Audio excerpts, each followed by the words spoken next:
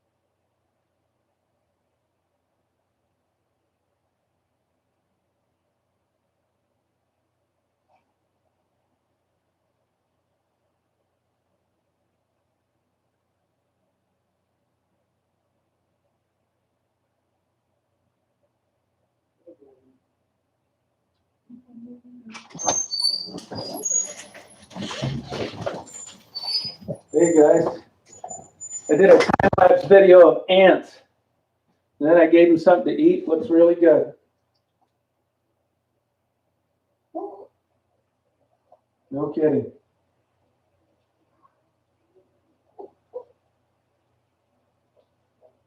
I'm gonna do it some more tomorrow. I ordered a 15 times close-up lens for this GoPro.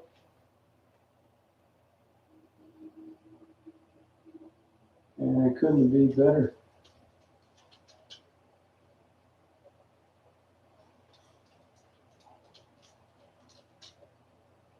Pleasantly pleased.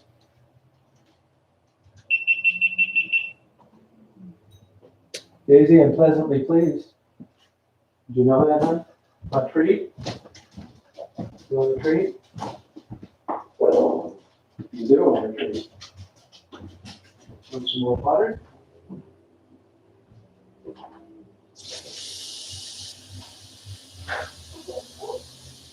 All right. Coming right up.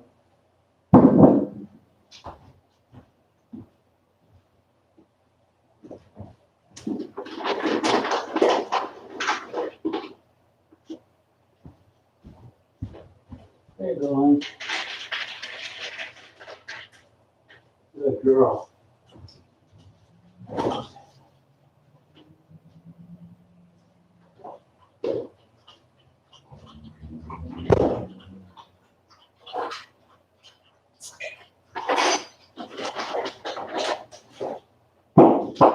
Good girl.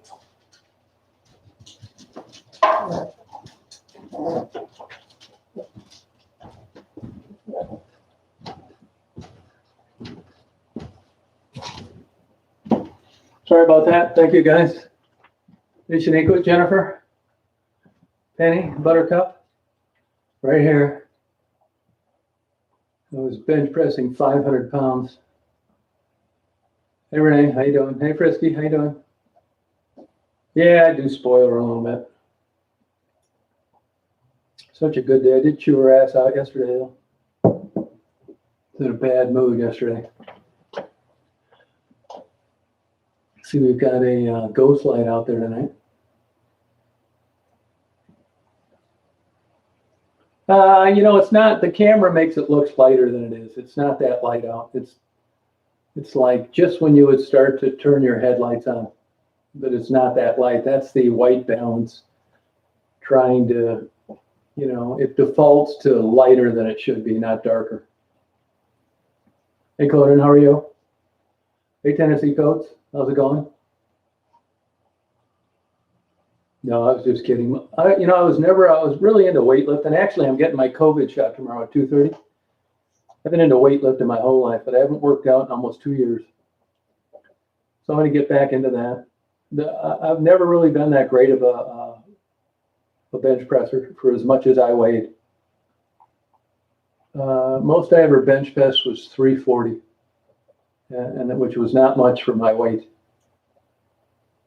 Hey Shannon, how you doing? Thomas Howard Reed.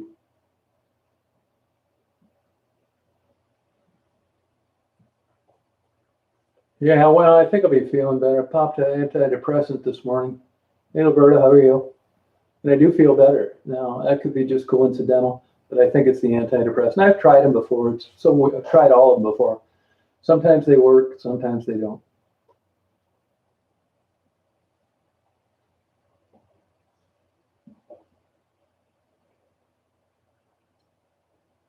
But I did. But this time, with this particular one, it's an old one. I think I'm going to take more at the risk of not being able to fall asleep at night. That's usually, it depends. You can lose so much weight and then it's surgery, which is really not that painful. Plastic surgeon to do it. Hey Laura, how you doing? Hey Toto.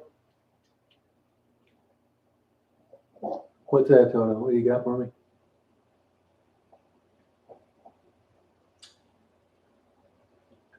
That camera too, the way it just so happens the way the light is coming around that bush, that camera isn't focusing perfectly. Yeah. So my sound's not perfect?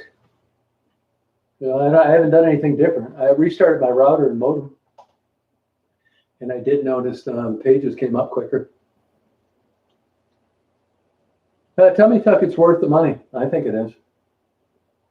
I think it's worth it.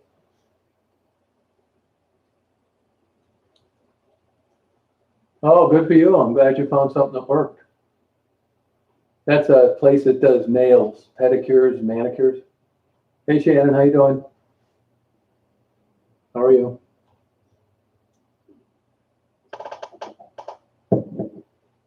Hey, Appleberry, how you doing? How's it going? Nice day today. I went out and scraped a bunch of stickers off my inside of my window from parks that I go to. Hey, Convoy, how you doing? No, I was just going to say that, Michelle. That's exactly right. You got to stick to a regiment. That's true. But that lady that had those 8 kids, Kate plus 8, till people got to know her. She reminds me of Sharon. But they took probably the worst abdominal area I've ever seen on a woman and made it look like a bikini model. I don't know what it cost, but it was worth every dime. Hey, Shannon. Hello, Stephanie. Yeah, no, it is worth it. Yeah, but that surgery is no big deal. There's not a lot of risk there. They're not cutting through a bunch of nerve tissue. As long as you don't have a heart problem or crazy blood pressure, you'd be okay. That's simple surgery. I'm getting the J&J tomorrow. Yep. No, I don't want. I've checked them all out. I got a doctor buddy. He got the J&J. I'm getting the J&J. Hey, Golik, how you doing? Oh, didn't she turn it? She had it so made, and she just shot her big mouth off. Yeah. Had it made. Just thought it'd last forever. She pissed everybody off.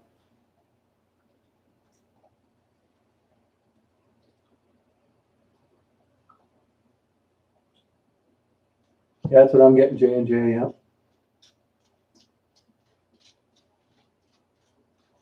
Well, muscles fixed is difficult. That's the problem with the C-section.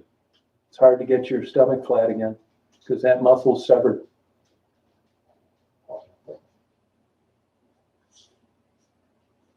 Yeah, I'm skeptical about it too, but it's better than catching that damn shit.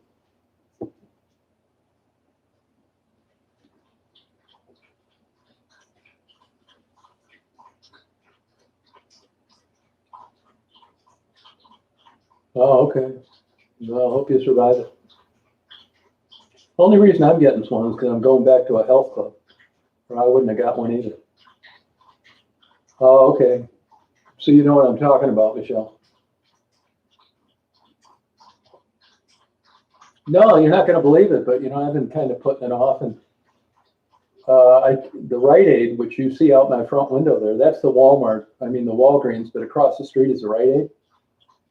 Now it's like just go to a Rite Aid or a Walgreens. You just like put in what day you want it. Actually, here you can get it any day at any time, morning, evening, or night. I couldn't believe it. Put in your date of birth, all that, answer a few questions. They give you a half hour to complete the sign-up thing, which only takes about 5 minutes. Then you hit OK, and they'll even remind you with a text message or a phone call. So mine's at 2:30. Yeah, that's how it happens, Michelle. Yeah. Yeah, right, Bugman. Hey, how you doing? Yeah, I'm getting mine because I'm going back to a health club. Yeah. Oh, good, Shannon. Okay. Yeah, I got the regular flu shot about 4 years ago. I felt like shit for about 3 days. Yeah, I really don't know what they're doing at the gym, to tell you the truth. Hey, Indigo. Yeah, I think Walgreens has it now. I don't know that for sure, but I was told they do. I just happened to go on the Rite Aid because I got a pop up, and I thought, you know what, I might as well do this now. So I signed up for it. Got on there, and it's like pick a day, pick a time, how old are you, this, that. Shit, it went right through it in 5 minutes. I had my appointment set up tomorrow. I couldn't believe it. On a Saturday. Hey, Original Beers. I had one dragon's milk left.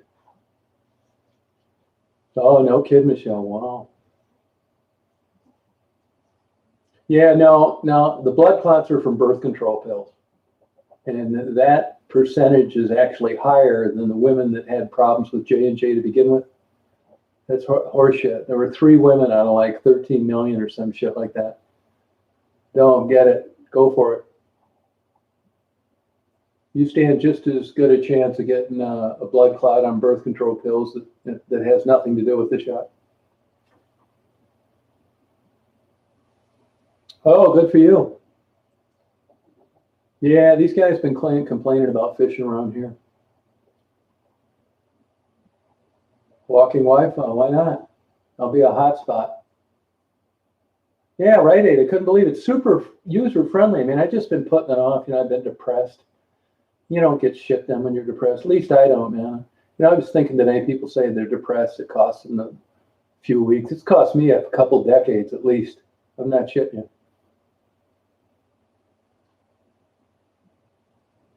Okay, Beard. I will. Thank you. Thank you for being concerned about my health. Oh, good. Yeah, you'll be fine. Yeah, 2:30 I'm going to get it. I also asked for a shot for my herpes and a shot for my syphilis. And I'm going to get another shingles shot. And I'm going to see if they can tank me up with a little extra testosterone. I'll be ready to go. Oh, yeah, I'm not kidding. It cost you decades. I didn't put 2 and 2 together until, believe it or not, it's embarrassing to admit this, but until lately. But I've just been lucky in my life, other than a downside where I was cash poor about 4 years ago. And I've always got into something, balls to the walls, built it up, sold it. Not crazy money, but like $1 million, $1.3 million. By the time you pay taxes on that, and if you, fly planes and have nice houses, that doesn't really last that long. And like a true entrepreneur, true businessman, they get that money, they invest it, and they go on to something better, like Mark Cuban, Bill Gates, Jeff Bezos. Me, whenever I had enough money like that laying around, the last thing on my mind was work. I just kind of dawdled around until the money ran out and then did it again. But I realize now it was depression. Yeah, big chunks of time. The good news is, Gertie, we're still alive, and there are people that never had depression that are dead because of COVID and got hit in head-on accidents. They were shot at a concert out in Las Vegas. So, I mean, if you look at the whole body of probabilities in life with people in general, Look at these poor people in North Carolina. They're out on vacation on tubing and went over the dam and they can't find them. So, a lot of things I've done wrong. I've improved on things, but you know what? There's plenty of people that go to their grave and never get to do any of what we still have an opportunity to do. We're still on the right side of the grass. Yeah, when you're depressed, though, gratitude, I'd like to blow it up with a grenade. Somebody, you're depressed, you can't get anything done, you don't feel like taking a shower, you're eating fucking breadcrumbs because you're too lazy to go to the store. And somebody says it could be worse. And you just can't muster up enough energy to strangle them.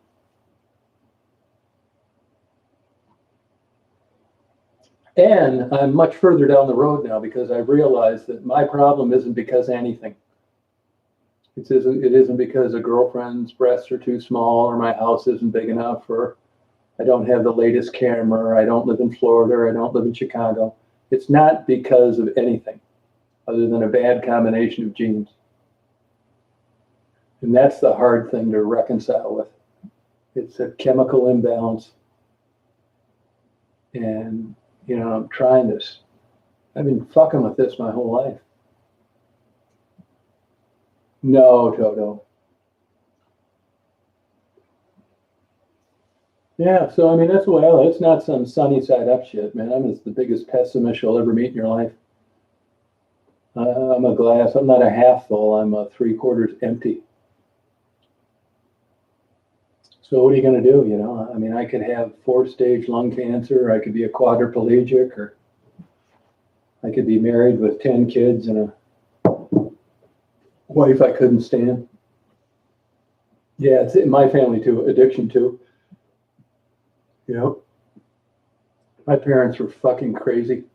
My sister's crazy. All her son's crazy. Her 9 kids are crazy. That's it, Tennessee. I'm alive. Yeah. Yeah, it's really a break, man. Not really. I don't know what I'd take a break from. It's just like I said earlier, I tell it like it is. I pulled out all the stops. I think they were 95% out a month ago. Now they're 100% out. So, some people appreciate that. Some people don't.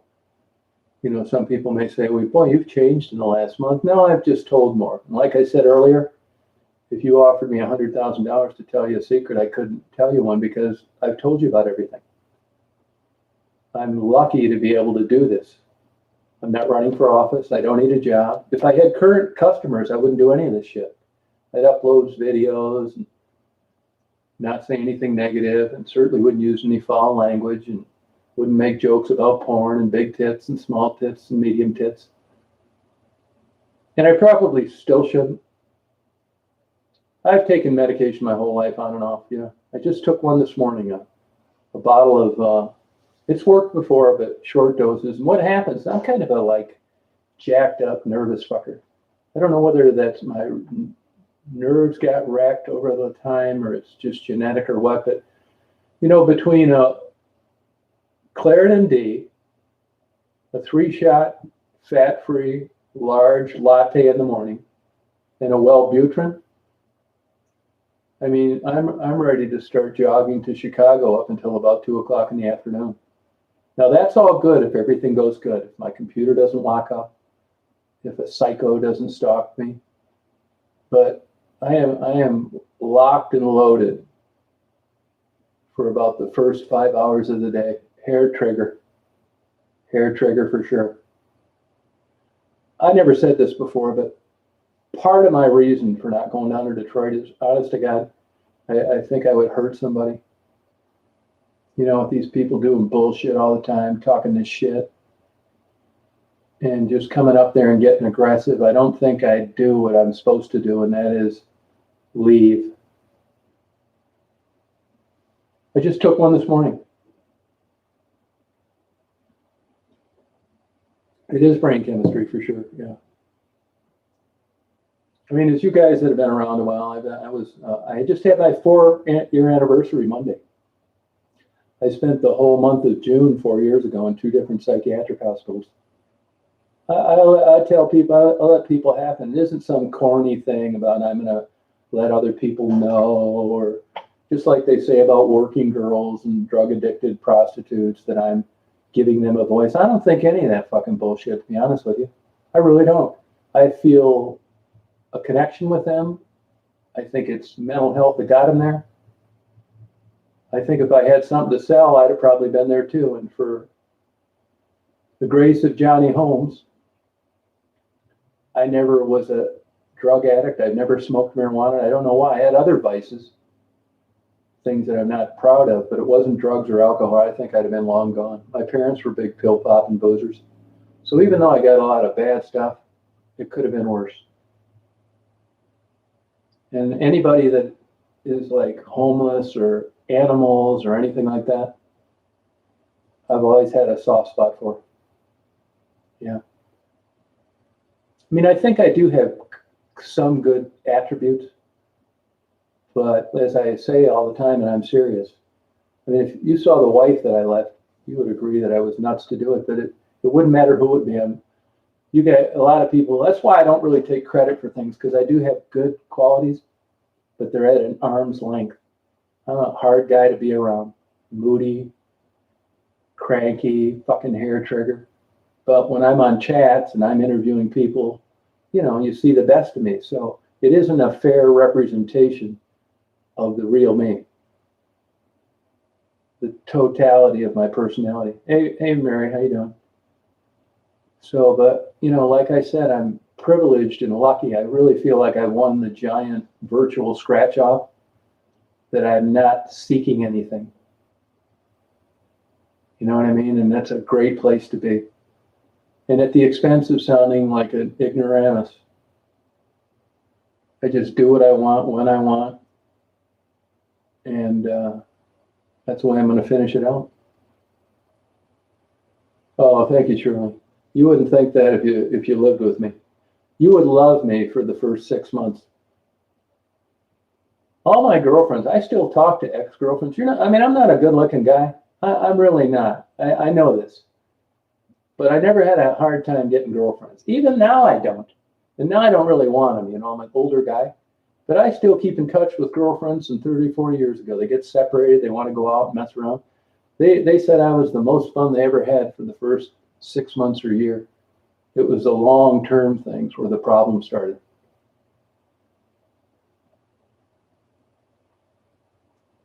Yeah.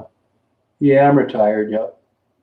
Yeah, I am. I got lucky. I mean, I have some money, not crazy money, but enough where I don't have to work, and I don't have any expenses. So I'm lucky that way. You know, I got enough money to last 100 years for what I do now. No, I'm not religious at all. No, I'm not. My friends are, but I'm not. Nope. I'm not saying it's wrong and that you're wrong, and I respect people that make religious comments on the videos. I give a heart and thumbs up and good for you, but no, I'm not. I don't want to say I don't believe in it, but I don't embrace it. I mean, if you said, is Jesus Christ the Son of God, I'd say I don't know, and I don't want to know, and it doesn't matter to me. Yeah. So, you know, life's a funny thing, man. Luck's a part of it, fate. I prayed for over 20 years that the girl that did Debbie Does Dallas was in my bed some morning when I woke up, and it never happened. So that was the end of my religion.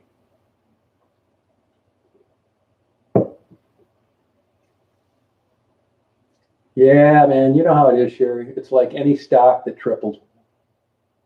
Most people sold it. Don't feel bad. Crypto's a runaway train. Honest to God, man. I mean, really, I don't think I'm capable of working. I really don't. I don't think I'm capable of working. I used to be the most organized, anal, clean nut you've ever met in your life. Now I got to blow a half-inch of dust off my toothbrush. I'm about ready to go to a pressure sprayer to floss. But I do know one thing, that other people aren't going to make me happy. I'm getting worse and worse at that. But that's part of depression, isolation, but I'm fine with it. I don't consider that a side effect that costs me anything.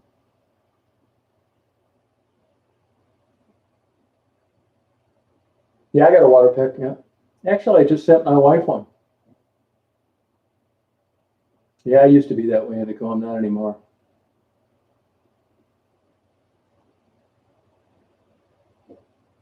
Oh, really, Logan? How long has that been going on? Go dancing? Where? I don't like dancing, to tell you the truth. I didn't even like it when I was young.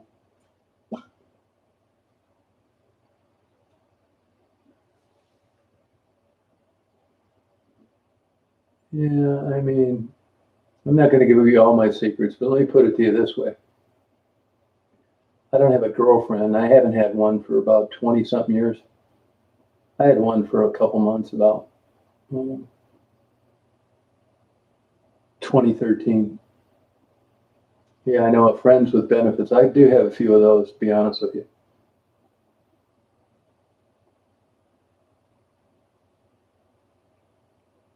Oh, come on, Buttercup. No, I just never really liked dancing. You know, I like believe it or not, I know I like plays, concerts, cultural events. I like nature. I like talking about everything. No, I don't like Motown. No, I don't like Sun Records. I don't like dancing.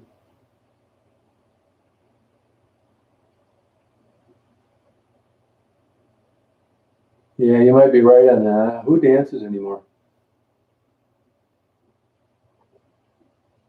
And I will admit to being kind of a control freak.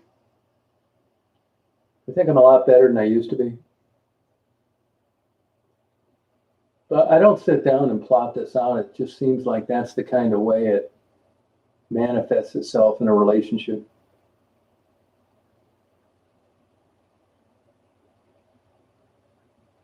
Not really. I don't like catching fish. I don't want to get a hook in their mouth. Hiking, I like the idea of it, but I never do. It's like a walk on the beach. Oh, surely. This is what I want. I want someone that doesn't care how moody I am, and that surprises me once a week with a new collection of porn and says, Tom, look what I got you. And it's like, well, could you get lost for a couple of days? She said, I'd be glad to. That's what I'm looking for. That also likes cultural events. And I don't want to take anybody with me on my road trips.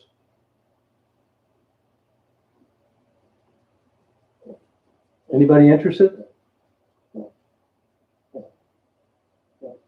Yeah, there probably are preservatives.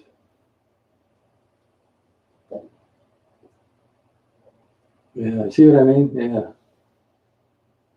But you learn all these things through life. Guy likes girl, girl likes guy, and it's a two-person society. Less people are getting married, but it's still kind of geared towards straight people, women and men.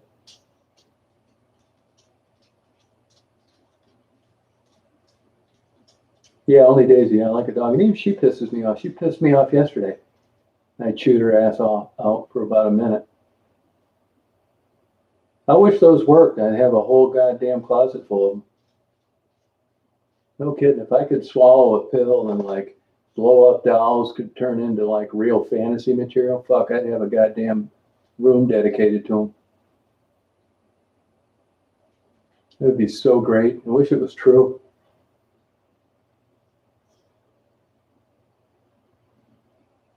Yeah, emotionally, I'm the worst guy. I think I'm a great friend, and I have fun with people that I do things with for a couple hours or so. Well, Daisy, she jumped down. It sounds stupid, but I was in a bad mood. Excuse me.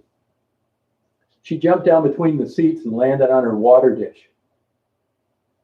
And she's usually really good about missing. That's the second time she's done something like that in a month. So I screamed at her, and she looked at me, and I'm sure when that cold water hit her stomach and her leg, I'm telling you, she knew exactly what I was talking about. She went to the back seat and just kind of ignored me till the next morning, didn't hop up in bed.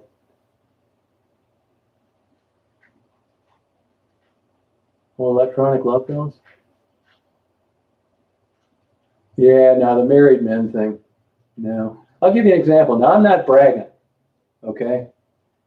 But this sounds terrible, I know, and I never talk about this, and I'm not going to expound on it too much. But I have had some, I don't know if you'd call them fuck buddies, but you know what I'm getting at, right? I have a lot of them. And there was one that I haven't seen in about 8 years, and I knew her, and we had a lot in common that way, but no other way. We would get together maybe 6 times a year. She got married, was very happy. She was 40 before she got married. And she called me today, and she said her husband had just let the dog out. She said, hey, how you doing? It's like blah, blah, blah. And I did a ton of shit with this woman and another woman too at the same time. And she said, you know, I'm just kind of getting kind of bored, you know, our relationship's a little bit on there. I said, I'm going to tell you right now, man, do not do this shit. I would love to get together with you at the Red Roof Inn next week. And I would fly, you know who, up from Florida, and it would be the best 2 days I've had in a long time. But don't do that shit. Just work on your relationship, because it's not a fair comparison. You know I'm a moody, crazy son of a bitch. You're in a relationship. If you want to get out of it, get out of it, and then give me a call. But see, I've learned this stuff over life. I learned that I don't want to be a part of any bullshit, which has kind of painted me into a corner because there just isn't that much availability now as I've gotten older. But I don't want to be that kind of asshole. Now, I may jack off all night long thinking about it, but I don't want her doing that while she's in a committed relationship. I don't. I swear to God, I don't. I would not do that. No way. It's tempting, but I know better.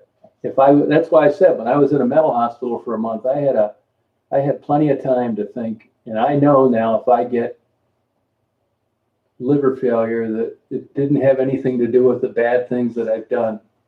I just happened to get liver failure related to being a sneaky, backstabbing, conniving, adultering asshole. I don't want to be that. I don't want married women. I don't want, not that this is a big problem, but tonight was a perfect example, and that hasn't happened to me in a while. But I don't want any of that kind of shit in my life. No way. Yeah, I mean, I don't think I deserve any parade or an anointment for it, but I think you know what I'm talking about. No way. That's a huge character flaw. Oh, I'm married now. I'm married now. I never got divorced. She's probably having her 9th orgasm right now with her 10-year younger than her boyfriend.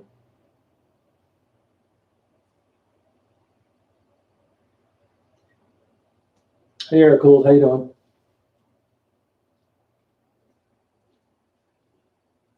Yeah.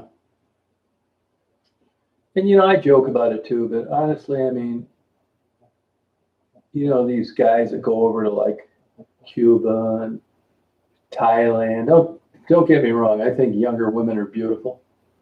That's why I watch TikTok sometimes. But my opinion, and I don't think this makes me a good guy or anything, I think a guy my age going anywhere in the country, I don't care whether it was legal or illegal, and fucking around with some 20-year-old girl, even though I like the thought of it and, you know, the looks of them, I think you got to have a major screw loose. That's just there's just something inherently wrong with a young woman that's supposed to be living a normal life. I mean, I think her getting banged by a fellow 20-year-old on a one-night stand is 10,000 times better than for under any circumstance getting hooked up with a guy that could be her grandfather. It's not good. I don't want to be a part of that equation. No, I didn't know. I was long gone. I left my wife in 98. I still talk to her. I just sent her a water pic the other day. Yeah. I don't really have anything to offer anybody anyway.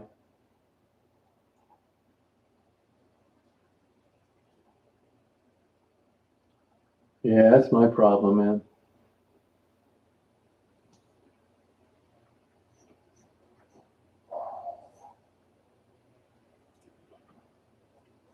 Yeah, I got some weird sex things. Nothing like illegal or kinky, just strange. I don't have anything to offer women. They want intimacy, and I can't provide that. Yeah, she's still here. Yep, she's on here right now. Just scroll back a little bit.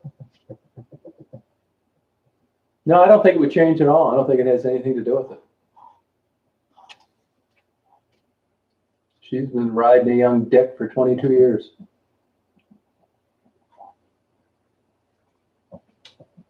Yeah. I'm 65. 65. No, I can't do it. I just can't. I can't do it. I would tell you what I'm into, but I don't want to embarrass you on the other side of a keyboard. I'm not into like normal like sex life. No, she's not on here. She lives in Florida.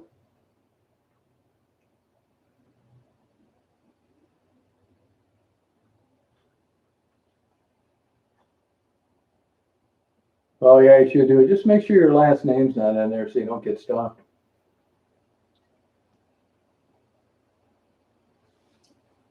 Yeah, I don't blame you. You're cool. No, I really don't. You know, for all your Christians out there, I think if you said if you got blessed, I am blessed.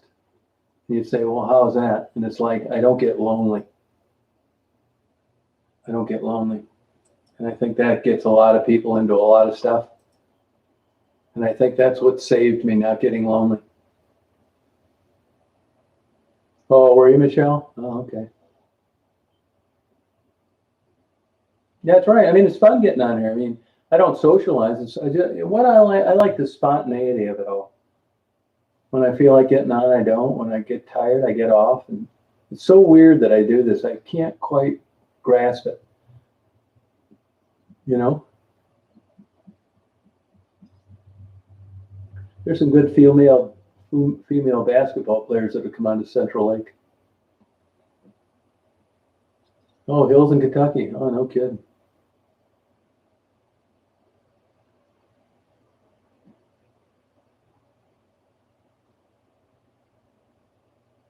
Oh, do you really, Buttercup?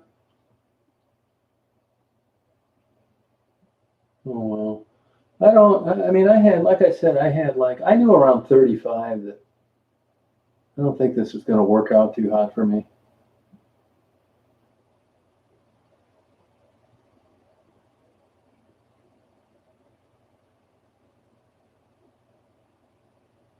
Oh, good for you, Toto. Do you think that changes anything in your relationship?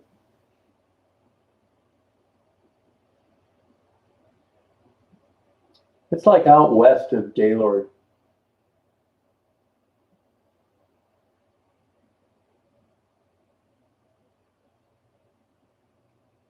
That's what I think, Frank, in all conversations. Yeah, I believe that. I believe that unique gets a lot of people in trouble. Sure does. Yeah. Yeah. Yeah. I mean, you might. That's easy enough to do, Buttercup. You can do it. I think you could be a cougar easy. I would say though, like, it's like a lot of things. I think that's more of something like superheroes that human beings have created. It's not the norm. I've told you about that before with male models that I knew that thought they were going to be gigolos. That's not as common as you think. That's something that porno movies are made out of. I'm not saying it never happens, but overall, statistically, it's pretty low. No, I don't think you'd have to go to the jungle. No, I think you could package it up, and if you really wanted to do it, but I think you're just talking shit. I think you like the idea of it, and you may turn on your big double-headed, 2-foot long vibrator tonight thinking about it. But when it really comes to like a legitimate, real cougar, I don't think you'd do it. Yeah, you see what I mean? That's what you thought you were kidding. Hey, Jet Dude, how you doing? Yeah, I mean, here's the problem, and I'm guessing, and I'm not saying it's not going to happen. I hope you find happiness, but you know too much, and that is extinguished the pool of what you would have thought a good guy was 30 years ago. You know too much. You've experienced too much. This good guy is something you created between your ears. Yeah, I bet you do, air cooled, yeah.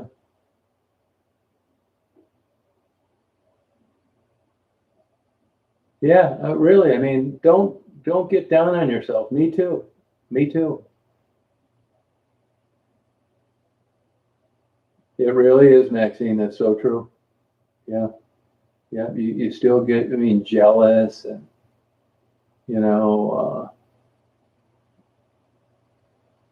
no, but perfection's a light year away from what you're talking about. I mean, there's a long way between a decent guy and perfection.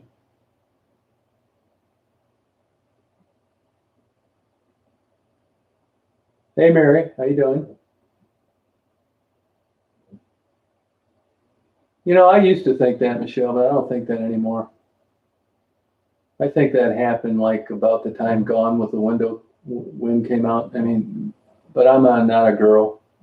I don't think losing your virginity overall, if you quizzed 1 million people, once they reach adult life, I don't think it's that big of a deal.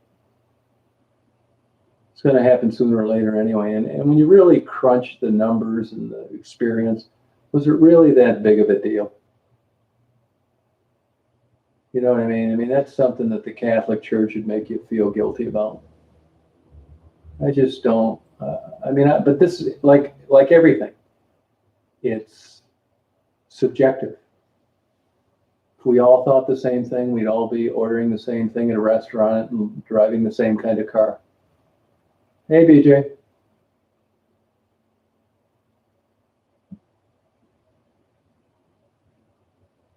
No, that's true, Buttercup. Yeah, it's really true. If I was just throwing a number out there and I was going to give odds, and if you did what you've joked about tonight and you really acted on it, I think you'd be very disappointed and it wouldn't be anything at all like you thought it would be.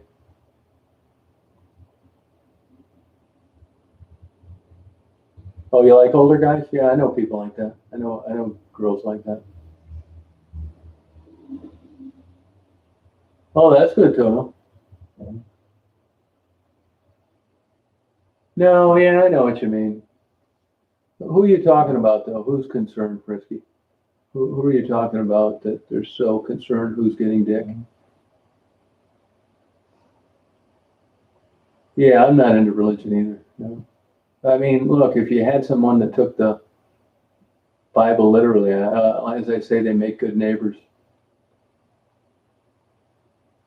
No, yeah, it sure is, Betsy. I'd agree with that. Yeah. Yeah, you want the whole enchilada. Yeah, you do. Yep. Be careful what you wish for. That's no shit. Oh, the church. Gotcha. Yeah. But you know, it is a sobering thought when, you know, you're in a concert or you're at a athletic event or they pan in on the bulls running down the street and you see all these people, including us, and we all got here from fucking. It's crazy, man. I mean, thank God people followed through on this. Even the ones that didn't plan on doing it, or there'd be half the people in the chat.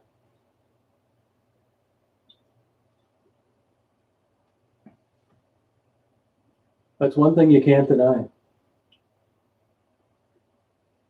You know what I mean, Jeannie? I mean, isn't that the truth? You ever try and imagine your dad giving it to your mom doggy style out in the pup tent? It just doesn't compute.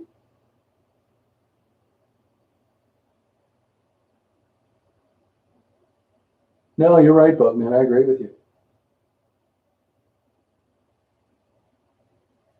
Oh, okay. Yeah. No, right, Bug. You know what I mean? Yeah, I know. I think the same thing too.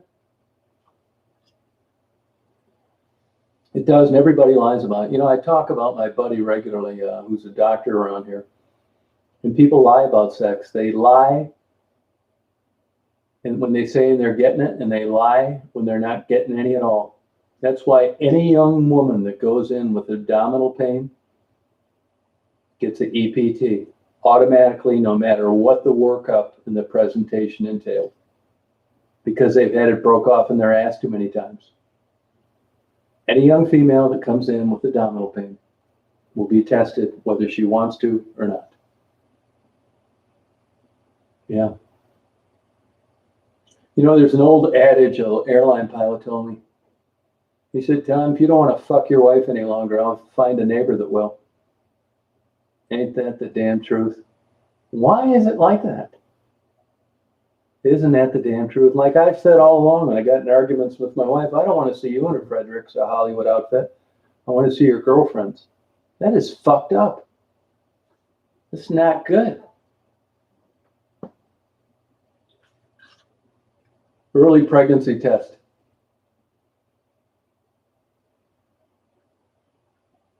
Yeah, there's an element of truth to that, Bugman. Yeah, early pregnancy test, yeah. Yeah, early pregnancy test, yeah. You get checked. Whether you, and then the hospital will eat the bill on that one. Because there's all sorts of shit you're not supposed to do if it's an early pregnancy. So they're covering their own ass at their expense. Moral of the story, women lie about having sex. I don't know, Buttercup. Believe me, if you could just scratch the surface of that, count me in. Yeah, I don't really get it. It sure seems like a Toto, doesn't it?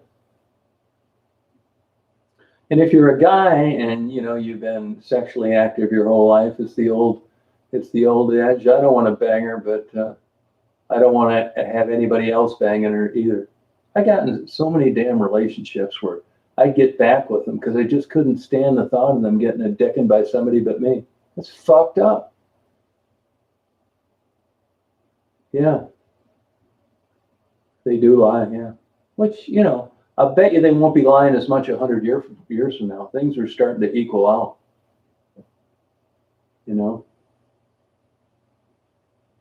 Oh, good for her, Indigo. Oh, you are a little hippie, huh, BJ? It is on the greener, yeah, it is always greener on the other side, but it is truly greener on the other side at the beginning. I mean, for sure.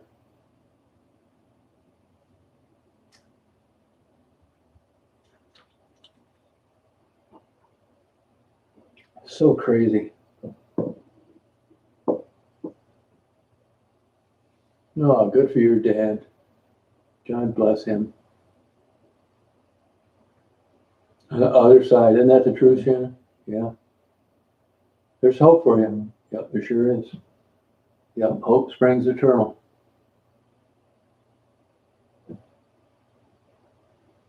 Yeah, no shit, Bugman. Yeah, grass needs mowing. Cross that bridge when you come to it. You're right about that, though.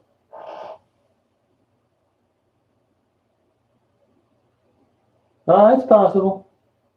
I think that a lot of those older people, though, that's mainly companionship. Oh, good.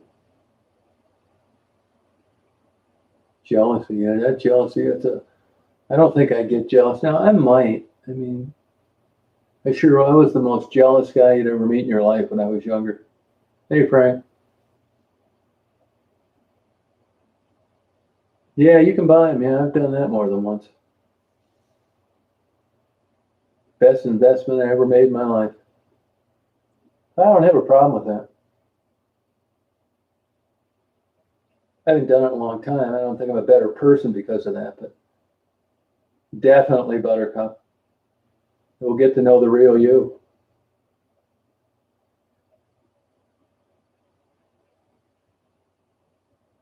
Oh, did you, Logan? Why? It's just you don't know the ins and outs of.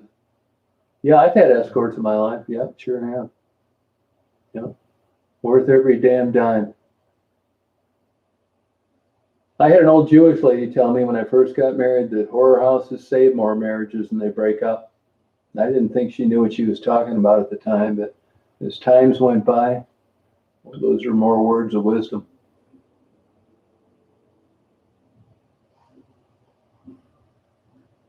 Okay, Bogan, yeah, good talking to you. No, that kind of stuff, no, that's too professional. I went to the Bunny Ranch one time. And I actually paid for my nephew and a budding airline pilot to go.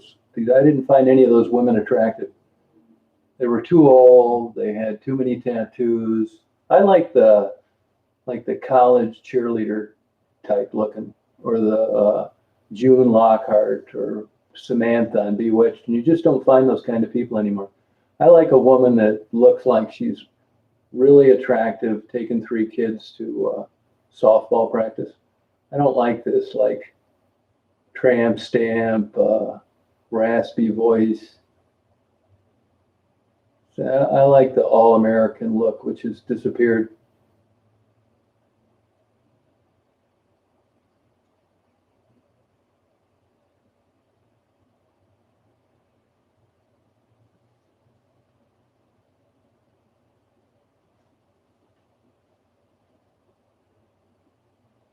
I'll tell you, even like, older women, if you go on that TikTok, they'll have like women in their 40s and 50s dancing with their daughters doing different shit. These women are so cute.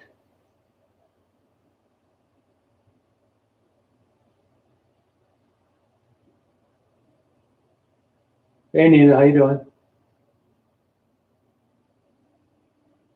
Yeah, I'm not big into tattoos, man. I'm not saying it's the end of the world, but if you tend to gravitate toward what you like.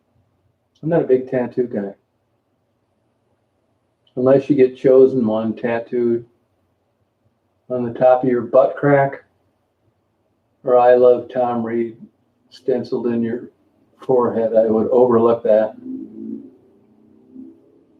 Good, Nina. How you doing? How you been? Yeah, Bugman's cool. Maxine, where do you live? That a girl, Buttercup. We're gonna get to know the real you finally. 105. Forget that. No way. I just don't care for him, man. I mean, I'm not saying it's an absolute deal killer, but I'm not into him. I mean, I want the all-American looking housewife with one like the size of a dime where nobody can see it. She thinks she's being a real wild girl by going on a 3-day vacation to Key West. That's the kind I want. I don't want some 16-inch Gothic letters of some guy's name from 20 years ago right above the top of the crack of her ass when she bends over to tie my shoes. Oh, that probably has something to do with it, Jennifer. 109, forget that. I'd kill myself. Yeah, June Cleaver. I like that all-American look. Like I'd like to see like Donna Reed getting banged doggy style from Johnny Holmes. That kind of stuff. Yeah, no shit, I really would. I'd like to see a Bukkake video made out of Samantha and the Bewitched. That kind of shit. Yeah, thank you. I know. Yeah, you telling me, Jennifer. Yeah, you telling me.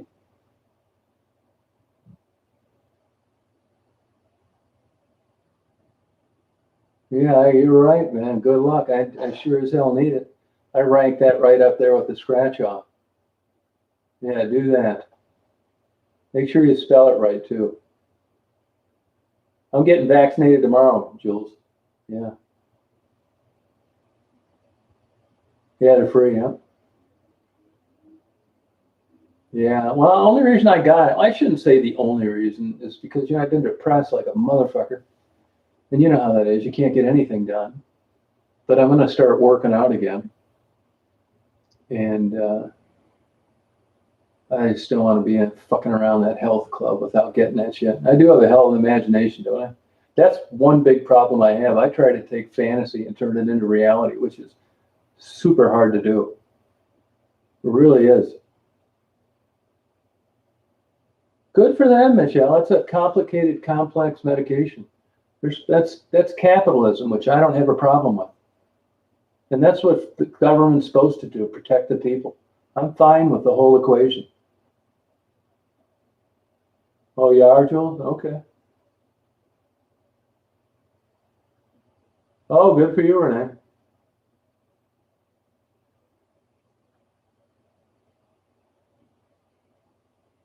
Yeah, I'm not going to wear a mask. Fuck that.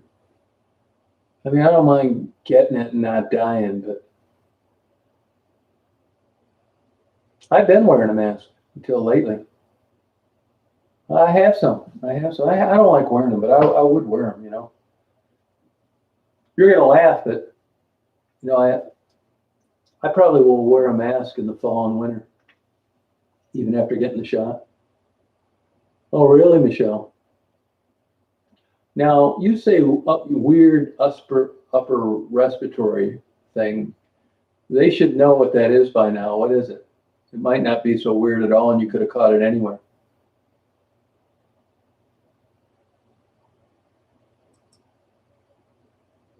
I'm not wearing a mask. Not doing it. Yeah, you had to get it air cooled. I don't blame you either, man. You've probably been dead a long time ago. Yeah, I mean, I quit wearing mine. Yeah, right, indica, that's been my problem. I think that's been part of my problem. But, you know, there's a point where if you put it on a graph, you're going to get to a point where your depression's going to outweigh your ability to exercise and get good sleep. And that's what happened to me. I've had it happen before. So hopefully I can get on the right track through fucking around with these antidepressants, at least to get working out again.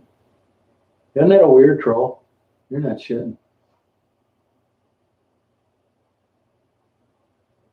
Oh, okay. Oh, okay. Huh. Wasn't that weird?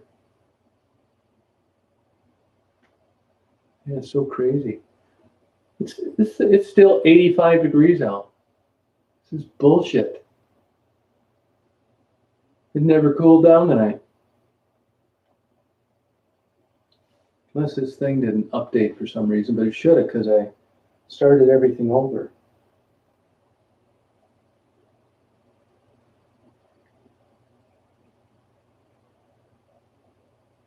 Let me check this. Yeah, I think it's good running, you know, but here's the thing. You're still, oh, it's 61. No, it cooled down. It didn't update. Yeah. Well, flu shots, oh, that'd be cool. Hey, Tony. Oh, shit, I've been in one for 10 months. I've been in one for 10 months. I'm not kidding you. No, get one, Shannon. It's free. Do you have a Rite Aid near you or a Walgreens? Super easy. Oh, 72. Yeah, that's about right. What is with this Tony Romo weird fucker? Mm-hmm. Get out of here, you idiot. Mm-hmm.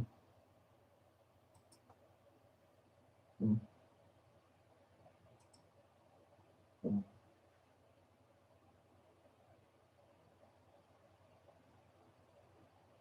It's human nature, though. Don't be embarrassed by it.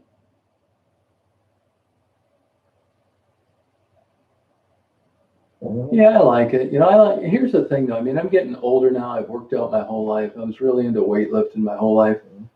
And now I'm at the age where I'm supposed to just go in there and not hurt myself. And it's hard to build muscle like you did when you were young. So I have a hard time getting motivated if I'm not going to, like, get, you know, noticeably better. I don't want to be on a Richard Simmons trampoline drinking a cha-cha tea. That's what I'm getting, a single injection. No, that's okay. I think it was, I mean, you look, there's, you know, nothing's perfect, right? Mm-hmm. No, that's normal, Buttercup. It's okay. You need to just go with it. Are you Catholic? You seem to have a lot of guilt.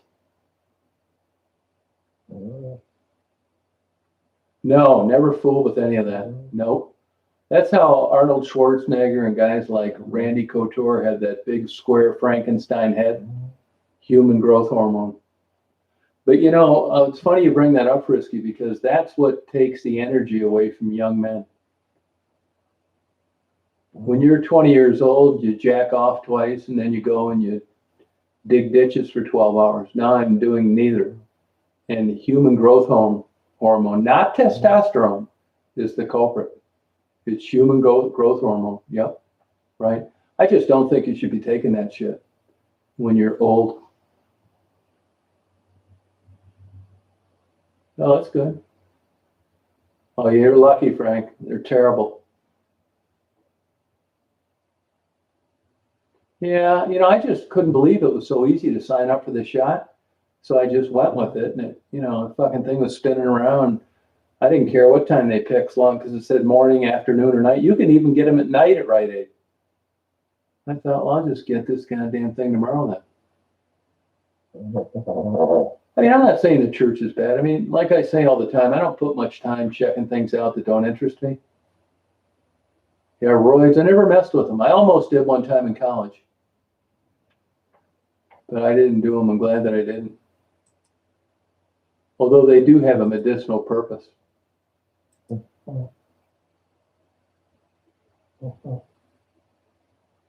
Yeah, get out of here, Spice, you idiot. Yeah. Oh, I believe that. Yeah, evidently there's a time frame, Michelle, where you have to, once you open the thing, you got to give like 5 shots. Yeah, no, I believe it, Michelle. I believe it. The big thing people don't understand about is, the ignorant public thinks that you take steroids and growth hormone and you're going to be entering Mr. Olympia. It doesn't work that way. Huge genetic component. Bodybuilders, it's obvious, right? But the MMA guys that are getting busted for steroids, the reason for that is most of the time they want to heal over an injury. And when you've had a 90-day training camp and you're on a pay-per-view and you have an injury and it's looking like you're not going to be able to make that date and you need to heal quicker, that's where they get caught cheating. It's not going to make you a better fighter, but it's going to heal you quicker. Now, a bodybuilder, it's different. Steroids work. Look at Mr. Natural compared to the guys that are in Olympia and stuff like that. That's another thing that's I guess a moral issue. Should people be able to take steroids recreationally for bodybuilding? I mean, I don't know how to answer that. I don't know. I mean, it's their body, and if everybody could take them and we all knew about it and it was doctor prescribed, who am I to say you can't take them? You don't think so, Jennifer, huh? Okay. Those women that take those I'll tell you a funny thing. I've told this story before. There used to be a real popular topless bar in Dearborn, Michigan, BT's. And it was all like the cheerleader, they were just super cute girls. And, it was packed all the time. It was a great topless, no bottomless bullshit. And there was a girl in there they brought in one time that was like a female bodybuilder. That damn girl had guys lined up wanting to get a lap dance for her, and it never made any sense to me. I mean, I like a woman in shape, but these like square-faced, no breasts, veiny, muscular women, that must just be kind of like some sub-fetish. It didn't do a thing for me. I like feminine, soft, probably got a clit that looks like a Oscar Mayer wiener cut in half. Fuck that. That wouldn't do a thing for me. They'd be stealing your razors. Yeah, some of the fitness models are cute, but even those girls, they get down to no body fat. It's not attractive. I'd rather have 2 big, giant, saggy tits flopping around than that, like, skeleton-looking, veiny horse shit. No, I don't like it. Nope.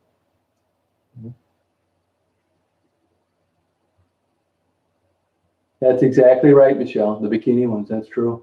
Yep. Yeah, that's true. Look at him, boy, he's starting to lose his looks. Actually, I dated a girl that went to high school with Jose Canseco. And when I was in Chicago, and she would when he came in and was doing his book signing, when he did that book Juice, she was the girl that was going around helping him organize it at the different bookstores. He's losing his looks. That was one good-looking son of a bitch at one time, though, man. Around 2000.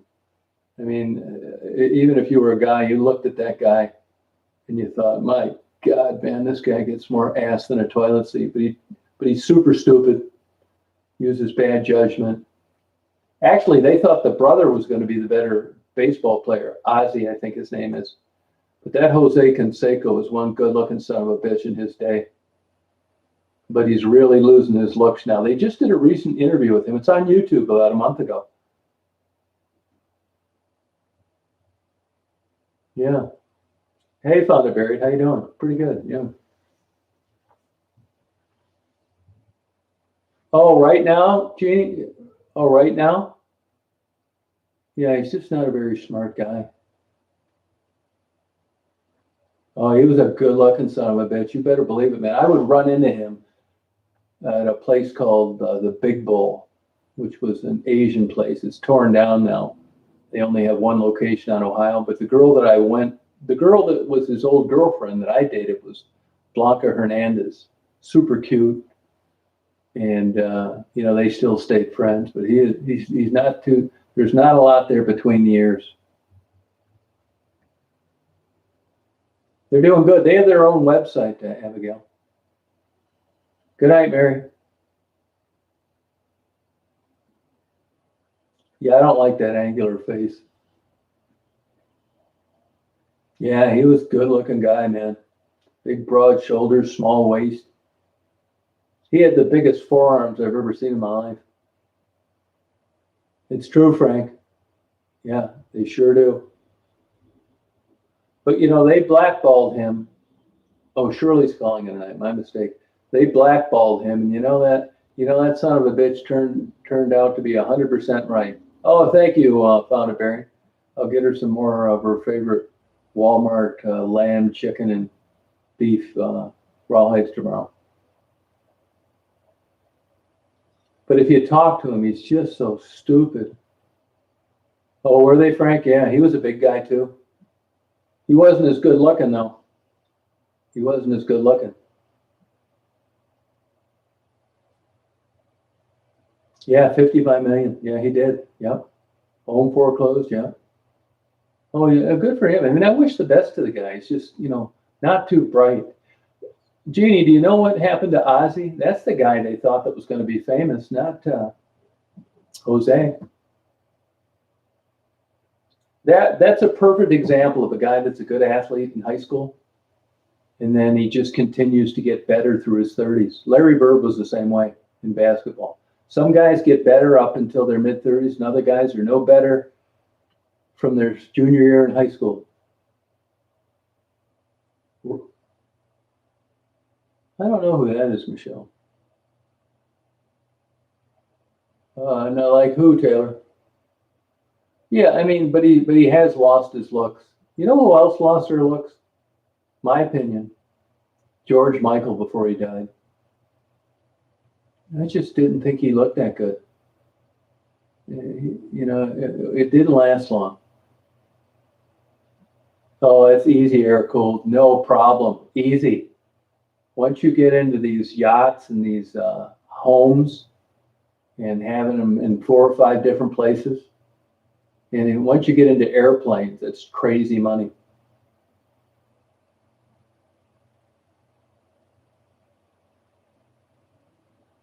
Oh, thank you, Fonda Barry. Appreciate it. I'm not sure what you're talking about, Taylor.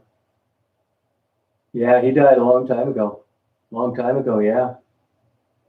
He just seemed like a poor, tormented soul. I'll tell you, the guy that was the kind of like, I guess you'd call him co-singer, part of the duet in his big hits. What a class act. That guy that sang with Boy George when they started out, Wham. What a cool guy. Watch his YouTube interviews. I find him a gentleman and fascinating. But George Michael just wasn't that good looking when he died. Yeah, poor guy. I mean, he just looked kind of strange. I mean, you look at a guy like Roger Moore. I mean, that son of a bitch was good up and through 80, to his 80. B.J. Thomas was a good-looking guy his whole damn life, right up until he died about a month ago. 78 or whatever he was. Some people get better looking as they get older. Most don't.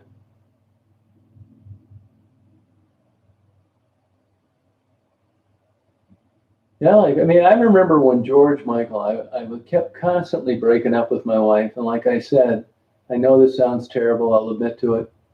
I got tired of her, but I didn't want anybody else banging her. And during one of our breakups, I would go down there and bang her for about a week and leave. And I'm sure that somebody else took over. And that goddamn Wham song had just come out. We were living in a suburb of Georgia, Cashin's White Horse. If anybody's from Atlanta, if you know about that place, and George Michael's popular songs were out at the time, and it seemed like they were on the radio constantly.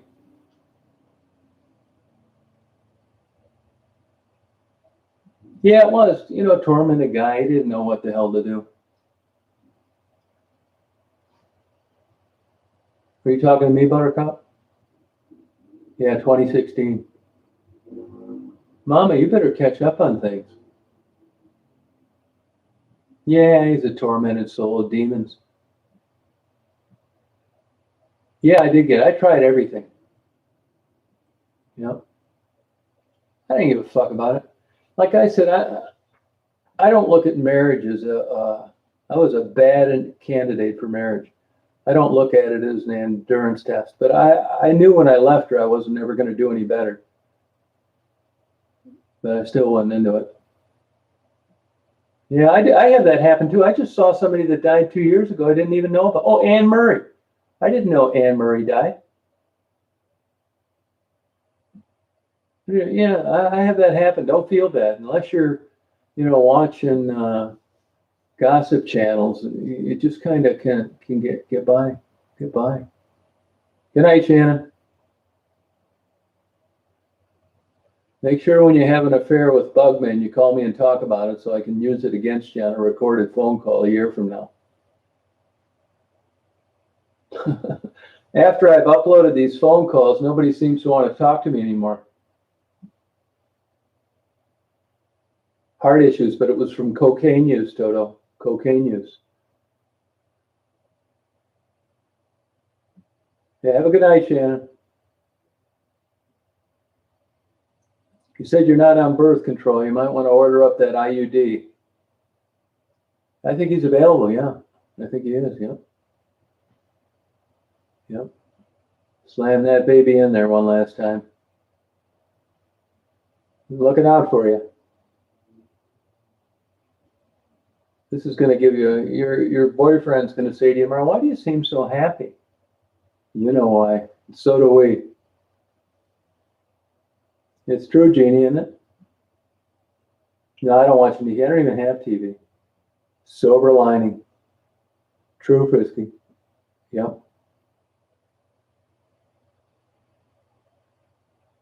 That'll do it. Same with Bob Probert, and that's why Kirk Gibson and Michael Fox have dementia, Michelle. Heavy cocaine use. Yeah, big time.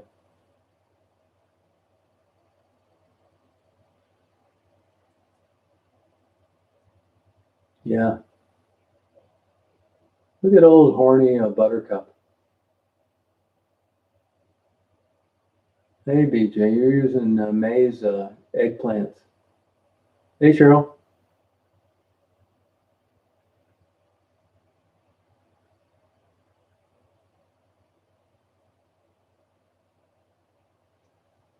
Yeah, I only watch Forensic Files and American Greed. No, alcohol will do that. It enhances things. I mean, like I said, I never smoked marijuana, but I have taken some gummies. They really enhance things. I'm not promoting this, but I can tell you this.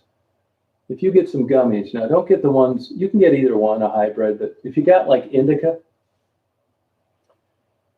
you will, it enhances things. Whether it's porn, a sappy love song, a romance movie, a concert, a good book, that part of the chemical makeup of your brain and enhances it. It really does.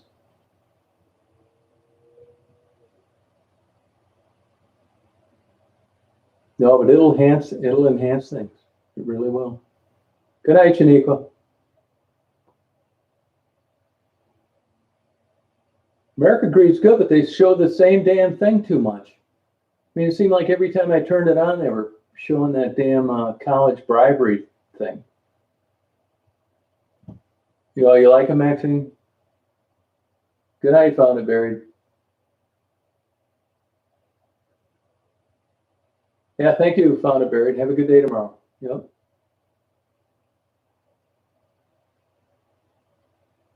I don't think it's going to bother Michelle. She may have lung issues, but I don't think she's going to have health issues as a result of the THC. I mean, look at Willie Nelson. Nobody smoked more marijuana than him, and he's still doing concerts. Hey, Kevin, how you doing? Well, Stephanie doesn't feel good. Yeah, I hope you feel better, Stephanie. Nighty-night.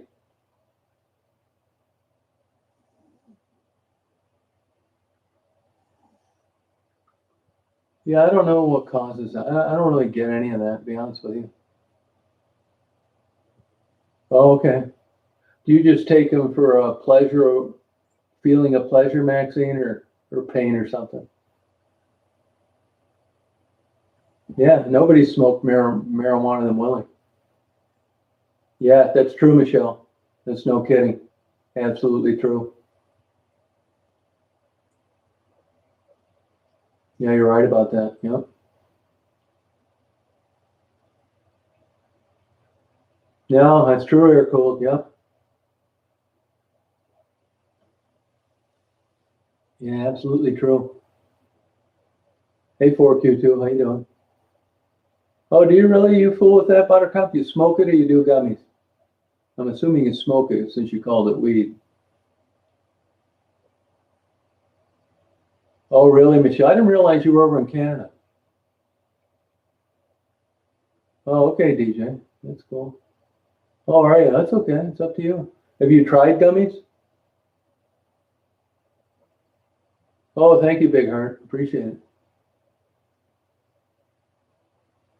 Yeah, but I got a physician buddy, and he swears that Willie and Keith get infusions, and they have personal physicians, and they don't miss a beat. It's not a fair comparison.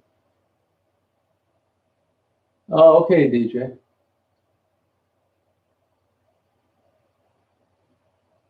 Yeah, no, it'll do it. It will. But don't you worry about your lungs?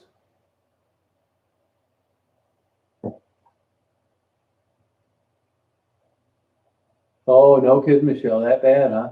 Is that legal in Canada? Medicinal marijuana or recreational? What's the deal over there? Oh, how'd they work out for you, Buttercup? Yeah, you weren't used to that much THC, probably, Nina. No, you got to go the gummy route. No, and titrate it. Start out low and slow. Oh, okay, Buttercup. That's cool. Oh, I didn't even know Willie had cancer. I could take him or leave him, Maxine, to be honest with you. I'd rather drink beer, to tell you the truth.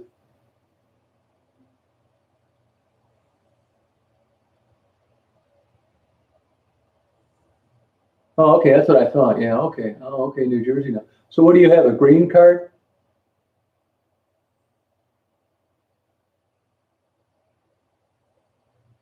Oh, okay, Buttercup. See, you stereotype people. You didn't seem like a marijuana smoker to me. Oh, okay, Michelle, good. Oh, do you, Jennifer? Well, why do you want to do that? I mean, what's the reason? You don't have to answer that if you don't want to. I like a cold beer, Maxine. I do. Have you ever had a dragon's milk?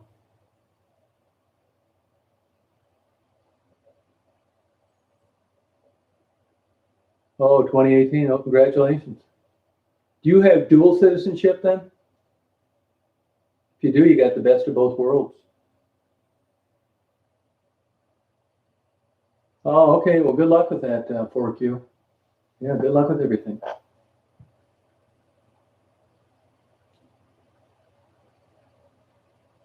No, it's excellent, Michelle. You would love dragon's milk. Oh, okay, pork chop. Oh, well, you got out. You're still alive. Congratulations. Wow. I think you'd really like it, Maxine. If you're a beer drinker. Do you like stouts, dark beer?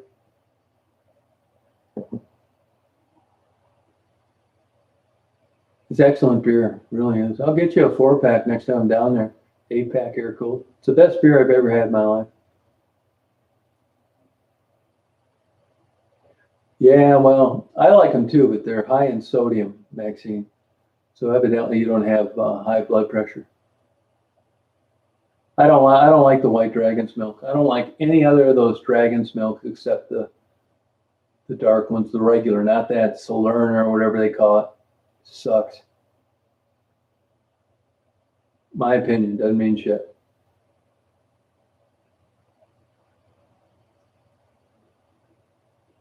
Yeah, I love Canada.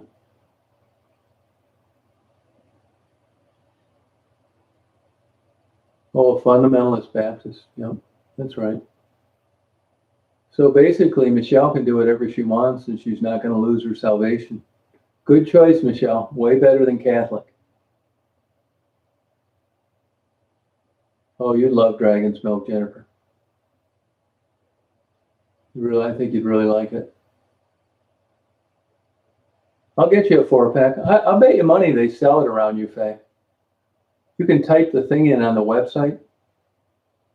You'll find it. Dragon's Milk. I'll get you a 4-pack when I bring that photo over. Dragon's Milk. That's the only one I drink. Excellent beer. Love that beer. Yeah, they are, Kevin. Yeah, they are. But a lot of them are having troubles. I do. A good margarita. I love a good margarita. Yeah, there's certain places you can go, like if you're in Key West or you're at a big city where it's fresh lime and it's not a powder and it's a mix. I love a good margarita. I sure do. Yeah. My girlfriends get better looking. Oh, thank you, 2021. Yeah, I really, I don't like doing that, which, you can call me out and say you're full of shit. If you don't like doing them, why are you uploading them? I've offered these people truces, and I think deep down in their self-sabotaging personalities, they fuck with me so they can bitch about what I've uploaded. Yeah, Daisy's a great dog. I think you'd really like it, Jeannie. No, you're not, DJ. You're not gonna. You may do that compared to Bud Light, but you're not competing with Dragon's Milk. Yeah. No way.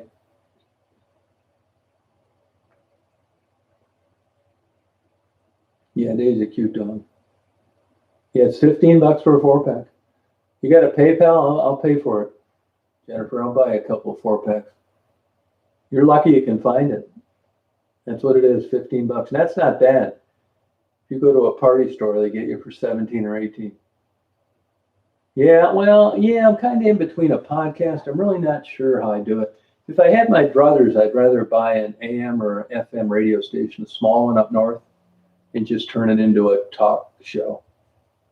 Podcast got a lot of limitations. Me, I don't like listening to anything that isn't live. I got a thing about tape recording TV shows or listening to something after it happened. I don't know why.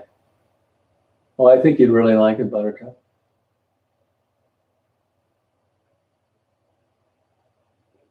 Well, there's a myth about calories in dark beer. I don't know. I would say no more than any other beer.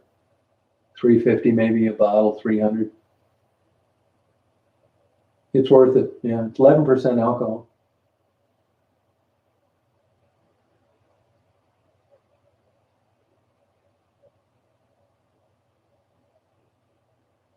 Yeah, I don't care. I don't care if I get subscribers or not. I could care less.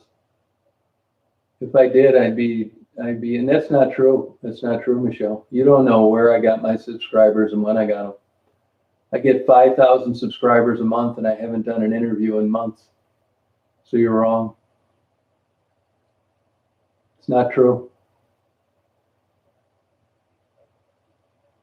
I get just as many views and subscribers now, whether I do interviews or whether I don't. But like I said, it doesn't matter to me. So that's just the way it pans out. I don't even care about this stuff, to be honest with you.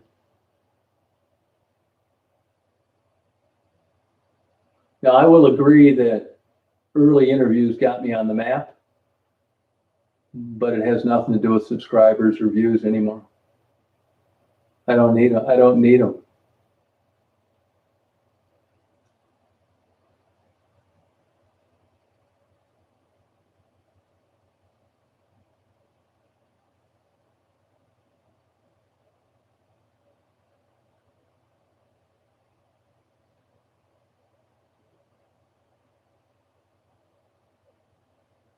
Everybody believes this social blade or whatever. They don't know what they're talking about.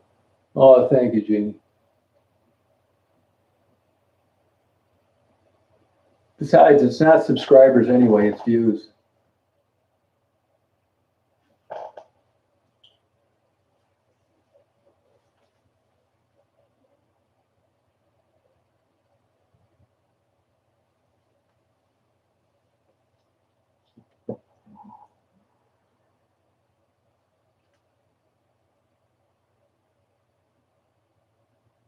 No, you're right, Kevin. Well, if I do it a podcast, yeah, I'm getting tired of YouTube. And I just don't like the idea of this stream, whatever the hell they call it, and floor people on. And I'd just rather do like a legit radio show from a legit radio station. Podcast, I don't like the idea of people listening to it later. I'd rather have like a guest and everybody could hear it and that you could, hear the audio when I was doing it. But I don't really like the idea of the four faces and that kind of bullshit. So everything has a huge drawback.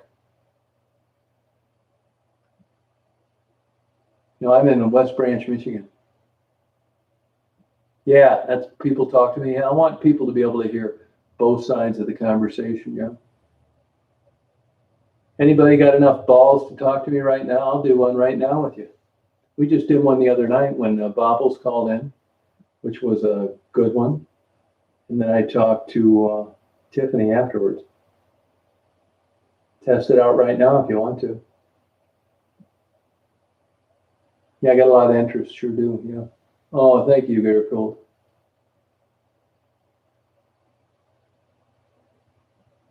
I'm in West Branch, Michigan, 185 miles north of Detroit, northwest. Yeah, I'll talk about a lot of things, but the YouTube things, honestly, I know it sounds crazy. Yeah, Bobbles calling. You got enough nuts to do that right now? Tiffany? Any of you big badasses out there that are going to run me over when you see me, you got enough nuts to call in right now?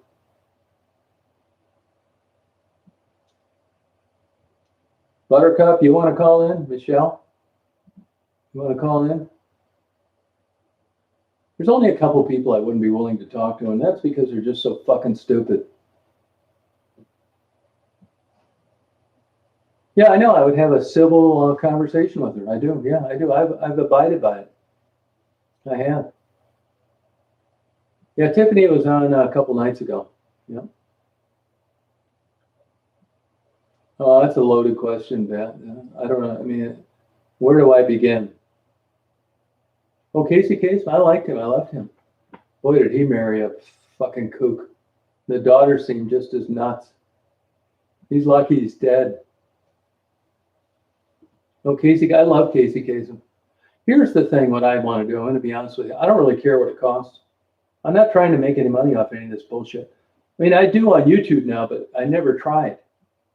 But I want to be able to play music that you've heard before. Nobody wants to go to a great movie and have some original from some douchebag that thinks they have talent. I want to play music that we all know about. And if I got to pay up the ass for it, I'm willing to do so. I don't want canned, royalty-free horseshit. I don't want guitar players from bumfucked Egypt. I want music we grew up with. I want to play it as intros, closing down, when I go to watch porn for 20 minutes. All these like internet things, as far as the internet's come, I shouldn't be complaining, but everything I look at, there's just some major, huge drawback. Oh, I don't know, but she's an absolute nightmare. What a kook.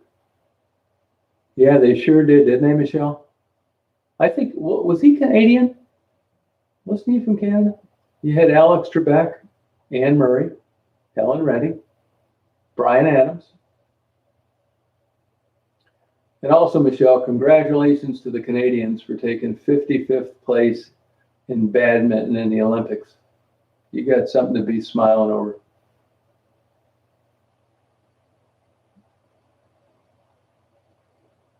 Is Rita here? Yeah, no, they are. They really are. Yeah, sure are. Yeah. Anybody that wants to play an original song on my talk show is going to get a baseball bat between their eyes at full force. Yeah, Justin, he is. Yeah, he's Canadian. It's true. Yeah, that's what I thought, Michelle. I kid the people that own the local Tim Hortons about that all the time. Yeah, William Shatner. Yeah.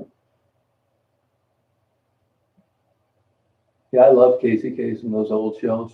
Yeah. Brian Adams, yeah, he's Canadian. Yep. Pokey Lafarge, who is that? Oh, Michael Fox is Canadian. No kidding. Jim Carrey, Canadian. Yep. Oh, okay. Oh, David and Garth, who is that?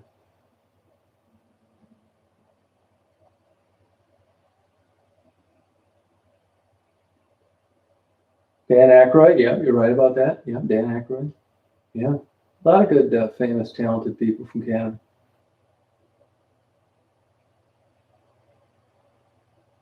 Jim Carrey kind of seems like he went off the deep end. Oh, Michael Bublé. Oh, okay. Wayne's World. Hey, Susan, how you doing? Oh, David Foster. Okay. Good. I love Canada. No, man, you're proud of your country. Oh, Canada. You got the young girls that were singing in all the hockey games. Hey, Lynn, how are you? John Candy. Yeah, very good. Iggy Pop, he's not from Canada. No, he's not. He's from Ypsilanti. Pink Floyd, they're not Canadian. They're UK, which is the mother country. So you're kind of right. Oh, Shania Twain, really? Celine Dion, yeah, she's from France, isn't she? Oh, do you? I don't like those looks of those Brazilian women. I mean, there's a couple that are all right, but no, Pink Floyd's not Canadian, that's right. Oh, come on, Michelle. You never did answer the question. Do you have dual citizenship? No, it's UK, Brian. It's from England, the mother country. Yeah, Celine, yeah.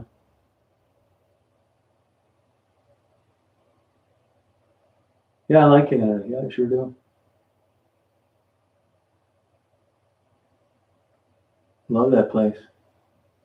You guys have one battleship and it's 85 years old.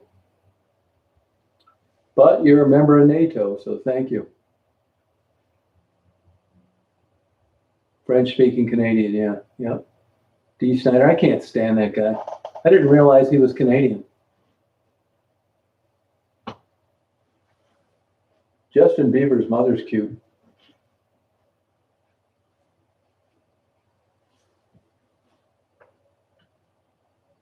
I don't think Ryan Reynolds. Oh, okay. Oh, and Gosling. Okay.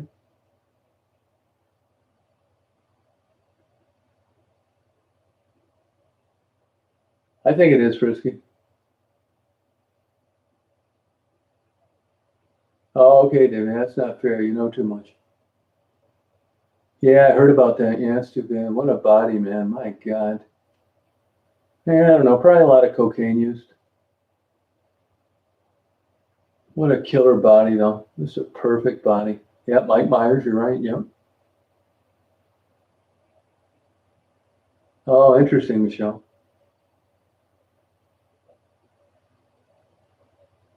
Oh, cool, Susan. Huh. Neil Young, that's right. Yep.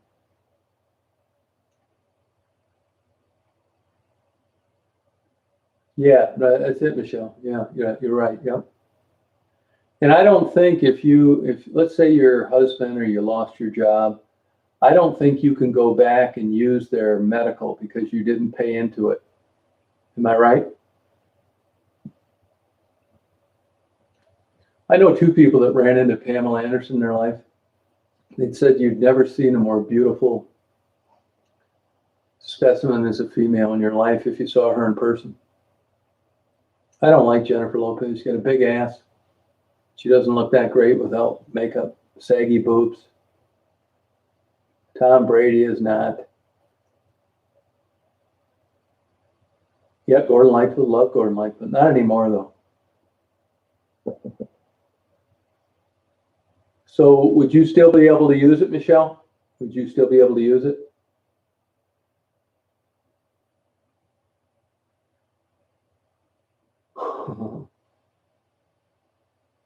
Oh, I believe it, Kevin. Yeah, they don't want these crazy Americans over there.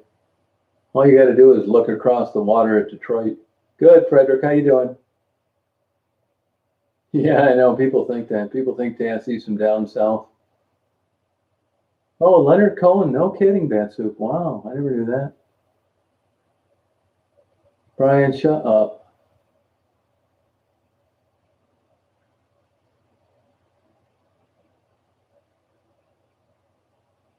Oh, okay, Michelle. Okay. Yeah, Drake. That's true. Yeah, you're right. Yeah. No, I don't know what happened. They probably caught him fucking around. He seems like kind of a douchebag. I met him in the health club when I was living in Chicago. He just signed that crazy contract. Oh, good for you, Michelle. Oh, okay. Thanks, Logan. Oh, good.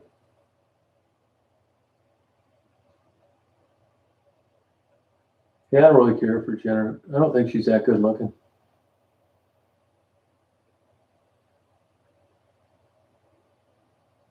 Baywatch, Pamela Anderson.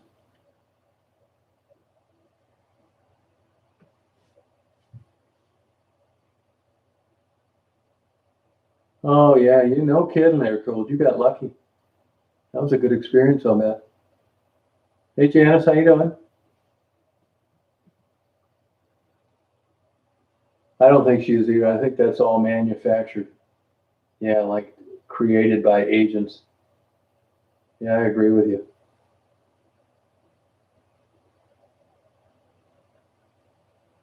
I really do.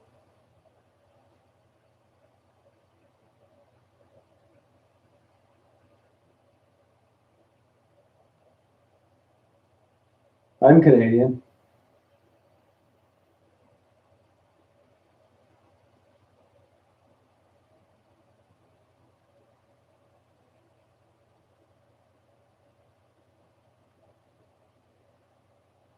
Love Canada.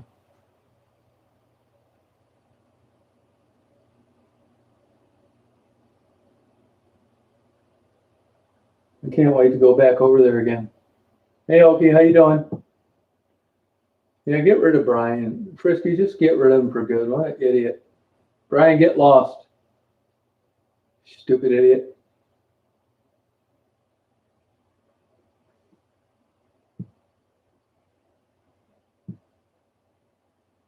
Well, I think I definitely got my dollar and 13 cent worth out of my first Wellbutrin today. No, I'm just kidding, Jennifer. Jennifer, I'm gonna give me your PayPal. I'll buy a 4 pack of Dragon's Milk. for tomorrow. Yep, Norma McDonald. I'll send you a PayPal. Go, my treat, in case you don't like it.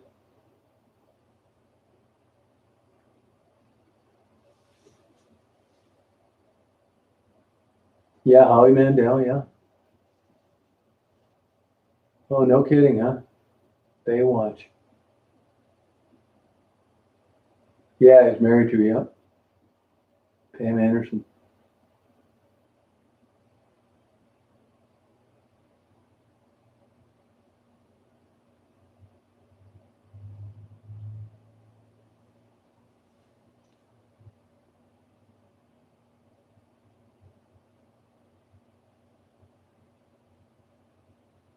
Yeah, supposedly he had a big dick, Cheryl. Can you verify that? No, it worked right away. Worked out right away.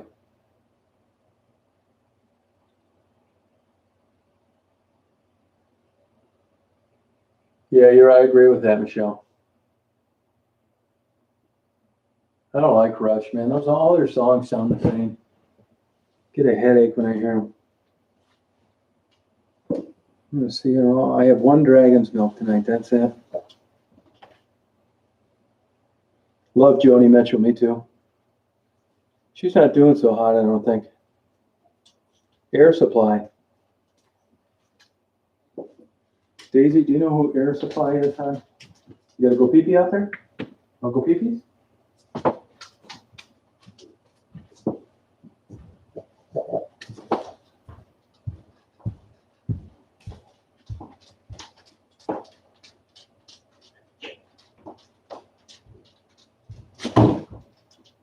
Air Supply, hon. Anything good to eat? We did not prepare well today.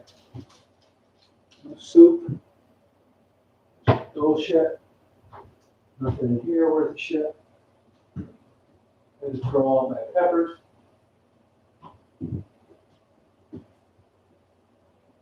That's the way it goes when you don't plan properly. You end up eating nothing. That's the way it goes, poor planning. I have to hit the almonds I had in my truck. Bam.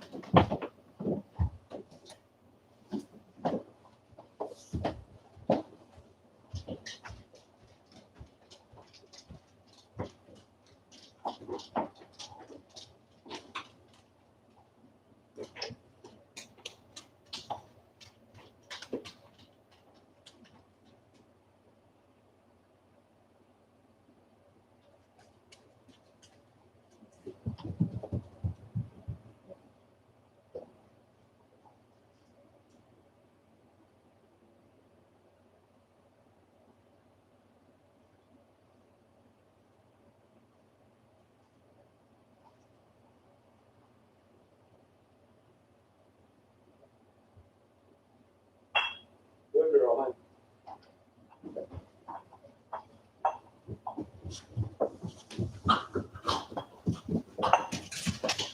You're a good girl, honey. Wanna go pee-pee? Wanna go outside? Go pee-pees? Okay, you don't have to. You don't have to if you don't want to, huh? Good girl, honey.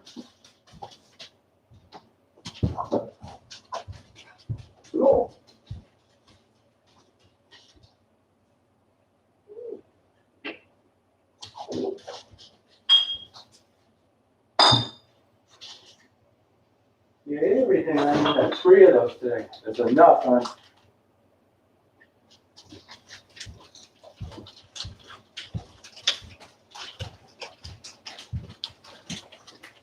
The shoe fits, wear it.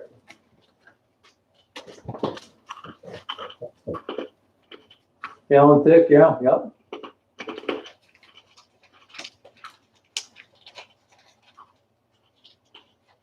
Ogie, how you feeling?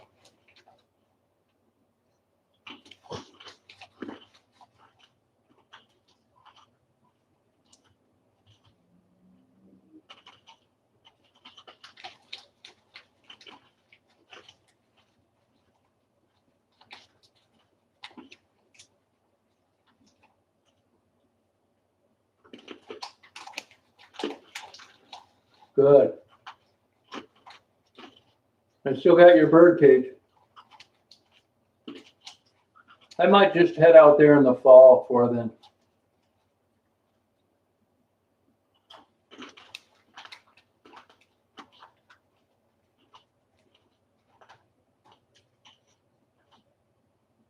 That's true, Bat.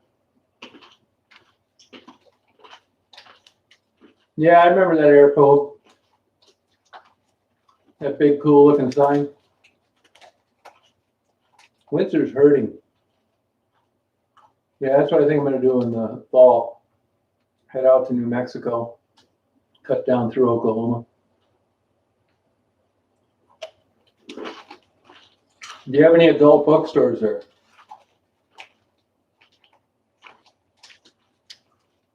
Oh, that's cool, Debbie. Yeah, you know, I appreciate it, but I hate staying at people's house.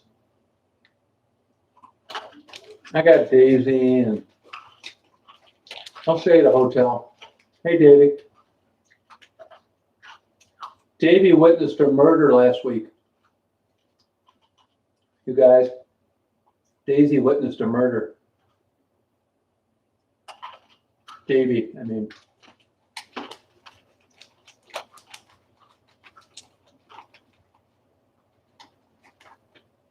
Oh, Michelle, no kidding. Like what, sex talk? What are you talking about? Like an MC or something? Oh, Lee County, I like to go down there.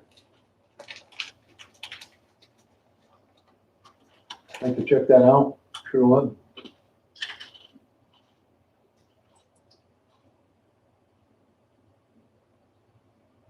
Hey, that Debbie Lynn didn't say anything wrong.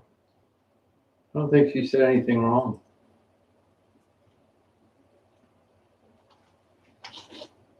Oh, that's cool, Jesu. You guys, Davey. Yep, she witnessed a murder. Yep.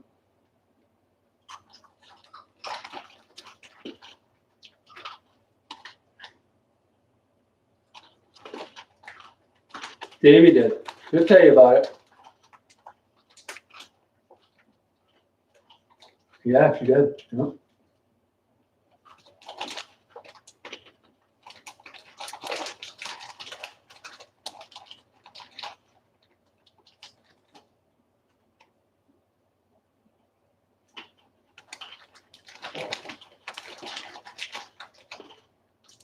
She's got PSD now.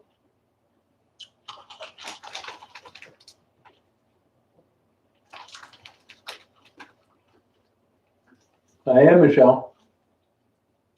They're corn nuts. You got to put a lot of jaw pressure on these. No, that's me, Batsu. They're corn nuts. That's right, I ate them all now. None left.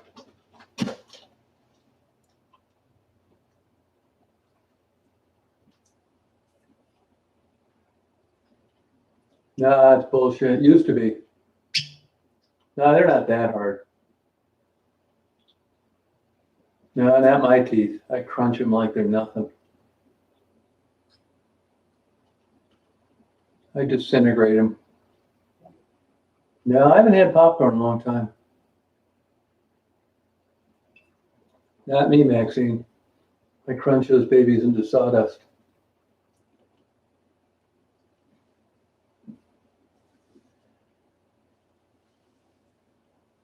Davey, you should have recorded that and uploaded it. I got the barbecue ones, Jeannie.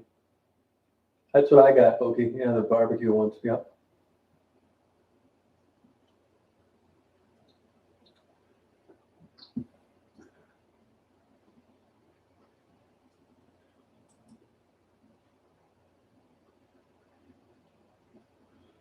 Hey, I don't think this Debbie Lynn is doing anything wrong. She's talking about little houses. I don't give a shit. Oh, yeah, you can't eat those. How old are you, Maxine? Oh, you got chips and dip. That's what Tassie says. Chips and dip and a bag of chips.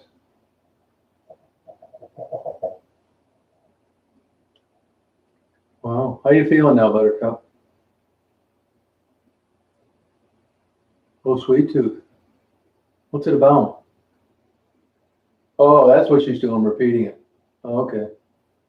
Yeah, blocker asked for good. Debbie, if you do that one more time, you're going to get blocked for good.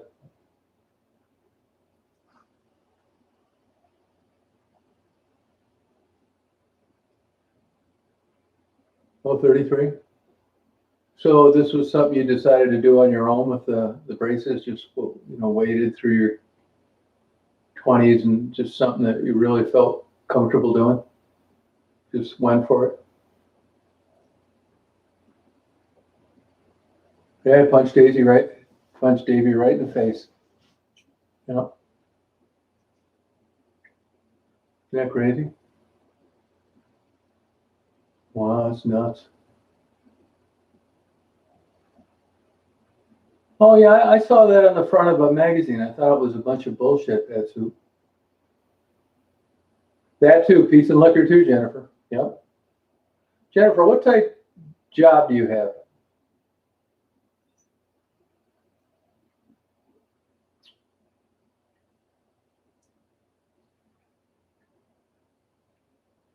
Yeah, good for you. Probably cost you, what, 7,500 or something? Good for you. Straight teeth are attractive.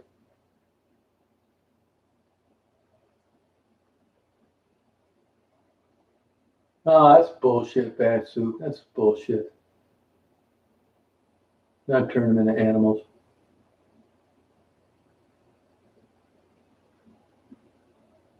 Right, that's it. You summarized it perfectly, Davey. It wasn't your choice. Why didn't you record it?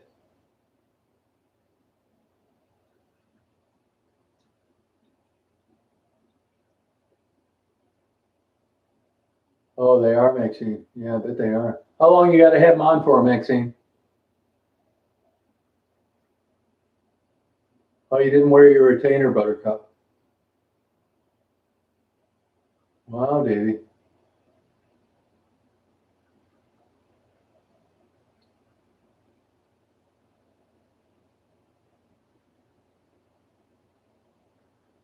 Yeah, I don't know, Basu. Oh, did you really, Frisky? No kidding. Well, you just had a couple crooked teeth and you didn't like the looks of them?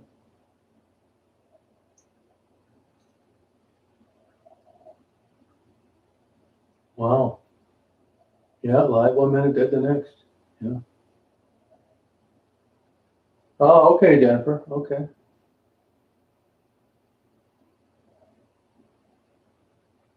No, film it. Do it. There's nothing wrong with it. You didn't create it. You witnessed it, and it would give an accurate depiction of what occurred. It's not like you're masturbating to it later.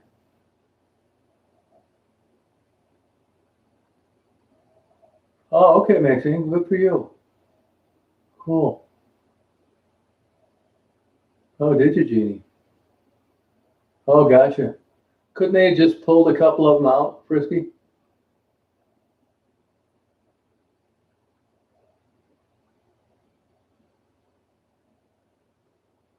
Oh, good for you, Michelle. Oh, great. I would have filmed the hell out of it. Mm-mm. It's real life.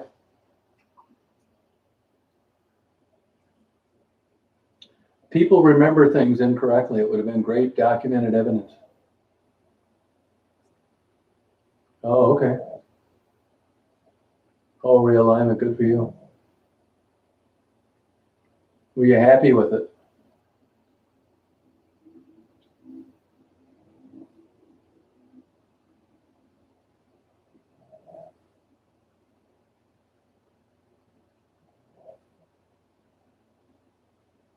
Yeah, I don't get that either, Mary.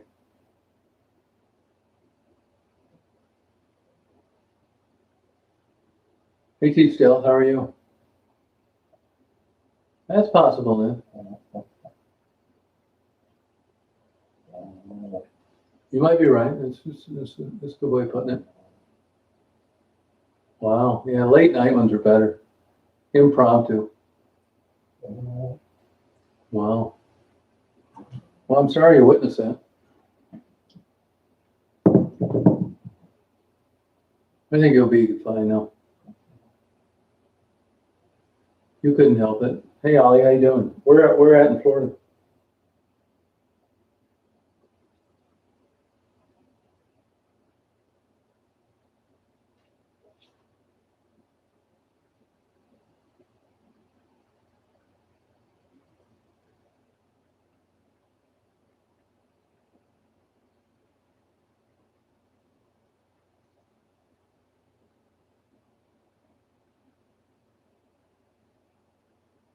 I feel bad. I had to see that.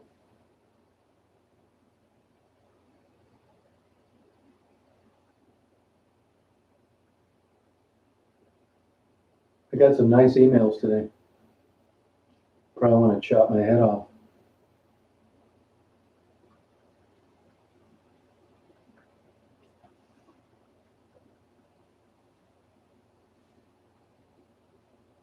Oh. No, I think UFOs are bullshit. I saw 2 UFOs once. No kidding. I hate to say this, but it was broad daylight. They looked like 2 lampshades with bright lights, I swear to God. Yeah, it'll blink all night, Michelle. Take your Prozac so you don't perseverate on it. It's a advertisement for a pedicure and a manicure place. When I get my sex change, I'm going to go over there. I never saw a sweet tooth. That UFO stuff is like, it doesn't interest me.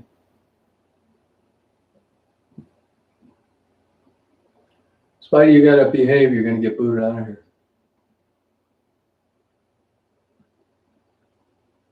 I don't believe that, bad soup.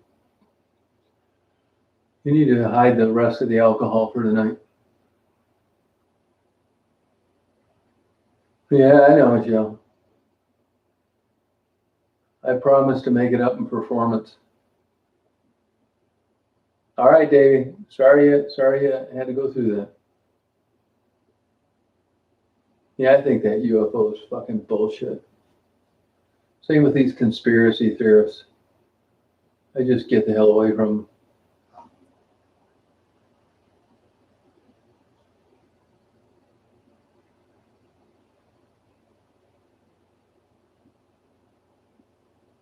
Yeah, bad soup. You better tone it down. You're gonna get the virtual boot in the ass.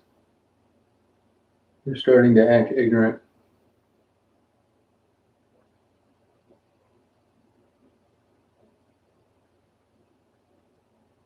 No, Frederick, you're gonna get our birthday present? Yeah, bad soup, you're gone. You're gonna be gone. You're acting like an asshole.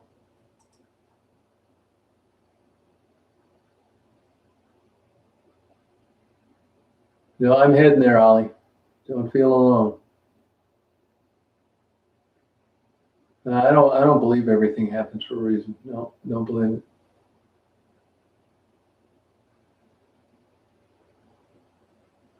Satan. Wow, 33, isn't that something? You see the difference? Tassie's mother died of a heroin overdose. Working girl at 15 years old out in the streets of Detroit. And that's exactly what Jerry Springer says. Life's not fair, who you're born to. And that's no shit. Thank you, Michelle. You've been paying attention.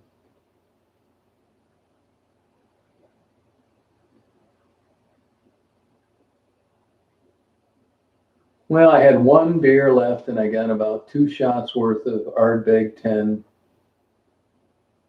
scotch. I'm probably not going to go off crazy tonight.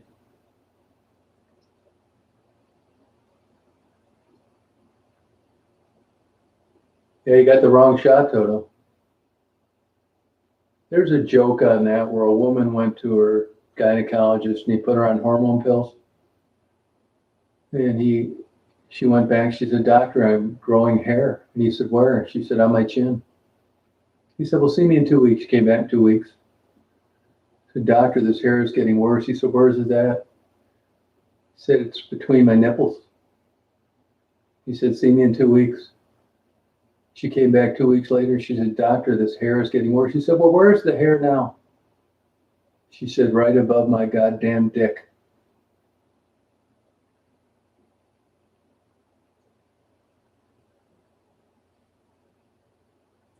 Yeah, I'm going to go with the Johnson & Johnson steer.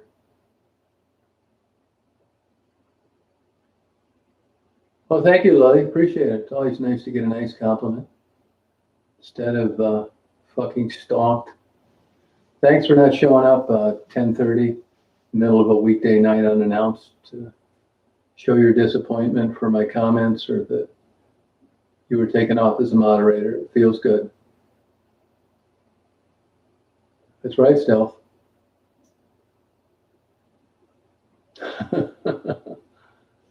Right.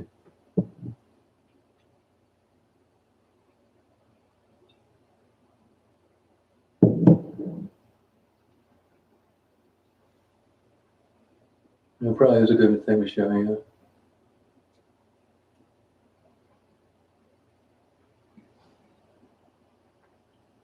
See, that's that, but you're young, Davey. You know, I'm not saying that this shouldn't affect you and it was anything other than unfortunate, but like I said, I saw a guy commit suicide and went through the windshield and dented the hood of the car and was dead. I unbuttoned his shirt. He had a shirt that was, the button was right up to his neck. After I did, I sat back down and finished my Caesar salad. The virtues of getting older.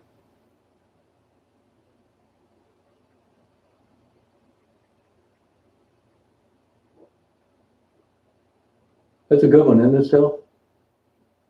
Going through menopause. You got to set it up better, though. I forgot that part. You got to set it up. She was going through menopause.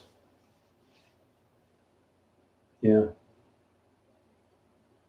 Old Davy took a shot right to the face. Didn't flinch.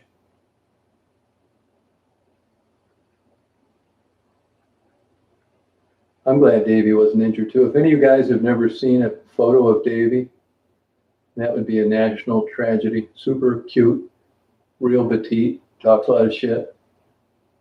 Hey, Mia.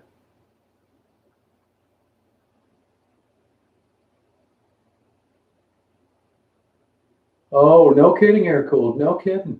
I mean, that'll do it, but you got to hit your head first. That's why people aren't successful from jumping off the Ambassador Bridge. It's not a long enough drop. Your only hope is drowning. Hey, Selborn.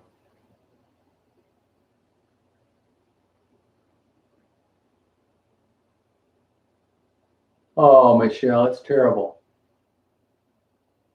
Oh my God, man. Let's have children. We're bound to have a serial killer. That's my girl, man. You just elevated huge respect for me.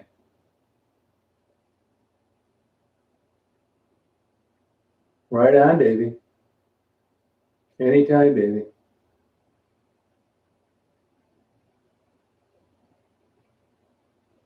In a way, you're right, Jennifer. Sort of. Yeah, I get it.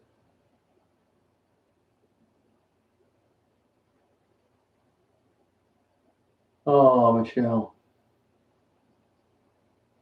Oh, no kidding, Michelle. Oh. They say that's one of the worst ways to go drowning. You can do it in a similar way if you're a smoker.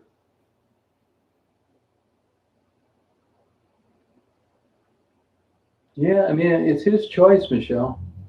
I used to get so pissed off when people would criticize people for ending their own life, and when people say it's the ultimate act of selfishness, I don't believe that. I don't agree with that. It was his choice, Vaughn.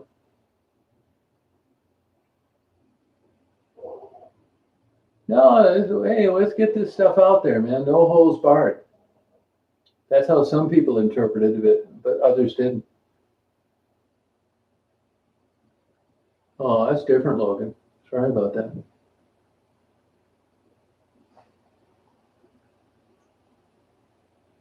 That's interesting, Michelle. How old was he, by the way, if you don't mind me asking? Tormented his right limb.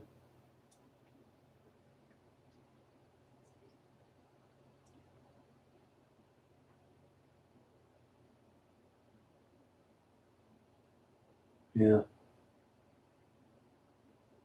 Well, Robin Williams, look, now, there's a lot of backstory to that, Jeannie.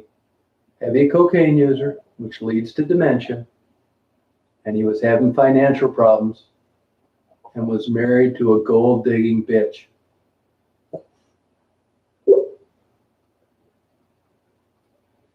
That's not uncommon. The Minnesota football coach did the same thing. No, it's not uncommon, Michelle. He sued to get the cause of death changed on the death certificate.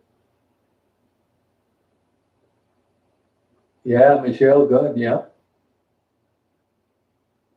Yeah, but Davey, the cards got stacked against him. Financial problems, heavy cocaine use, neurological issues, and a crazy wife. Yeah, it's true, Lynn. Yeah. No, they don't, Jennifer. You're right. Until you walked in those shoes. So true. It is interesting, Jeannie. Yes. 50, it's his choice. I mean, I'm not saying you don't miss your brother, but this notion that you should stay alive for other people and that it's selfish, to me, biased and subjective, is absolute horseshit.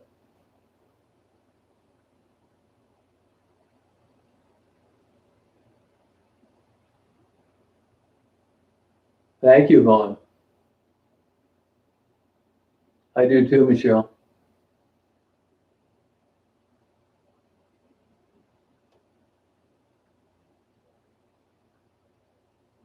Can't find a way out. Hey, I've been there, believe me. Twice, 3 times. You know, I'll tell you another, just my opinion, I think it's a misnomer. And when you hear someone dies of suicide, you think right away the average person defaults that they were lonely. That's fucking bullshit. They didn't want to jump through any more hoops for a big giant house, a new sports car, breast enhancements for their shopaholic wife, 2 kids that didn't give them the time of day, working 2 jobs to live a lifestyle they couldn't afford. These people need to quit defaulting to why they think people kill themselves. They didn't want to jump through any hoops anymore. It's not always because they don't have a girlfriend. It's not over yet, Frisky.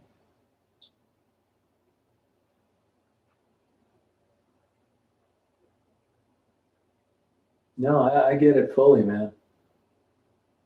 I do. It's their own thoughts. Thank you, Lynn. Voice of reason. Oh, okay, Susan. Oh.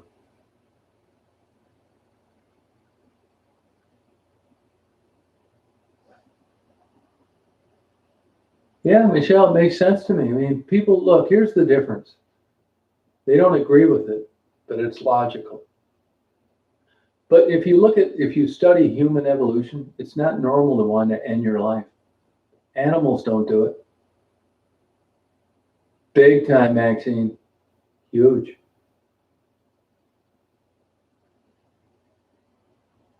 Yeah, I know how to do it too, but there's a big difference between thinking about it and doing it. They call it suicide ideation. I think he was a good guy, Jeannie.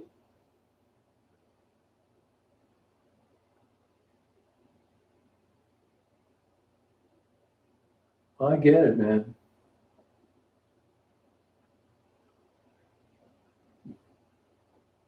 It is different, David. You're right. They will burn Vaughn, but that's different than suicide. You're right, though. They do.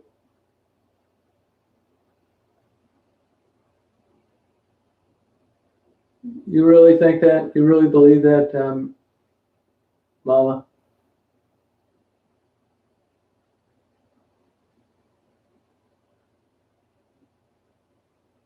Oh, Michelle.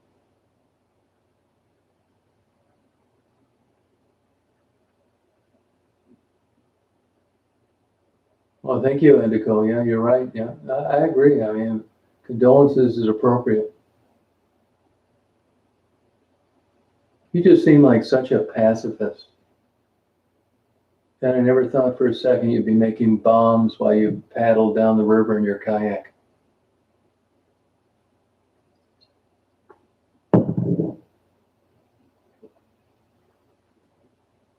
I'll tell you one thing, though. That guy I met yesterday at that bookstore was one of the best conversations I've had in 25 years. I love that guy. I met another guy almost as good today at the boat ramp.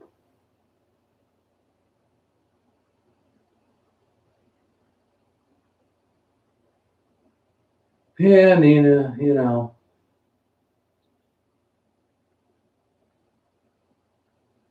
Oh, okay. Yeah, you're right, Michelle. It's true. Yep.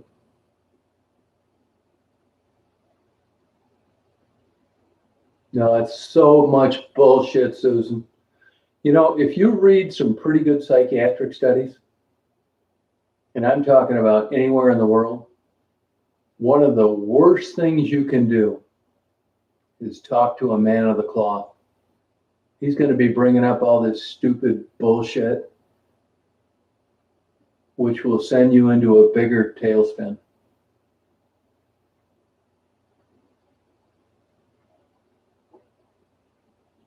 No, I'd agree with that, Vaughn. Yeah, yeah, well put.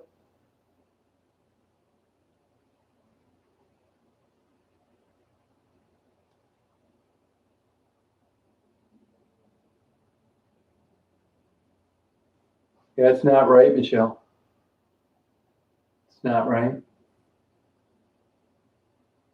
No, it's fun to see, wasn't it, Logan? Right on, Frisky. See, now, Susan, that doesn't make sense. Atheism doesn't make sense.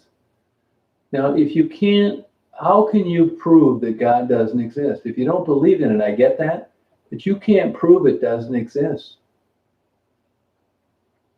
Agnostic makes sense. Atheism does not. No, I know it, Logan. It's good. It makes it a great country. No, I agree with you 100%, Jennifer. I swear I do. You know, I don't really think Michelle's in pain. Michelle, I think you reconciled with this, haven't you? Michelle seems like a bright lady that you're not gonna, get her on her period and want her to jump off the Golden Gate Bridge. Michelle, am I right? Are you cool with this now?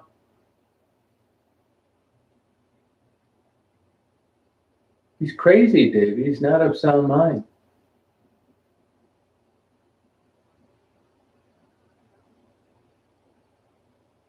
I think it makes sense, Urkel.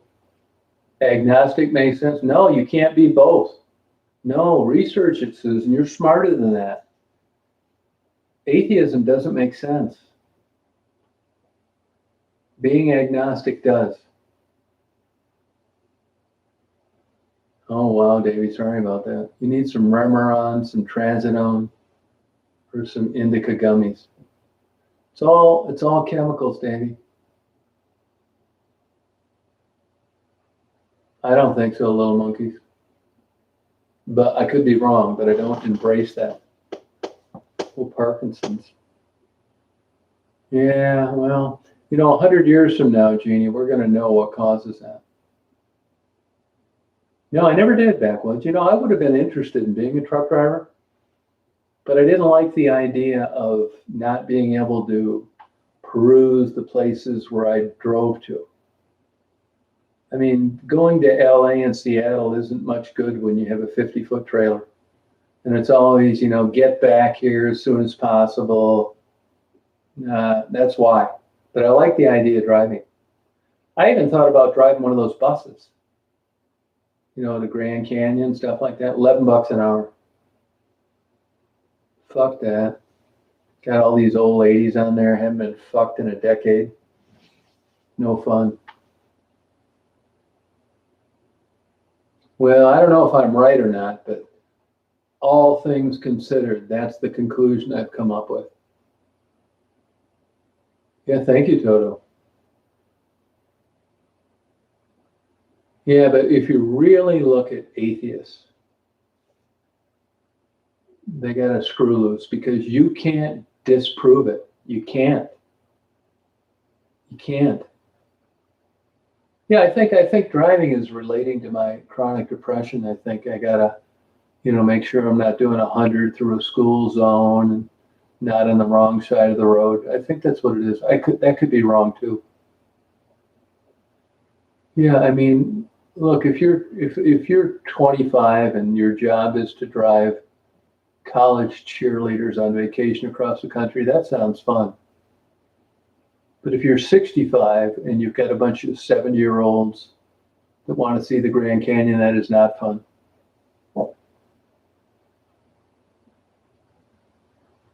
No, you can't, Susan. No, you can't. No, it isn't. Hey, Pamela. No, I couldn't do it. Now, here's what I would do. It's just so much more interesting when there's a sexual element to it. If it was young girls, you could think, well, maybe one of these freaks like old guys, or I could get blown at a rest stop, or a couple of these crazies want to have a threesome with an old fart. But when you got a whole bus full of 80-year-olds, that fantasy goes out the window, and I just don't think I could get the bus out of the garage. I mean, and even when you're starting to get in an environment where you got to cancel fantasy too, I think I'll leave that job for somebody else.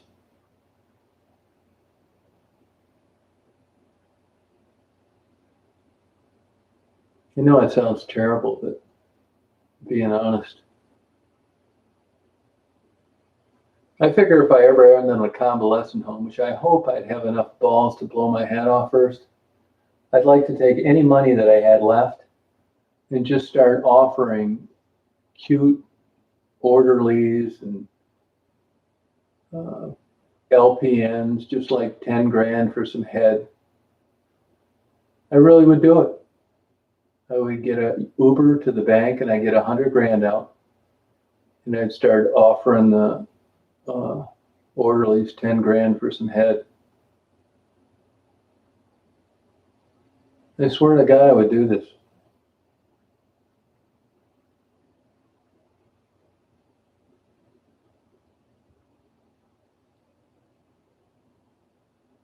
Yeah, you got it, Vaughn.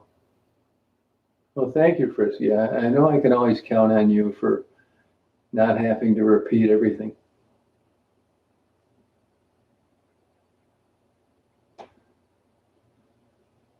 Hey, Miriam, how you doing? Yeah, we'll do it. Yep.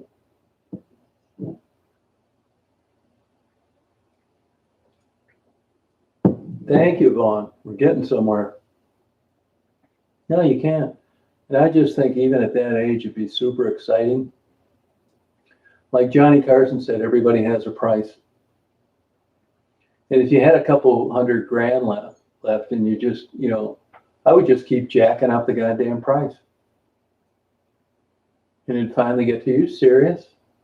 It's like, yeah, I am, man. It's right here. Look, here's $10,000 cash. I won't say anything to anybody, and you give me some head, and we'll go on our separate ways. She'd say, I just don't feel right. I said, how about 11 grand? 12. I'd go up to 25 grand if I had to. I told you I was a control freak. And when you're 75 years old and you've got one foot on a banana peel, I think that's what head goes for, about 25 grand. But at that time in your life, it's worth it. 25 grand, it doesn't mean anything when you're on your way out. Yeah, exactly, Michelle. Doesn't. When you're 25 years old and you got 25 grand, now this is a big, huge mistake. But not then. I think so too, Frederick. No, it's true, yeah. And that's also why I could never be on a legitimate radio show. They'd say, well, I'm promoting prostitution and I'm just an old pervert. And then, people shouldn't have to listen to this filth.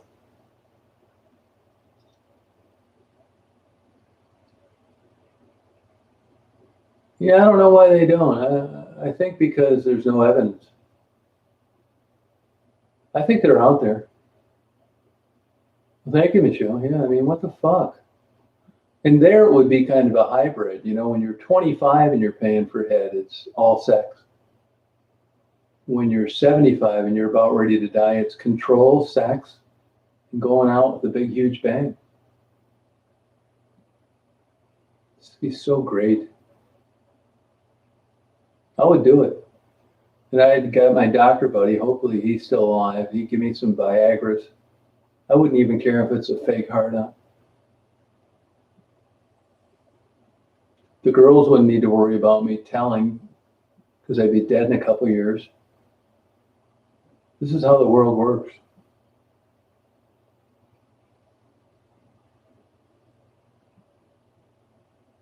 Well, I got it 18 and over, Davey. I still get complaints. Yeah, he's a fucking douchebag, Vaughn.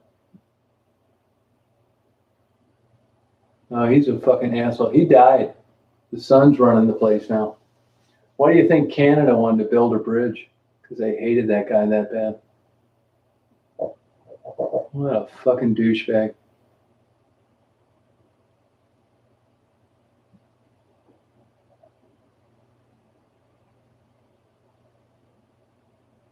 Oh, that's cool, Michael.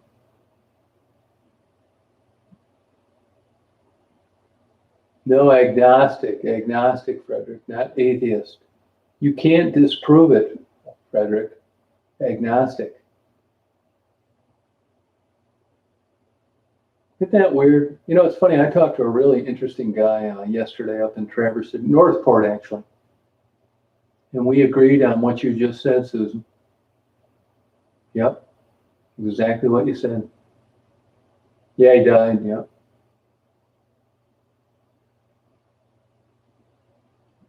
Yeah, his kid's Maddie, too. What a couple of fuckers. No, Frederick got confused. It's agnostic, not atheism.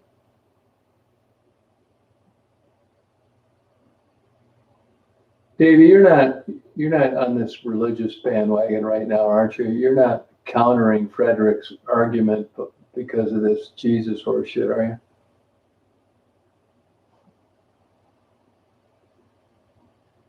No, it's okay, Logan. You'll fit in perfect. He's not gay, I don't think.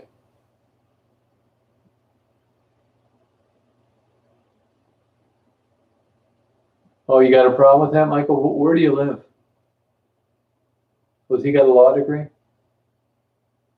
No, you're countering. You said what Frederick said. Is it because he can't prove atheism and he should have said agnostic?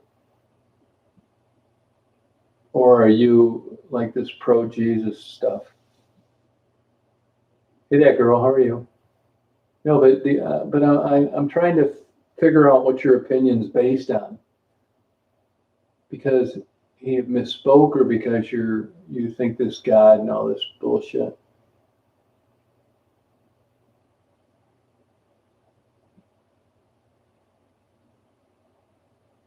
Oh, okay, all right. Well, that's different. Okay, well, you answered that. Oh, okay.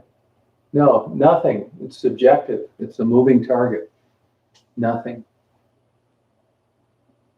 No, not the same at all. That's exactly right. Right.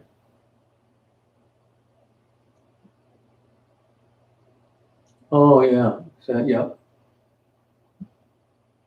Hey, that girl. Good to see you. Good night, Jennifer. Great talking to you. Send me your PayPal. Let me buy you a 4-pack of Dragon's Milk. You'll be a better person. Seriously, send it to my email. I'll email it to you tonight. Or I'll PayPal it to you tonight.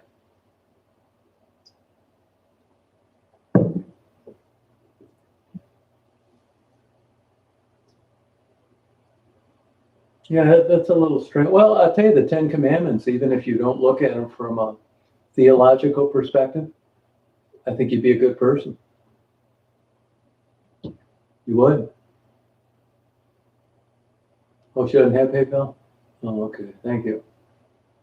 Well, send me your address. I'll send you a check then. Whatever it is, she deserves a 4-pack of Dragon's Milk.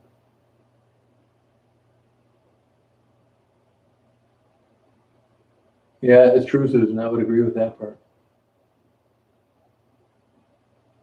No, so 11%. I think it's stronger than that. And I only say that because, I drink scotch and wine and every other damn thing. I think it is stronger. If it isn't, it metabolizes differently because of who knows what. Yeah, good night, Jennifer. Don't be playing shy on this offer of four-pack of Dragon's Milk. I'm serious. How the hell can I get it to you? Heroin's a bitch to kick, but I would help somebody do it if I could. Does this guy need some help? I would help him. He's a fucking bitch.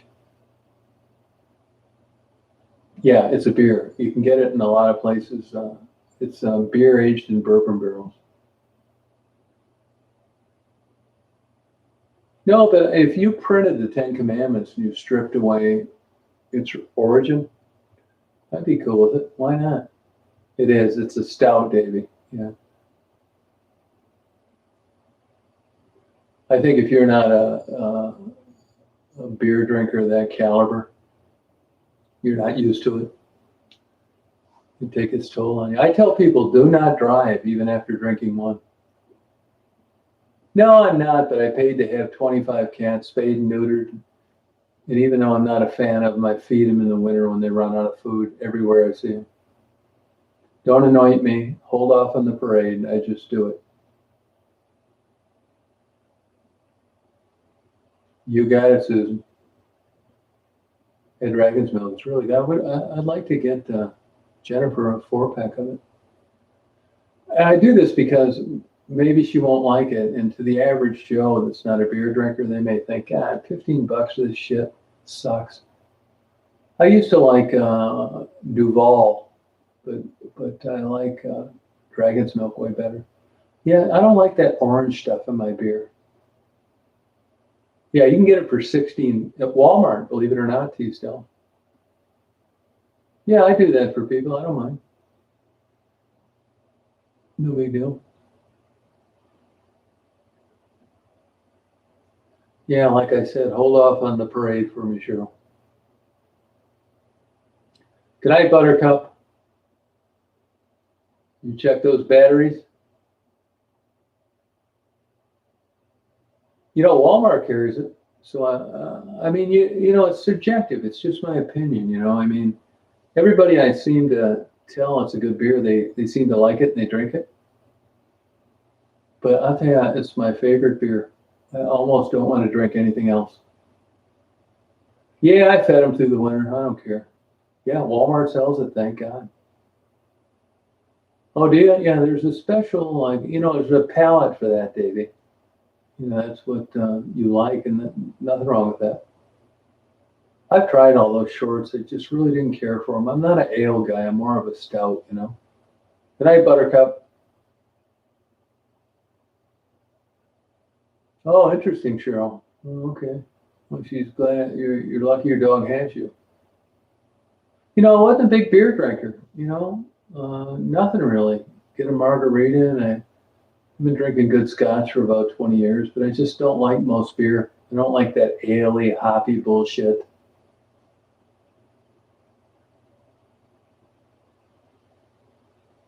No, yeah, Dragon's Milk does make this white something, this Salerna, but I think it sucks. Guinness, that's old school. I drank Guinness when there was nothing else, but Dragon's Milk's about 10 times better. Guinness just did a commercial up in Leland, not far where Mary lives. Pretty interesting. No, agnostic means that it does not exist. Atheist means it does not exist. You don't believe at all. Agnostic means you don't agree with, you don't believe it one way or the other. You just don't embrace it. Not quite. You're close though. Agnostic means you can't prove it and you can't disprove it. You're kind of in the middle. That's where I'm at. I would call myself agnostic.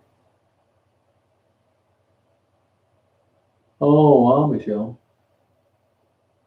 I think it's pretty interesting. Yeah, I do. Yeah. RH negative, little monkeys. Yes, I was a RH negative baby. You know, the first baby's lives, which was my sister, 2 stillborns, and then I was a transfusion baby. Yeah, RH negative, yeah. Yeah, big time baby, 11%.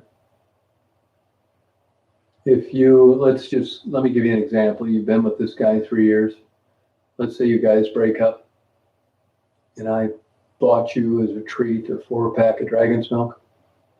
Your panties would be down around your ankles by half of the first one with a new guy that you were attracted to.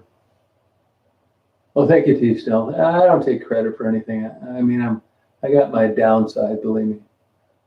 I think I do the bare minimum. Like I tell people all the time. Oh, interesting, Jolene.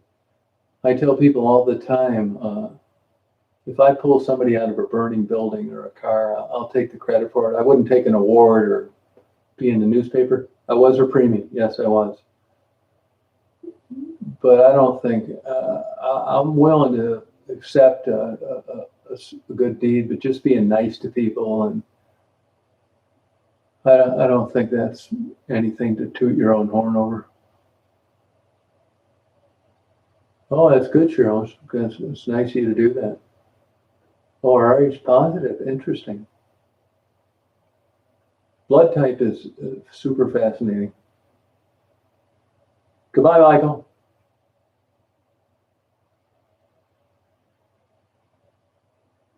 That's how I was, Angie. Same thing. That's exactly right. Yeah, me too. I bet it won't, Michelle. I bet it won't. Yeah, it's very low. Yep, it's true. Really. Oh, good for you. Yeah, it was a premium. Angie, you wear glasses, don't you? Did you have radiokeratotomy, LASIK, or you just took your avatar without your glasses on? One of the clear-cut signs of preemies is the arteries that develop the blood supply for the retina. You know, I don't even know, Angie. You know, I never. It's funny you should ask that. I don't know. I don't know that either, Michelle. Yeah. Rare little monkeys is probably true. How old are you, Jolene? Yeah, that's a part of it. You're true. That's right, Michelle. You're right, Vaughn. But do you wear corrective lenses, Angie, and have you since you were young? Yeah, I mean, I had a detached retina. I mean, I kickboxed, boxed. One time I was pulling my fishing line out of the water and it hit me in the eye. And I had eye problems. So I don't really know. And some people have a detached retina and they don't know why. I got a scleral buckle back in 2007. But even an ophthalmologist will struggle at figuring out the right refractive prism for glasses. And just by happenstance and luck, I realized when I go get an eye exam now, and this is through my own research, where I go is to a pediatric optometrist. I want to go to an optometrist, not an ophthalmologist, not an MD, that is familiar with refractive issues amongst preemies, which is very common, that were born early. So when I get new glasses, I go get my prescription from a person like that. And I go down to the University of Michigan at the Kellogg Eye Institute, and they know exactly what I'm talking about. And they do the prescription exactly like I wanted them to. Yeah, that's why you were a preemie, Angie. That's why. Are you farsighted or nearsighted? No, mine wasn't. I didn't get the bubble. I got the scleral buckle. Yeah. And it matters where the retina tears. Yeah, that's right. It's true, Michelle. Yeah, you're right. Yeah. Hey, Rosa.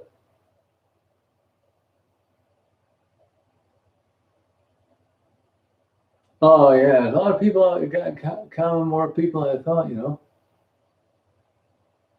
Oh, yeah. Yeah. No, absolutely guarantee it for sure. That's why. But, I mean, what is your issue? I mean, can you get corrected to 20/20 or not? And I'll bet you have stigmatisms, which can be fixed. You know, that's only another $100 with LASIX.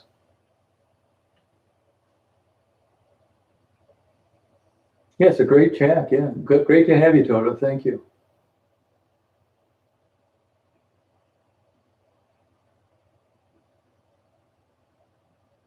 Yeah, yeah, there you go. That's part of it too. You know, can you? No, I can't. Do you know what your vision is with the best correction that you know of? Do you know what it is?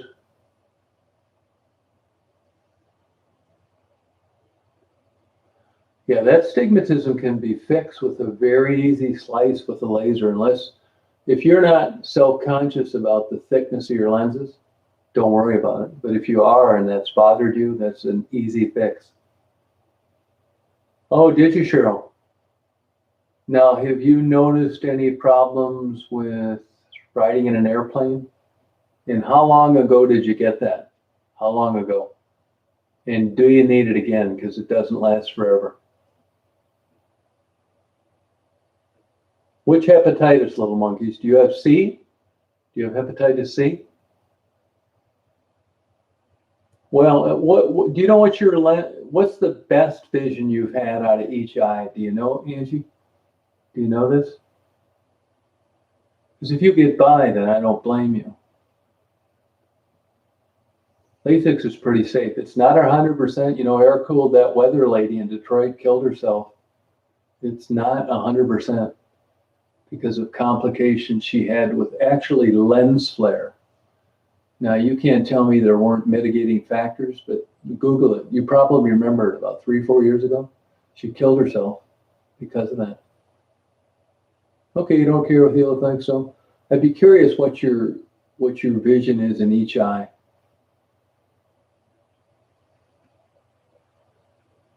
No, that'll keep you up. Stimulant, yeah. Yeah, I don't care what I look like either. But let's say, Angie, you got separated and you were lonely and you wanted to start a new relationship. Those things kind of take a chair to the front compared to what they would when you were settled in bed around the same person. Look, vanity is alive and well. Yeah, I'd be curious what your prescription is. I can tell you this, Angie. I think you would be way further down the road. And the next time you need glasses, to go to the pediatric optometrist at the Kellogg Eye Center in Ann Arbor, Michigan. Honest to God, it doesn't cost any more, and it's light years beyond going to Walmart or your local optometrist. It's apples and oranges. Promise you. I think they could do wonders for your vision. Really, Kellogg Eye Center. Tell them you were a preemie, and you're going to see one whole hell of a lot better because of them. Oh, interesting, Michelle. Yeah, wow.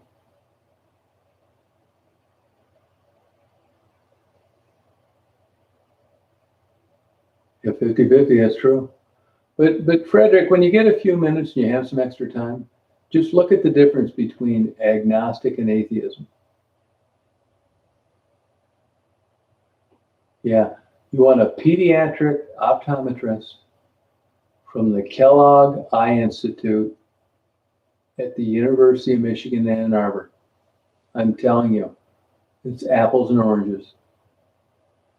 I think they do. That's who you want writing your prescription.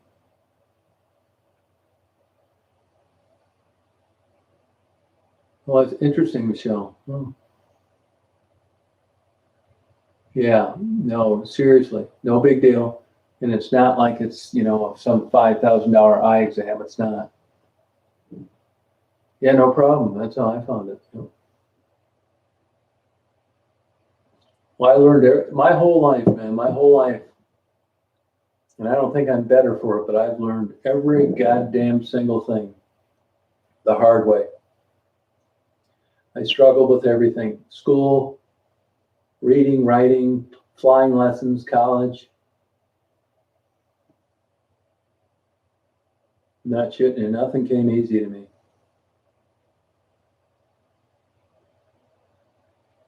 That might be, that's true. That may be true, little monkeys, yeah. Yeah, no, and that's no problem. Glad, I hope it works for you. I think you'll be surprised. It's just unfortunate, you know, in a country like the United States that somebody wouldn't tip you off about this along the way. And you're going to be able to get a way better eye exam there than you would anywhere else. It's worth every dime.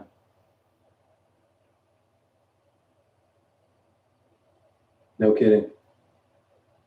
It's the difference between the high school valedictorian and the village idiot. Optics and refraction, and when it relates to preemies, is complex. I've told optometrists before, it's like, you don't have the faintest fucking idea what you're talking about, you dumb son of a bitch. The notion that you got licensed to do this is nuts. And that's also why, Angie, you can't go to Walmart like your girlfriend does and pick out a pair of cheaters off the rack, because your prescription is way more complex. Yeah, you know what I'm talking about, Jeannie, huh? Yeah, there's better medications than interferon now, and they're cheaper. Hepatitis C is completely curable. Absolutely right. Which I never thought I would see in my lifetime. Yep. No, stay the fuck away from Walmart. Don't do it. No, don't waste your money on an ophthalmologist. It's a better eye exam if you know you have known problems like glaucoma. But ophthalmologists are into cataracts, radiokeratotomy, LASIK, detached retinas, and a host of other issues related to the eye. They don't have anywhere near the training as an optometrist does. It's apples and oranges. Yeah, they do surgery. They make $500,000 a year, and the optometrist makes $200,000 a year. But when it comes to understanding optics and refraction, you do not want an ophthalmologist. And a lot of them bullshit their way through into writing your prescriptions, and they shouldn't. You look at 50% of the ophthalmologists that you go to and you tell them, hey, while I'm here, would you mind writing me a prescription for glasses? They roll their eyes. They don't want to fuck with it. It's the same reason why they're podiatrists. Orthopedic surgeons, they don't want to fuck with the feet. They don't want to fuck with the hands either. They want to do spines, hips, knees. That's why these specialties have come into existence. So it all depends on what your issue is. No, bullshit. That's because they don't know what they're doing, Angie. No, I had the same thing happen. Like I said, I've learned everything the hard way. No, it's nuts, crazy. Be like going to a witch doctor for colon cancer. Fucking kooks. It's complete and total malpractice. You get what you pay for at Walmart. Now, if you're a normal person, you order a preemie, and you just need glasses, Walmart's is fine. But anything else, not fine.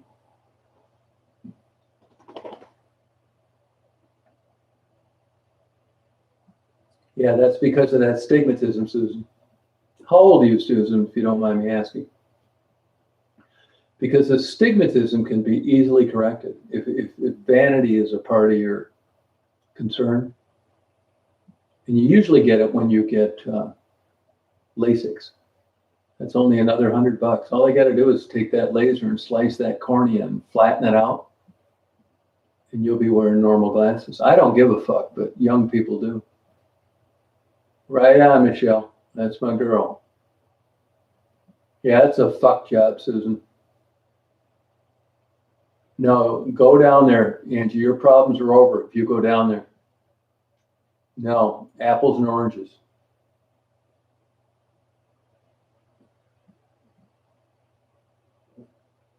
Yeah, they are, Vaughn. Yep.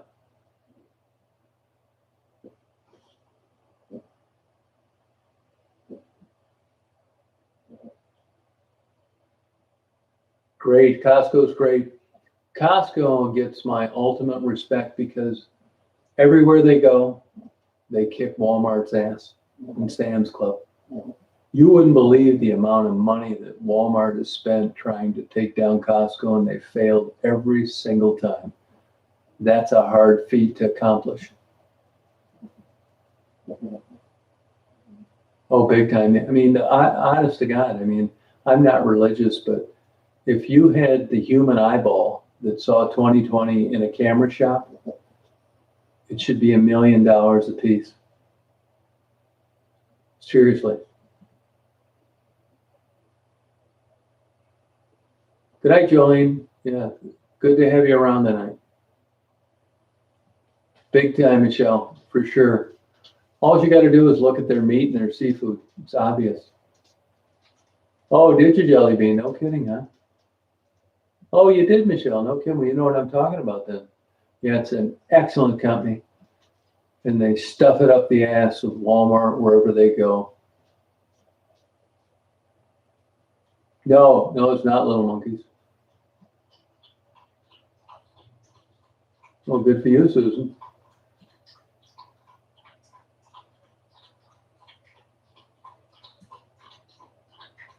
No, I don't either, Indigo. I'm the same way. Well, I could have said it somewhere along the way. Probably did.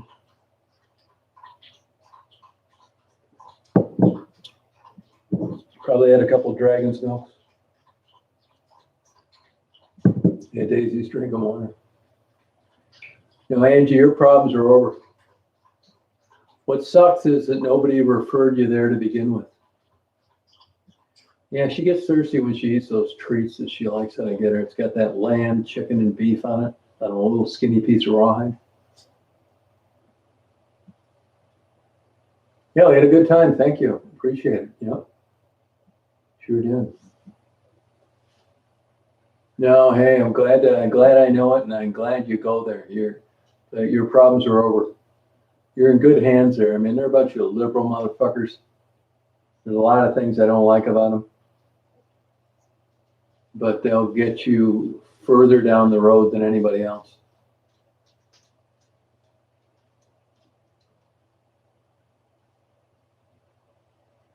No, I agree too. Yeah, it's true. Well, you know, it's like, you know, people have different experiences. You should have been referred there years ago. Oh, is he, Michelle? You don't like him, huh? Oh, is Costco liberal, really, huh? No kidding. That's interesting. Huh. Worse than Google and Amazon and Microsoft?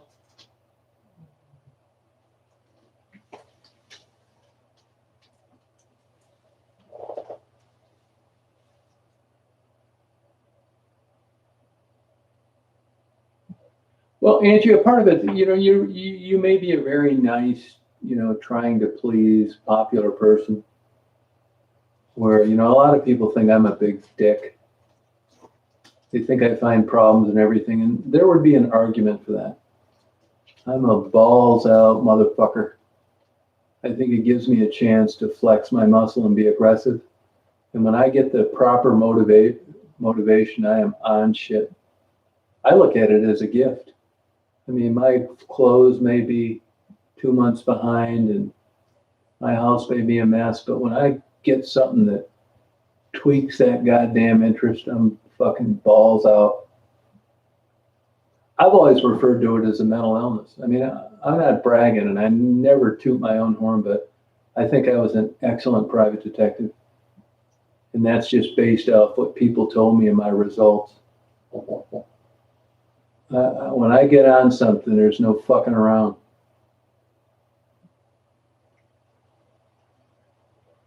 Yeah, that's how I am. Yeah, fucking motherfucker.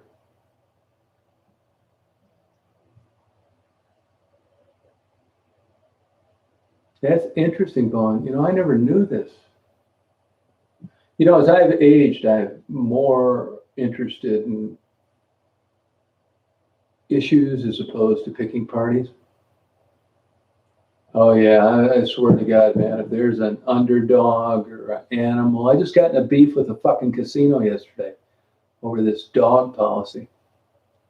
No, I will drive these motherfuckers crazy, man. I'll be honest with you. I think part of it's mental illness, but I represented myself through all my stuff, and it's not because I'm that smart of a guy or I'm an attorney, but I will wear their goddamn ass out to nothing. I will break these motherfuckers down left and right. I will quit sleeping, cut back on my food, take Daisy to the lake less, and just perseverate and obsess and jamming a big old fashioned dick up their ass.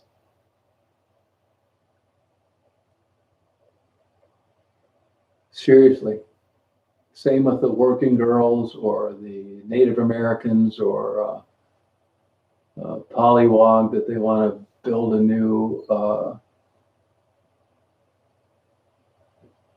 neighborhood in. I am a total and complete motherfucker.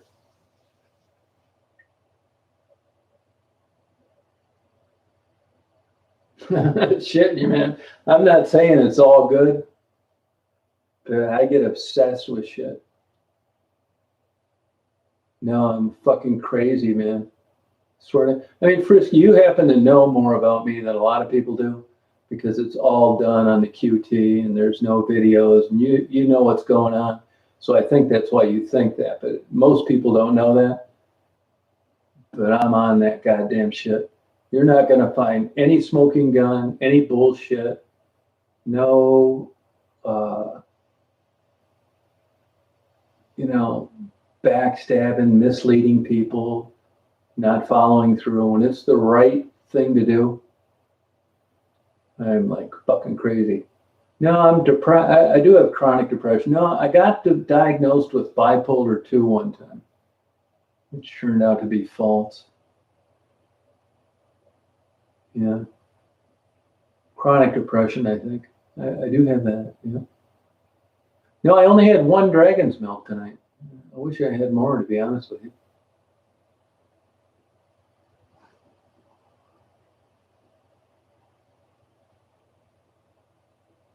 Yeah, PI, but honestly, the stuff that I did wasn't that interesting. I never really got to, it was all pretty simple. I mean, you would hire me, and my job was to go out and to catch you doing something outside your restrictions. And it's brainless, really. That's where I made the money at. But when it comes to like I said, like a fucking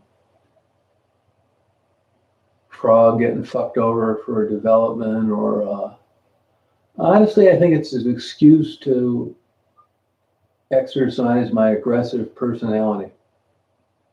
Yeah, I'm kind of like that too, Michelle. I got a lot of weird sexual quirks.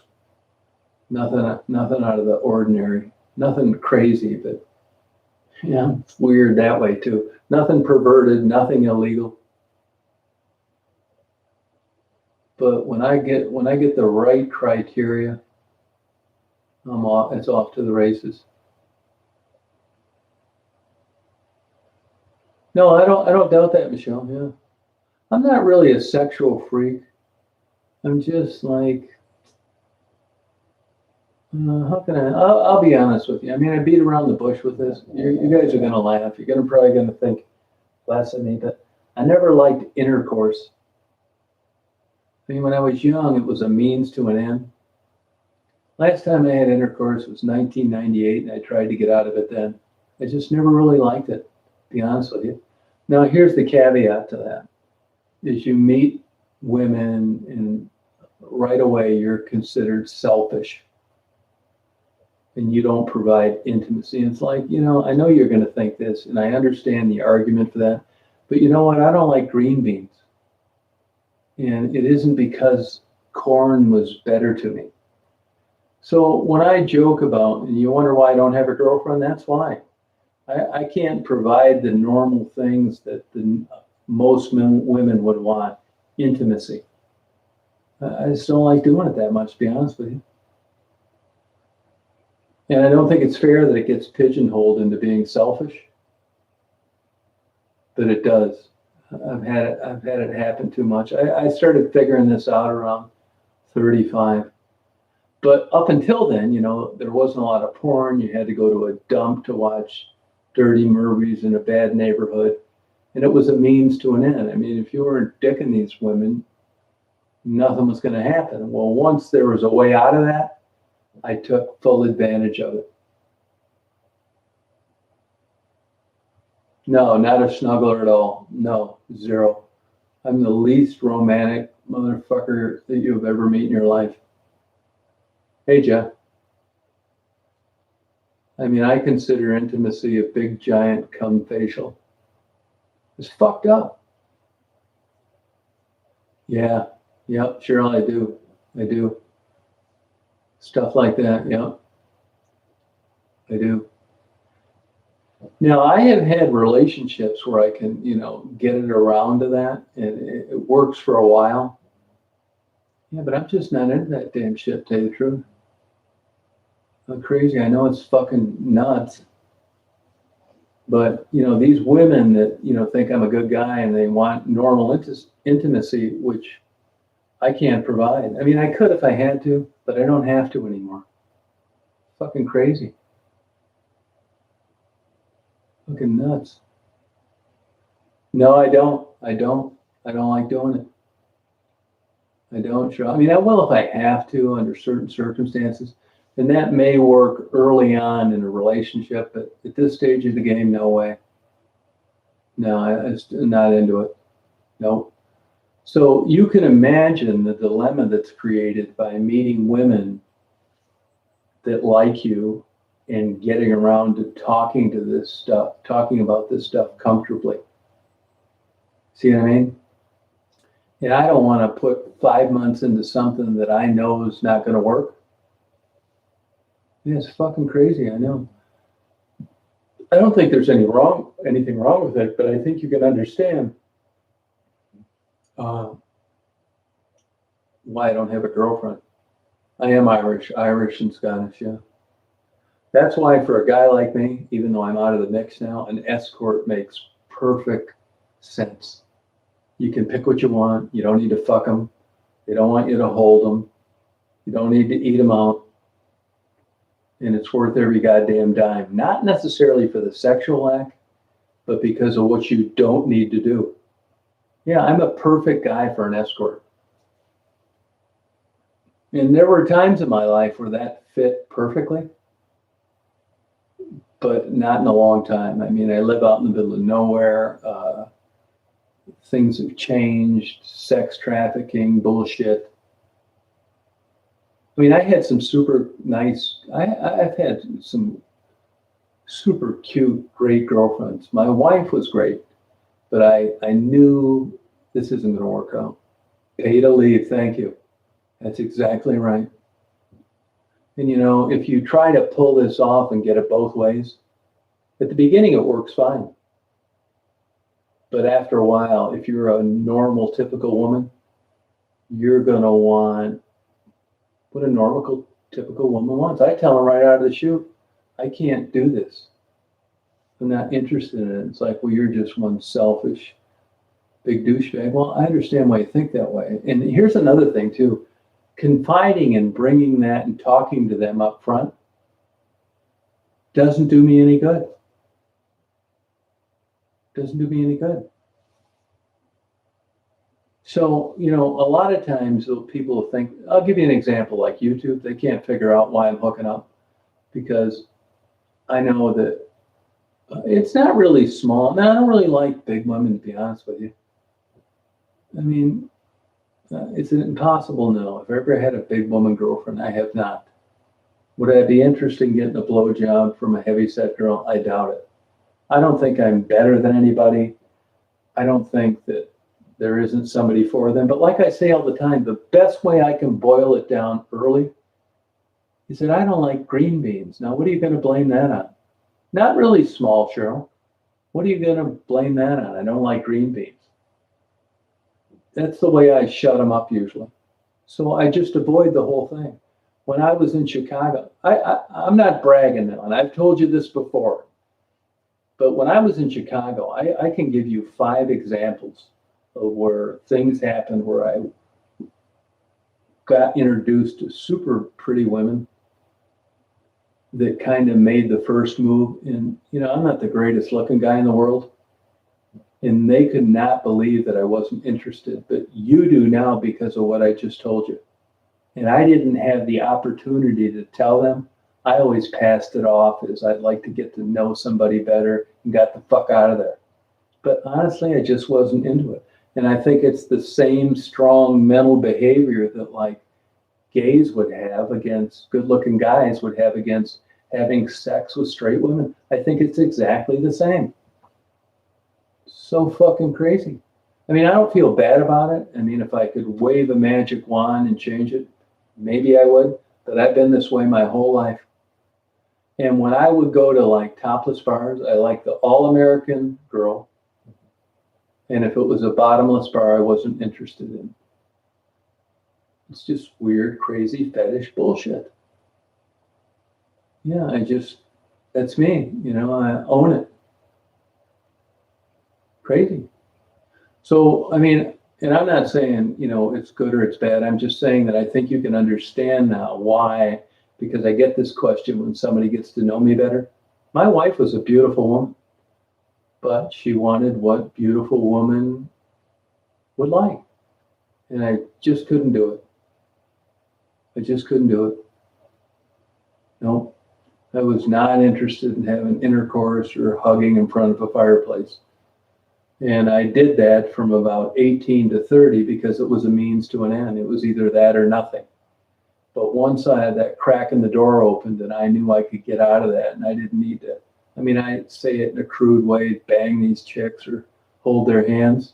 It was off to the fucking races. The money was no object. And the $300 was not for all the things that I told you I didn't want to do.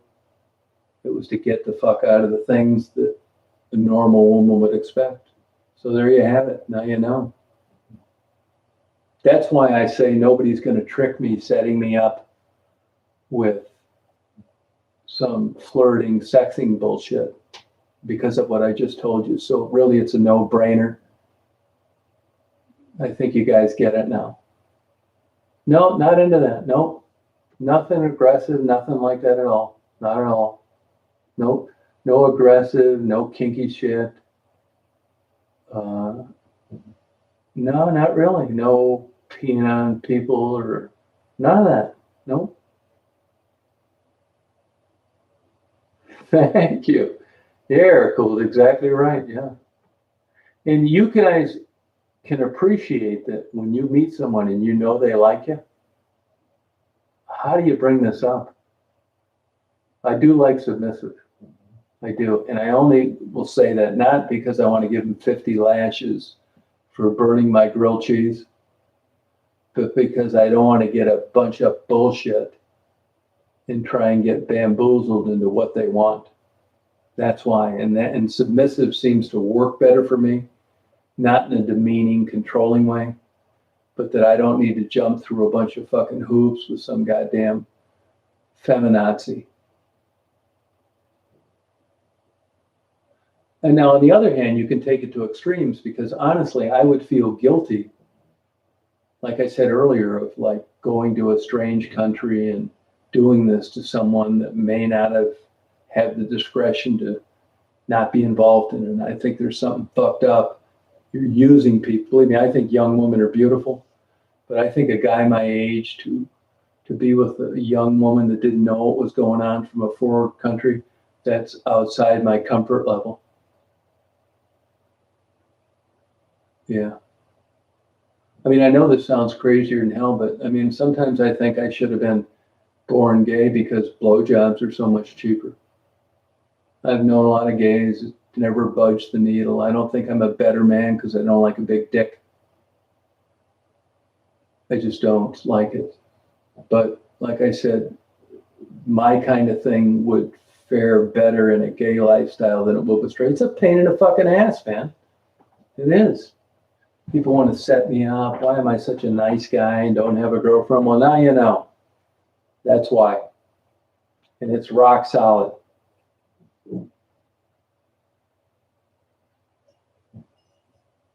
Mm-hmm.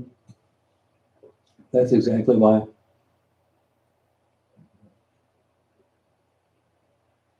No, that's not it. I swear to God, Soccer Boy. I know it sounds crazy. I've never mentioned this before. But I do know people want to know. It's like, what's with this goddamn guy? Is he chopping these people up in little pieces? Is he a pedophile? Is he a pervert? Well, now you have it. Now you know why. That's why. Oh yeah, it's like no way. So any new introduction, I have people. I'm getting older now, right? But I mean, ever since I left my wife, I mean, even before then, it's like they want to introduce me to a girlfriend. I'm saying you people don't really have any idea what's going on here. Yeah, that's why. No, but Vaughn, if you get that transcranial magnetic stimulation, you can't get the one that you mail order. You've got to go to a legit place. It's apples and oranges. The real McCoy equipment is quite expensive.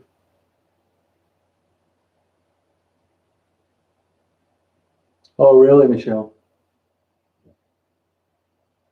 Oh, gotcha. Yeah. Okay, good. Hey, Sepka, how you doing?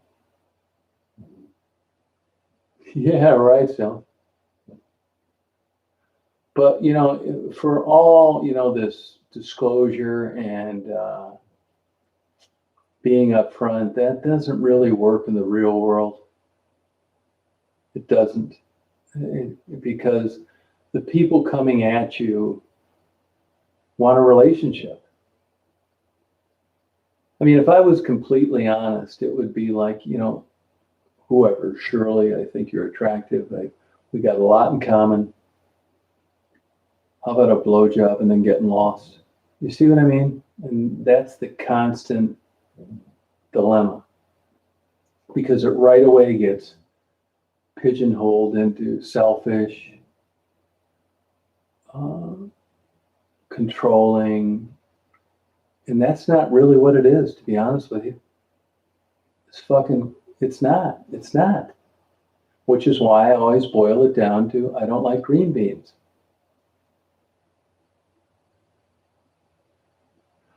There's some traditional shock therapy that's pretty ketamine they're doing, and also mushrooms now on. So fucking crazy.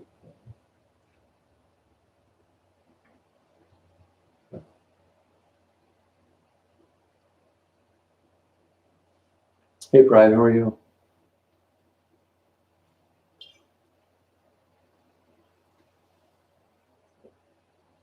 No, honest to God, I joke about it a lot, but I'd rather watch porn. That caused me problems too. I'd have girlfriends, and at the beginning, you don't want to be telling this shit. And at the beginning, you're attracted to them, and they got good bodies, and you're wondering how they are in bed. And then after a while, it was like after the newness wore off, I'd be getting arguments because I wouldn't want to be having sex with them, and I'd rather be watching porn. No weird porn, just regular old porn. And it was like, what are you going to do tonight? It's like, well, I'm sort of upfront. It's like, well, I'd like to watch porn, but I can't because you've been fucking with me for the last 2 hours. So you guys are smart enough to see where this is going. And before you know it, we're getting into arguments that, if you like porn better than you like me, it's like, I don't like porn better than I like you. I like you, but I'd rather watch porn than have sex with you, even though you're attractive. That's the dilemma. But honestly, it's like, I saw a psychiatrist over this, and he said, I said, I think I got an addiction to porn. And he said, well, that's a legitimate addiction. This is the psychiatrist that I get along with. And he said, well, what's the problem? Do you want to quit? And you can. Is your love of your life leaving you because you watch too much stuff? No, none of this. I already got rid of my wife because of it. And I think it's fine. I like watching it. It's not illegal. I'd rather watch porn than have sex with women. He said, well, I don't see a problem. I knew right then that motherfucker was my goddamn psychiatrist. Yeah. But if you get around a normal woman, she's going to think this crazy fucking, they get mad, pervert, fucking selfish. Well, that's interesting, Vaughn. Let me give you an example. I can tell you, there was a time when I was living in Florida and I was still married. Well, I'm still married now, but I haven't lived with my wife in a long time. And her mother would come visit once in a while who I couldn't stand. She just died about a year ago. You know what I would do? There's a place called Fair Villa. It's paradise for me. It's a 3-story porn place just north of Orlando, Fair Villa, Florida. I would go up there and I would rent a nice place, like 4-star hotel, and rent porn every day, all day, for the whole 2 weeks my mother-in-law was visiting. Now, that was about 180 miles away from where I lived. And I watched so much porn over a 2-week period that I'd ordered to-go meals. And there were times when I didn't even leave my hotel for 9 days. All I did was watch porn from 8 in the morning till midnight every day for 2 weeks and got food ordered in. And you know what the only negative side was of the whole experience? Is that it had to end. I wish it would have been 3 weeks. Wherever I lived, any porn store, I was their best customer. I mean, I go in there and it's like, I didn't give a shit. Well, I would rent like 20 movies at a time, bring them back, like, and I'm still that way. It's crazy.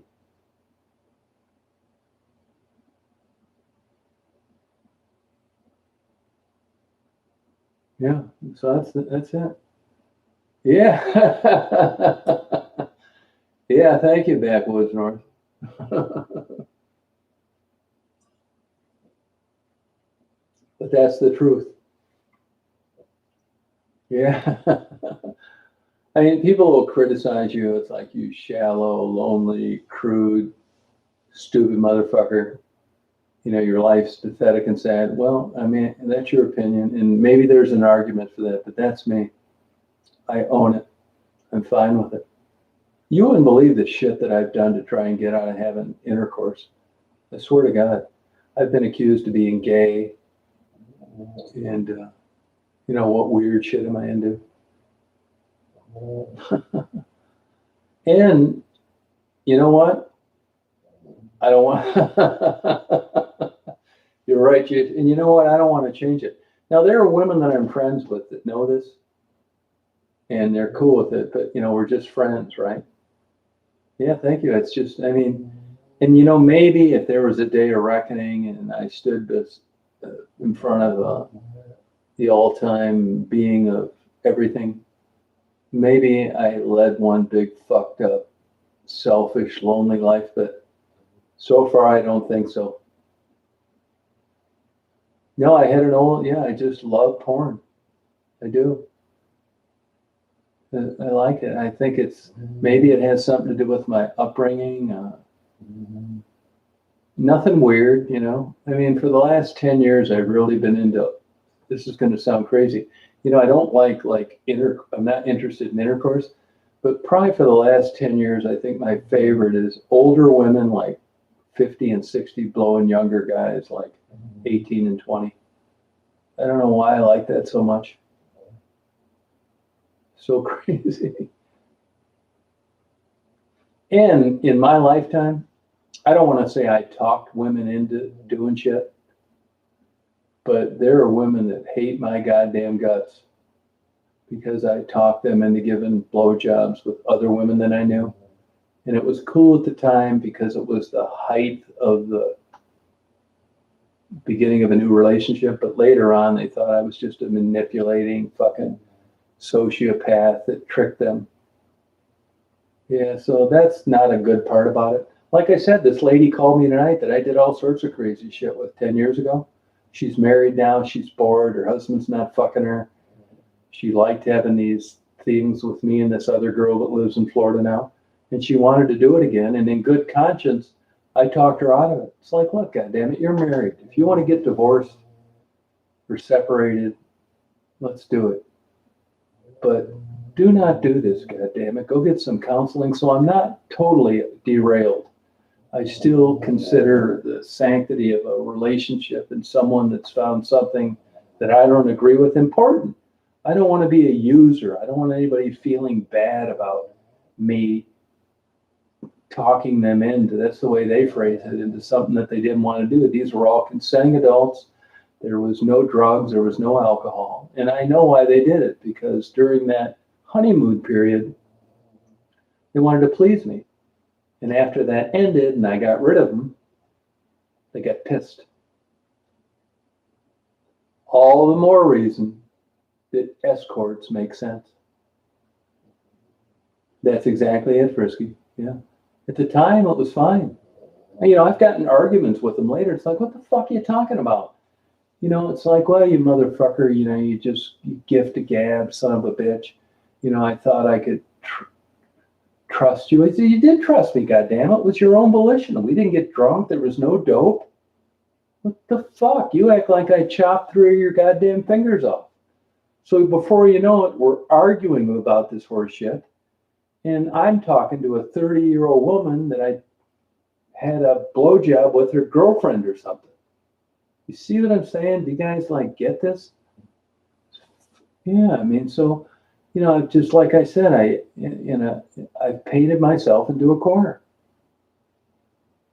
Honest to God, man. Church of no panties. Believe me, I will join that church. Yeah, it's fucked up. And like when I'll go, like, you know, if I go to like I did Hilton Head, you know, and the wife, anybody's wife always looks at me like through, believe me, it's not rose-colored glasses. It's threatening to them. But believe me, man, I have went out of my way with people I know. I don't recommend this life. If I could wave a wand and change it, I would. But I've never tried to, you know, entice anybody that this is the way to go. I don't. You know, friends of mine that know me, you know, wanted me to hook them up, not happening. It's the same weird quirk I have with guys getting a hold of me through my YouTube videos and wanting to meet prostitutes. Not happening. Why? I can't really articulate. Here's a working girl that's getting fucked 50 goddamn times a week. But you know what? 51 isn't going to be on my dime. I really, like I said, I can't articulate it properly, but I don't want to be the conduit between a John and a prostitute that I've got to know. It's nuts. I know, but I don't do it. I don't think I'm a better guy. I don't think I'm their pseudo fucking daddy. None of this. I'm just not going to do it. Oh, they do, Susan. Well, young guys tend to think that older women are going to be good in bed. And like I've said all along, I've had a shit ton of sex, man. Big time. And it doesn't work that way. I think some of the worst sex you could have is somebody you met at a topless bar or a porno movie star. The good sex is from broken homes and from librarians with thick glasses. It's not what you're thinking. It's not the grinding topless dancer swinging down the pole. Been there, done that. That's not the way it manifests itself.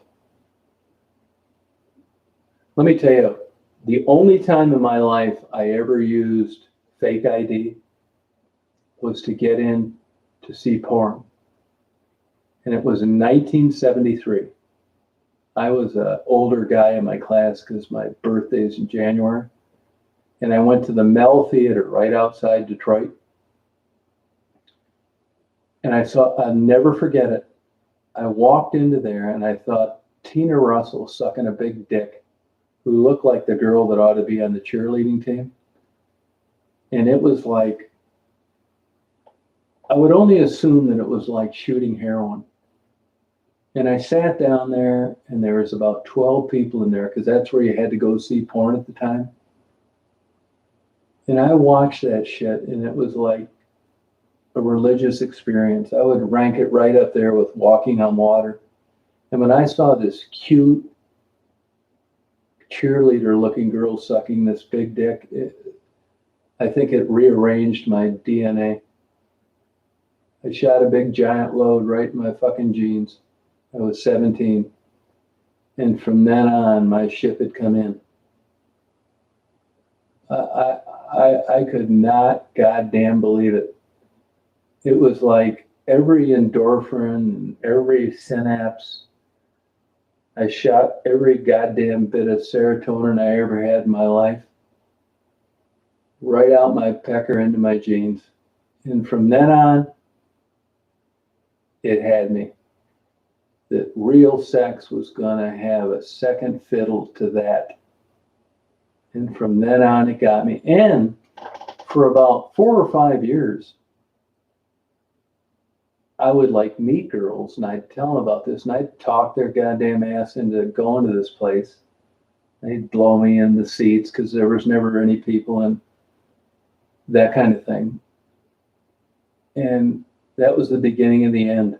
And here I am. That was 1973. And I feel just as strongly about it now as I did then. Now, if you go to a religious guy, forget it. If you go to a psychiatrist, but that's the path I chose and I'm happy with it. Yeah, I mean, I did talk. I mean, I hate to say that, Frisky. And I only base that on what they said later.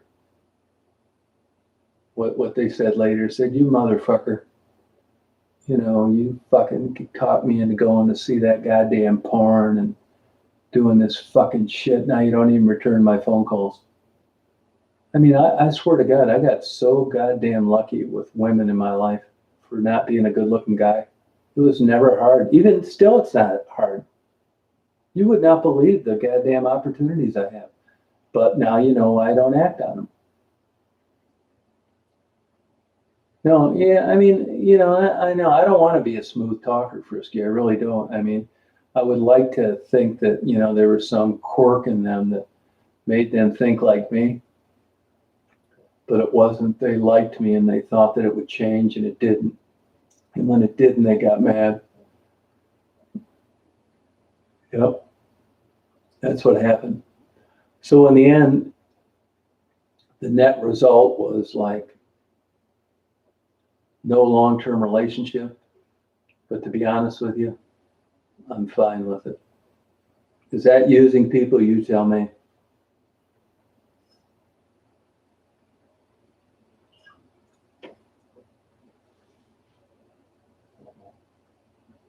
Yeah. I mean, I'm not saying it's 100% like, you know, fireworks, but that's what happened. Yeah, I was up front, but I'm telling you, there's a penalty for that. No, I'm not. I'm never lonely. Nope. I really don't think I am. So that's why I, you know, in between jacking off, I watch birds and take my dog swimming and get the triple shot latte every morning. I just had somebody at the coffee shop ask me, there's this 50-year-old lady, she's divorced, like, shit, Sally wanted to know, you know, if you're into dating. I said, no, tell Sally, I think she's really nice, but no, I'm not. So you guys know why I know. Sally doesn't know, but you can understand the problem this causes. Sally wants a normal relationship. I can't provide that to her. It's fucking nuts, man. Yeah, I mean, I'm not embarrassed by it. I may have been at 35, but at this stage of the game, I'm going out this way on a high horse.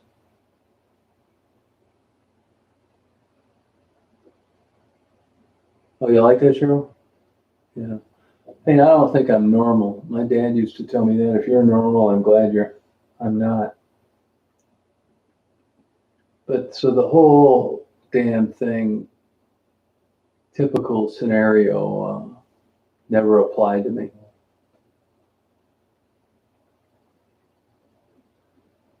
Yeah, watch big time. Yeah, I'm a big watcher, total voyeur, big time.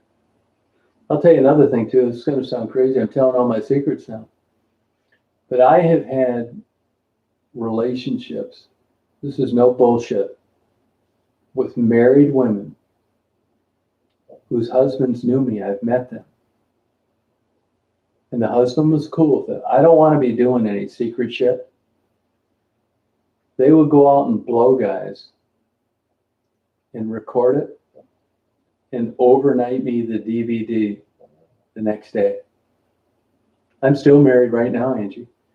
If you came over to my house today, I have a stack of DVDs of married women that I know whose husbands knew me that didn't have a problem with it, that would go out, blow a guy,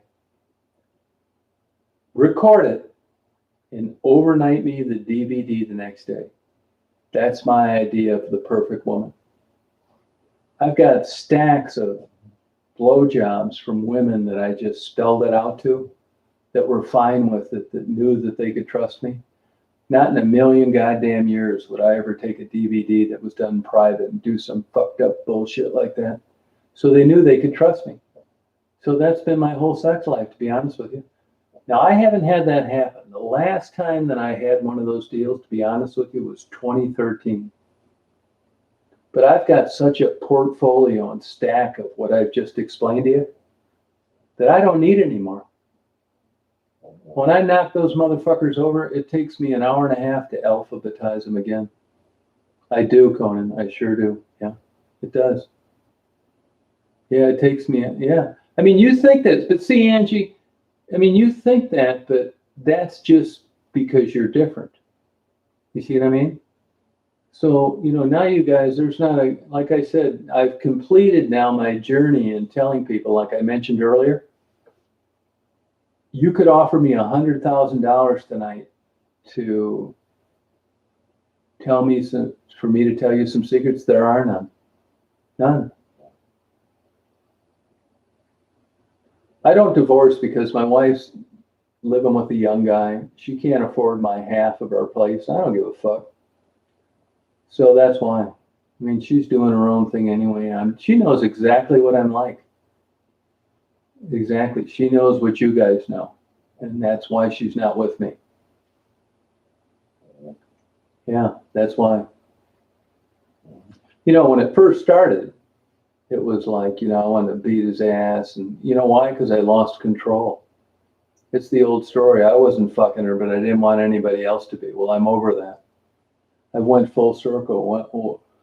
Instead of wanting to kick guys' ass now, I want to give them a big fucking hug for taking over. In which part, Angie? Which part are you talking about?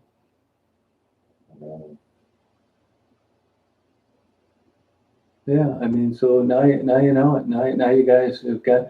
So you guys, if you've had any remnants of thinking, well, what is this motherfucker doing out there? What's the deal with him interviewing these working girls?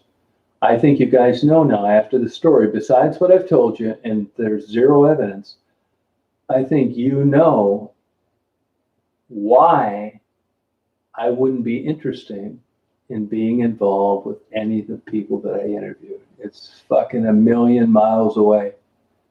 Doesn't do a thing for me. Nothing.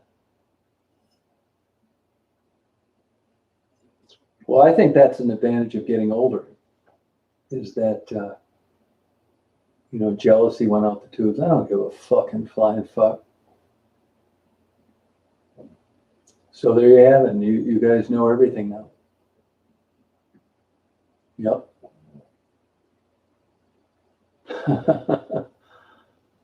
Yeah, man. I mean, so, my wife seems, I don't know if she's happy or not. I don't ask anymore. I don't give a fuck. I mean, if you don't care, why would I ask? Different strokes for different folks. That's exactly it, Conan. But the average woman, if you're talking numbers, they want a normal relationship. And it's up to them. Good for them. I wish them the best of luck. I mean, I got these women on this YouTube. They send me fucking talk about vibrators and phone sex. I'm not into that shit. I don't give a fuck about it. It doesn't interest me. Controlling a fucking vibrator from 500 miles away. I don't care. It doesn't interest me. I'd rather fucking peel carrots. I don't. I think it's apples and oranges. I don't think it has anything to do with it. My interest in interviewing working girls, it has nothing to do with sex. I know you're going to think, what do you mean, you crazy motherfucker? It has to do with mental behavior, my own struggles, depression, what got them there to begin with, and the isolation and the inability to escape a life that they don't feel good about. That's what bothers me. It does. It does. I want to help them get out of there. If they said they liked it and they were satisfied, I'd be all right with it. I wouldn't say a word, but they're not. So it's getting caught in this conundrum and without help, they'll never escape it. And I just want to help them get out of there if I can. As you know, I've had big time mental problems, which is maybe why my sex life is the way it is. I don't think it is, but it could be. So I understand getting caught in that whirlwind of doom. And if I've been shit lucky enough to have the wherewithal to help someone escape it, I will. Yeah, silly accusation, yeah.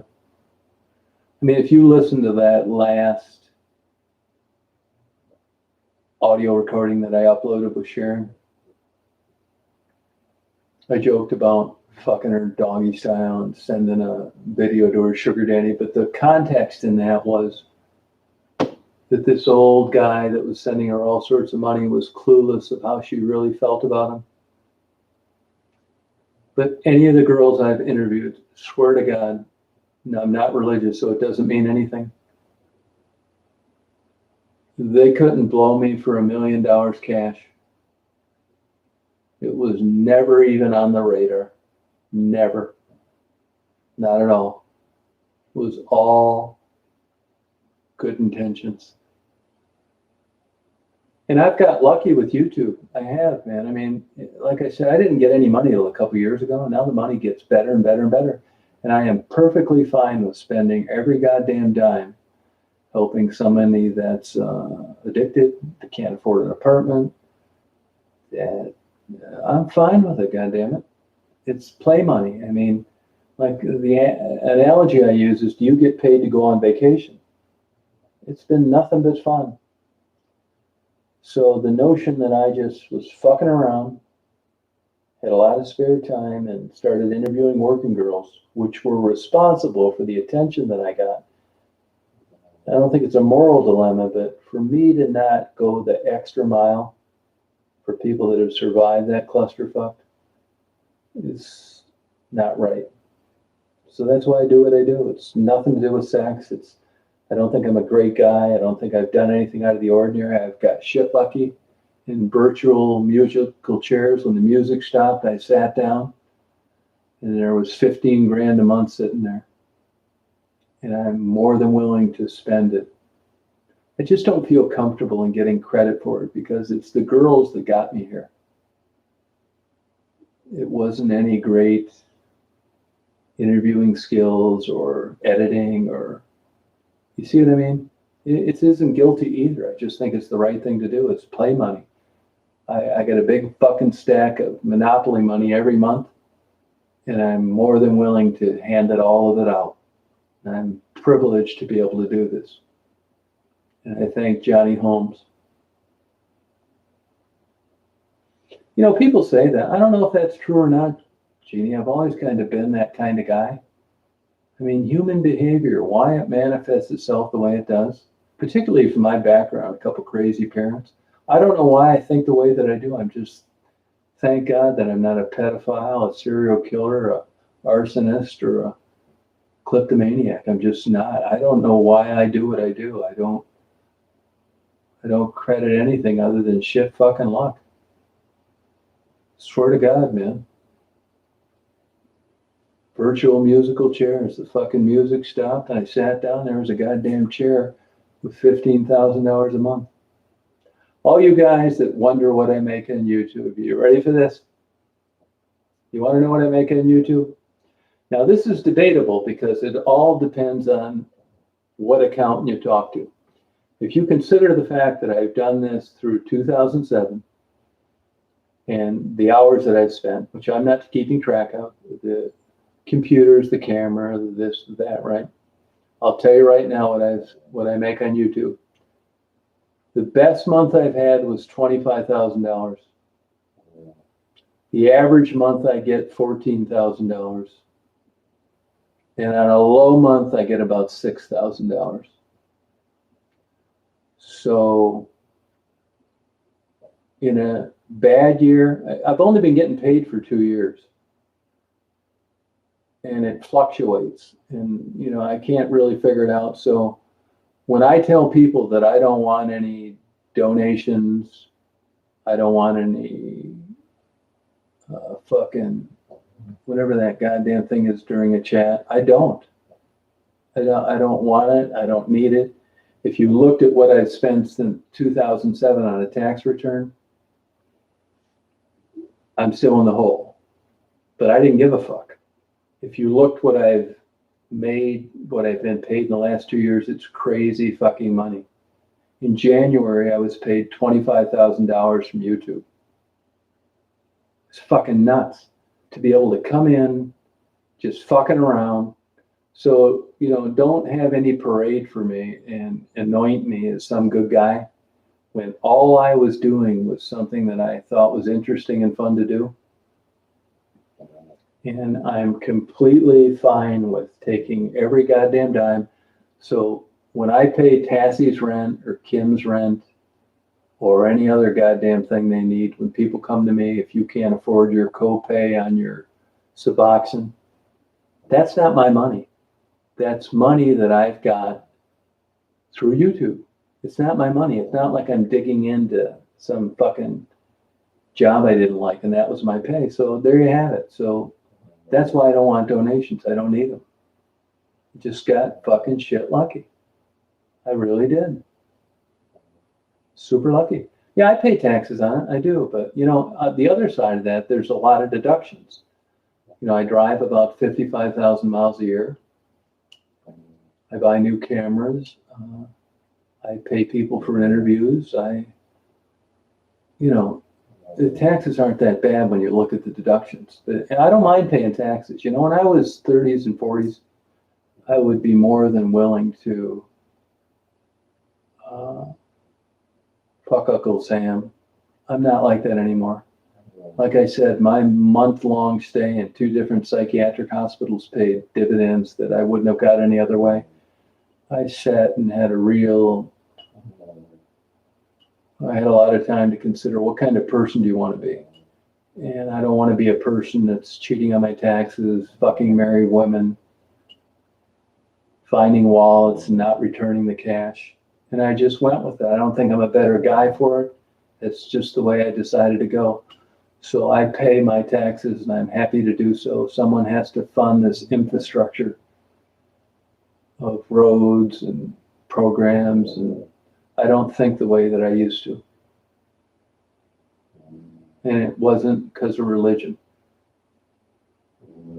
I have money from other. I honestly, my money is all from like.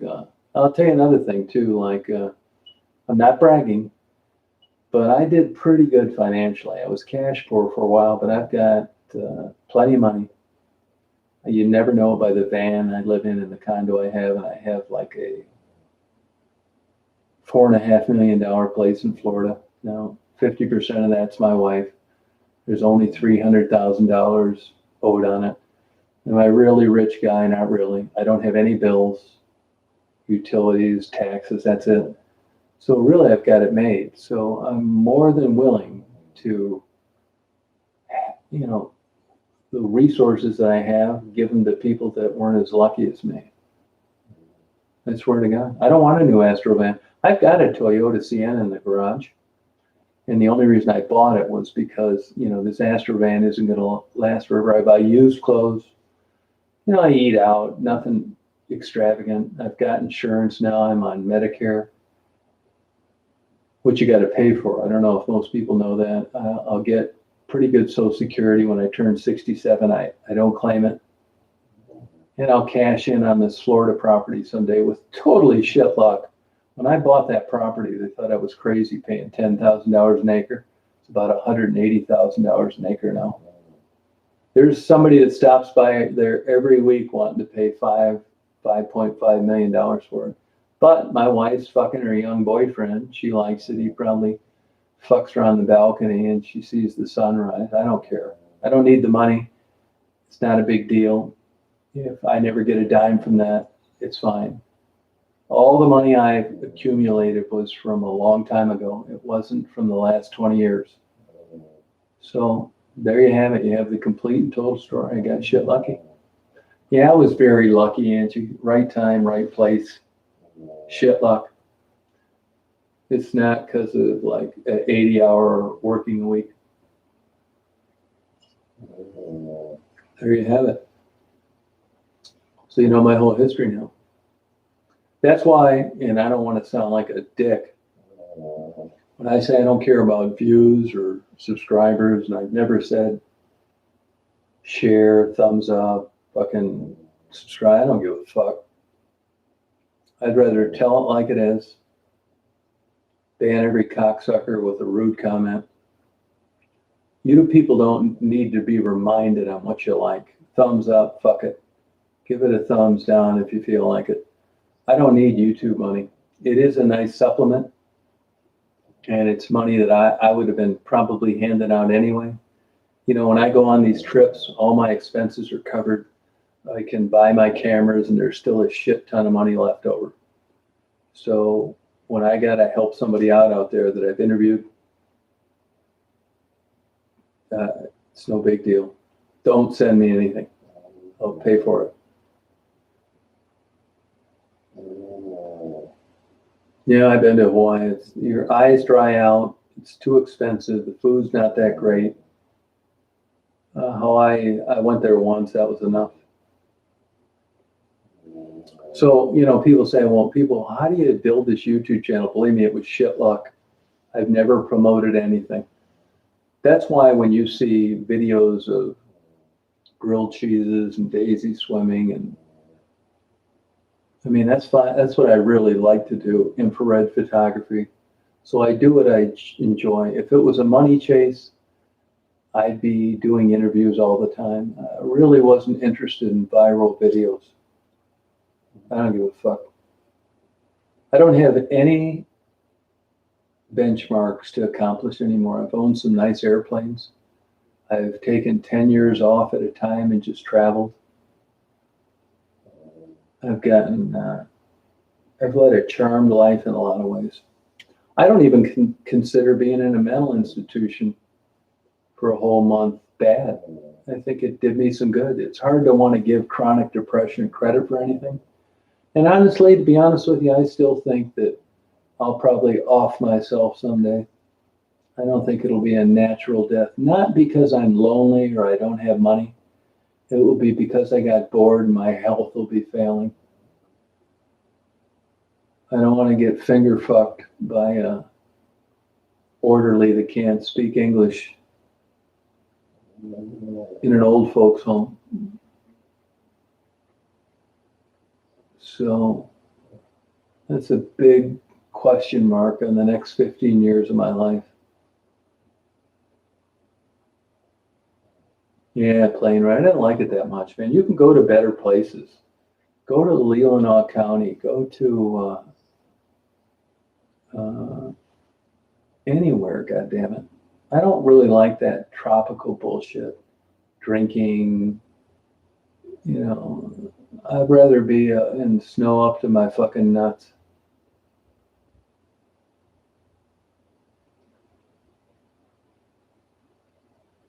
Yeah, I got fucking lucky, man.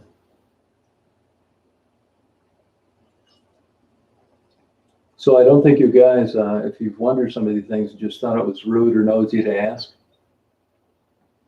Now you have it. Now you know why.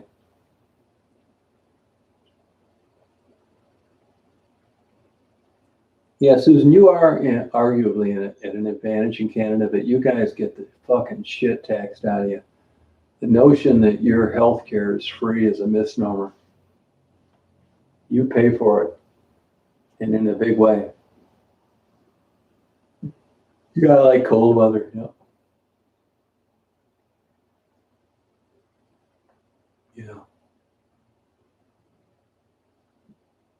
You know, anything I want, I just buy it. You know, I've got all great camera equipment. I don't give a fuck about cars and clothes and really even houses. But, you know, I'm a nut about my computers and my photography. I stay in dives because I can have a dog, and if Daisy shits out a big turd on top of the pillow, I'm not going to get the death penalty. If it's a big enough dump, they're used to it. Fucking crazy. You couldn't give me 5-star hotels. You know, I spent 2 weeks with a friend of mine in Hilton Head. I couldn't wait to get the fuck out of there, man. It's just like, goddamn, gated community, nobody works. It's from like $1 million homes up to 20 million. I did like the beach. I did like the sunrises, but that was it. He's standing in line for these fucking 5-star things. So really, I mean, I'm kind of surprised that I've lived this long. And boy, I pulled a fucking rabbit out of a hat, man. I really did. I was at rock goddamn bottom 4 years ago. So I believe the power of porn has pulled me out of this. You know, but people think my photography is related to being a private detective. It's not. That my inquisitiveness and interest in things is because I'm a private detective. It's not. It really isn't. I mean, I made a shit ton of fucking money at private detective, and none of it was exciting work. I couldn't fucking believe it, man. I mean, literally, I went from rags to riches. I went from being flat fucking broke at 25 in 1981 to making about $200,000 a year in 1984. I sold my first agency for $1.3 million, my second one for $1.7 million, and my third one for $700,000, which the guy only paid about half and defaulted. Now that seems like crazy money, but like I said earlier, I mean, it's okay, but when you pay taxes, it's not that much money. I would only work when I ran out of money, and I got lucky with that property in Florida. Believe me, I don't give a fuck. I don't do any research. I bought it, got lucky, it went up, and that's still hanging out there. And if I had to bet, I would think that I'll probably never see a penny. I mean, honest to God, man, at this stage of my life, I hope my wife gets a big old 12-inch dick every night and has 6 or 7 orgasms. That's where I'm at. I'm happy for her. Good luck to her. And she likes living down there, and she doesn't seem to want to leave. And if I never see a dime from that place, I'm fine. I'm sure she's going to get the money I have and my condo and my porn collection. Once in a while, I'll send her a picture of getting a blowjob by 2 women and say, I'm having a great day. And she'll email back, you motherfucker, why are you sending me this shit? And I said, because you said you hoped for my happiness It doesn't get any better than this.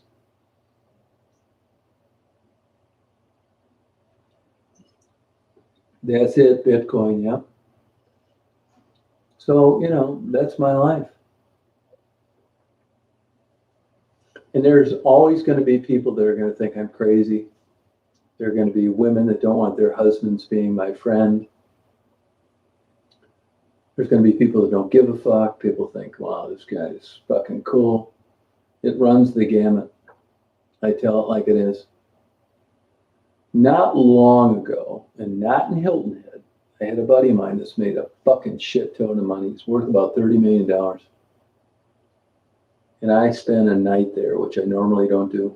He has this fucking like $9 million home, which I don't give a fuck about. He's a good guy.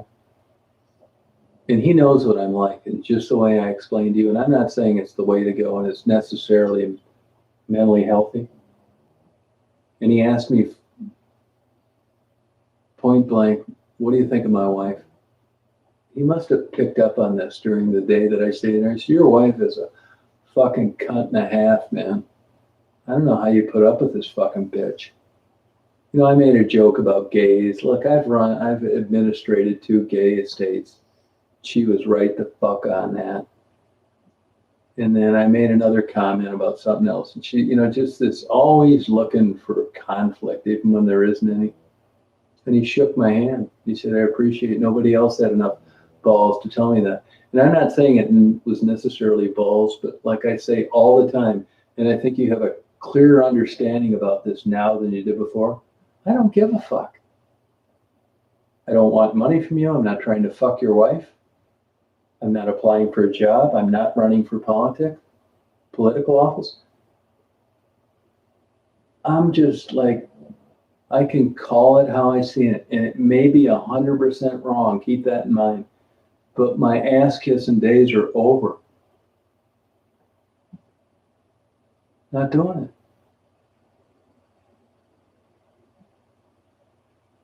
There's no consequences because you don't have anything over me. People say you're a big fucking asshole. I'm unsubscribing. Have at it, motherfucker. I wish I could have kept you from watching any of this shit to begin with. You don't deserve it. You're a dickhead. No, that's true, Karen. It's true.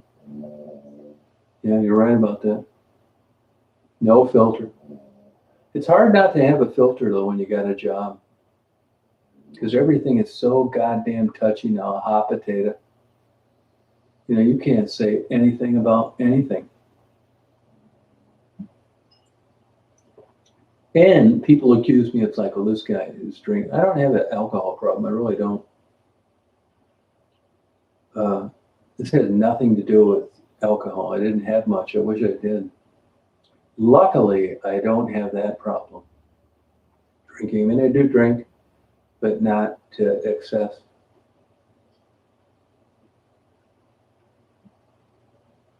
No, you will, Michelle.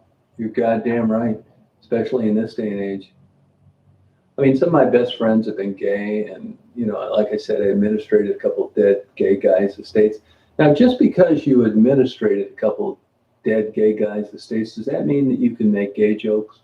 No, it doesn't, but I do anyway. Fuck it. Anybody that did their due diligence and searched around, they would realize I'm anything but a homophobe. I wish them all a big dick.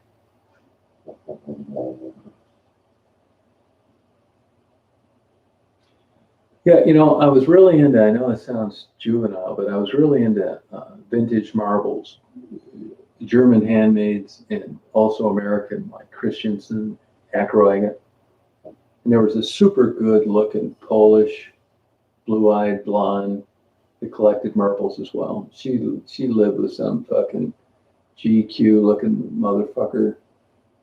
And she was a good looking son of a bitch. And she was a flight attendant and then thought, my looks aren't going to last forever. And she ended up getting a PhD and working for the state of Texas. Super cute, man. Believe me, I thought she was smart. And she thought I was a big asshole. And they used to have a big marble convention yearly in Amana Colonies, Iowa, big Amish place. And she sat down with me, man. I almost told her to get the fuck out of here, man. When you sitting down here with me, all you do is talk a bunch of shit. And honestly, just like Bobbles the other night, we had about an hour of a great conversation. Really bright woman. And she worked for the state, and like I said, got a PhD. And I said, what would you credit your experience as a flight attendant and getting this PhD and having a good job? And she's a published author. What do you think you could, in one statement, could tell me would be the best advice? What did you learn that you would like to spread amongst other people? You know what she said? Learning to keep my goddamn mouth shut. You couldn't have coined a better phrase. Learning to keep her goddamn mouth shut. Let me tell you, that should be high on your list, and that is the truth. Learning to keep your mouth shut. It's hard to do.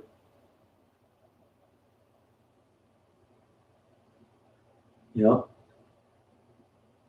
So crazy. I haven't talked to her in quite a while.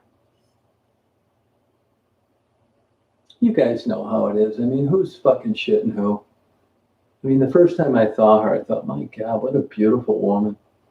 This blue eyes, blonde hair, great body, smart. What the fuck else is there? I always assumed she gave bad head, so I didn't think about her every second of every day.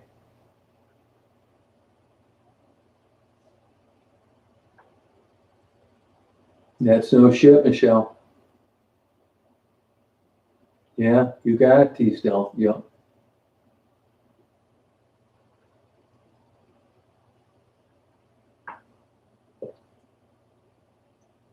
And as fucked up as it sounds, here I am 65, and I'm thinking, what are these rest of these years gonna fucking be like? I mean, I got enough photos and videos, but I may lose my interest in that. There's kind of a fork in the road. You know, I do enjoy the interaction with people on YouTube, and I like doing what I do, but everybody knows it's not going to go on forever. I guess I just wonder how long I'm going to be able to do this. Oh, sorry about that, Mark. Do you have a family physician? Get a hold of some Trazodone or Remeron. I was in love 2 times. Once at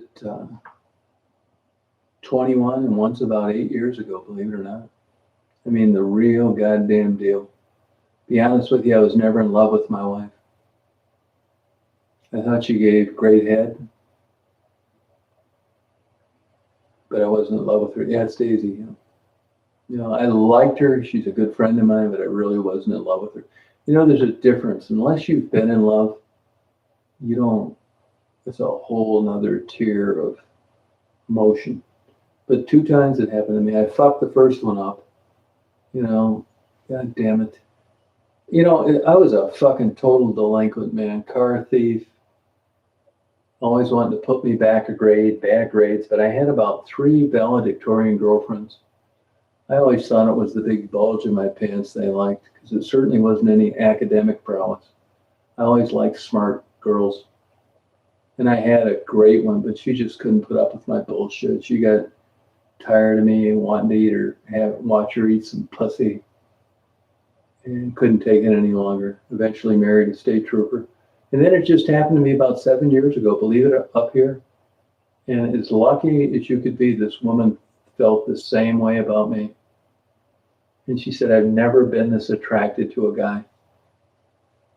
And let me tell you how, and even prior to a mental institution, we went and got lunch one day, and her husband buzzed her, and she always said she had male friends, and he had a fucking fit. And we went back to her house, and he was out of town. She said, would you like to come in and have a drink? And I thought, this is not a good idea, because I respected her. Now, does that mean she was going to want to deep throat me? I don't think so. But I just didn't think having wine with someone that I was that attracted to, that I knew liked me, was a good idea. Finally, about 6 months later, her husband gave her an ultimatum. It's like, I don't want you talking to this Tom Reed motherfucker anymore. And that was the end of it. I respected that. I got it. I didn't do it. So to answer your question, yes, 2 times. Once at 21 and another time about 7 years ago. Yeah. Once you bite that poison apple, nothing compares. I would give good head second place, but it's nothing like being in true love. Oh, fucking A, Conan. Happens all the time. I swear to God, that's what happened. I really love this woman. I'm not kidding you, I did. Her mother just died, and I sent her a text, and it wasn't like a, trying to, strike up comments. She didn't respond. I've seen her husband. I'll tell you a big problem I have with people that will really set me fucking off. I mean, I've had a lot of experience fighting, boxing, kickboxing. I'm not saying I'm a badass. I'm an old guy now. But for 15 seconds, you would not think I'm at my age. And a big thing that I have is people talking down to me. I mean, I can really trip my motherfucking trigger. I want to get out a goddamn baseball bat and just splatter your brains across everywhere if you talk down to me. You respect me and talk to a man, but if you start talking down to me, and her goddamn husband talked down to me one time, and I controlled myself, but I told her later, I said, you tell that fucking faggot you married, he ever talks to me like that again, and the next time I see him drinking a coffee at Tim Hortons, I'm going to go up and bitch slap that stupid motherfucker. I did tell her that, and maybe that's why I didn't get a response, because I did the right thing at every step through that. And this motherfucker gained confidence by me not getting in his ass to begin with. Well, that was a long time ago now. Nothing ever happened, but cops, authority. I had a fucking prosecutor tell me that I have a problem with authority. I said, the only goddamn time I have a problem with authority is in a goddamn bondage chamber. I don't like being talked down to. Really, it fucking puts me in a psycho mode.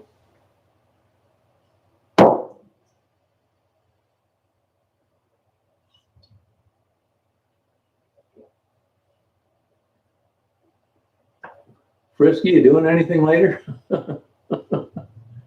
Now, here's the deal. Here's the caveat to the whole thing. And I talk about silver linings a lot. Anybody want a date? You can't say that I didn't inform you.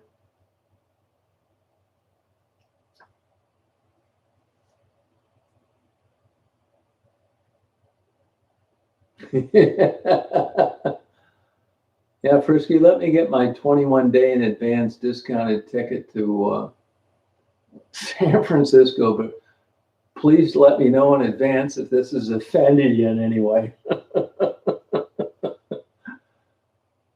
God damn, man. You know what I mean, Joey?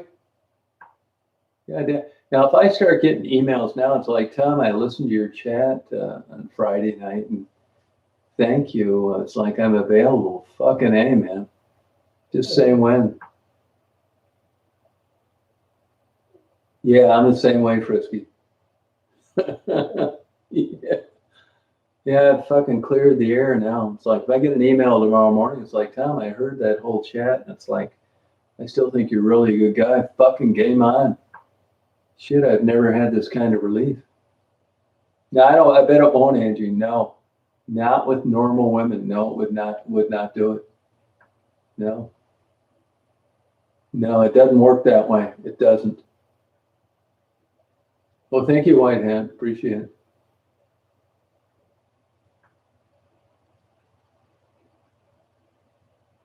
Yeah, well, I mean, I'm telling you, though.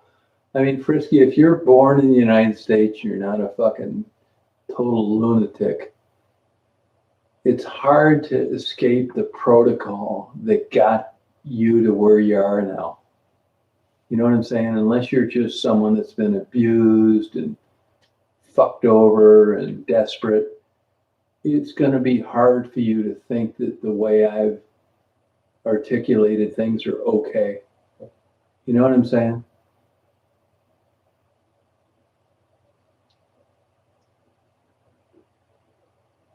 Too Late Baby. That's an excellent song, by the way. You know, it's funny you should bring that up, Dawn, because, you know, I love that song, Too Late Baby. But, you know, that goddamn song over the test of time is not done very well. I'm not saying that Nirvana is how many views you get in YouTube, but there is a relationship to views and good songs and bad songs. It's not everything, but for such a kick-ass song, I think it's because Carole King comes across as such an obnoxious cunt. That's my only guess. Because that was such a good song, and if you look on YouTube, it just doesn't it hasn't done very well. You're right, James Gangstalk, it's true. Yeah. No, it's not, James. It's not. It's not about depopulation. You need to do more research. Yeah. That's B.J. Thomas saying, and everything is going to be all right. Well, he sure seemed like a gentleman. I think I had a man crush on him. I mean, every time I see his videos, even this has been for fucking ever. I mean, this guy just died. He was 78. And I'm thinking blue-eyed, great head of hair. This motherfucker got more ass than a toilet seat. He was during the good days, too, when you didn't get arrested and fucking, you know, castigated for, you know, being famous. The fucker overcame his demons. His wife was beautiful, and they stayed married. That's just, I put that fucker right up there with Jesus. He overcame I like Nirvana. Overcame all these goddamn demons. Poor motherfucker died of lung cancer, but he lived to 70. He had a great life. Oh, interesting, Len. No kidding, huh?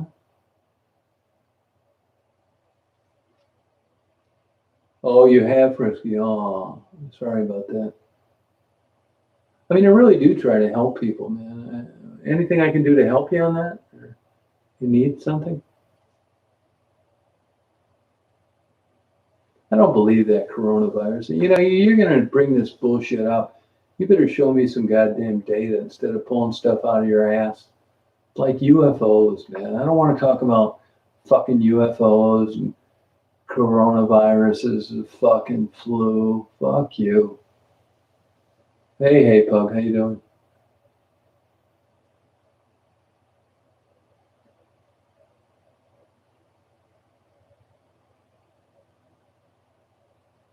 Oh, good for you, Hey Pug. Well, welcome, yeah. You know, I go fucking crazy for talking down to me. Yeah, good for you, Eric Gold. I'm surprised you would say that. You seem like a pretty passive, easygoing guy. You know? Well, thank you, Whitehead. Appreciate it. And believe me, I've got as many enemies as I've got friends. I think you guys are well aware of that. You know. And I do refer to women that I don't like as cunts. I apologize. I'm old school. Please don't take it literally. I say things about fat women with hairy lips, big saggy tits. I'm sorry. Well, I'll check it out, Susan. I sure will. Yeah, I will. That's how I am, Eric Gould. Yeah, talking down to me.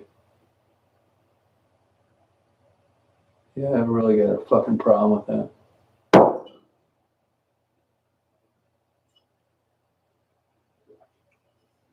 Well, I made a truce with Bobbles. Actually, you know, you get surprised. You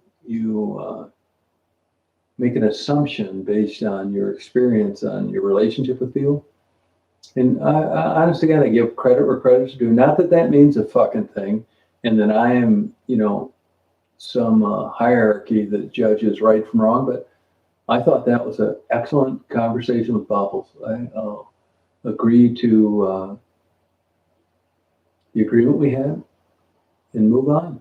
I'm great for it. I would rather get along with people than not.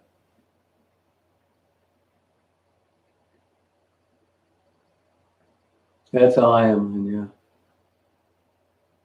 Good night, Cheryl. It's great having you around. Thank you. You did a good job of moderating, blowing these stalkers out of the water. Thank you. You've been a perfect addition.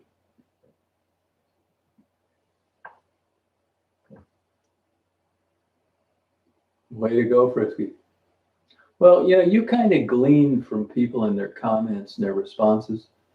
And after a while, you kind of, can make I'm not saying it's a scientific study, but you kind of know where they're coming from. Frisky, the way she responds to things, Cheryl as well, it's like respect.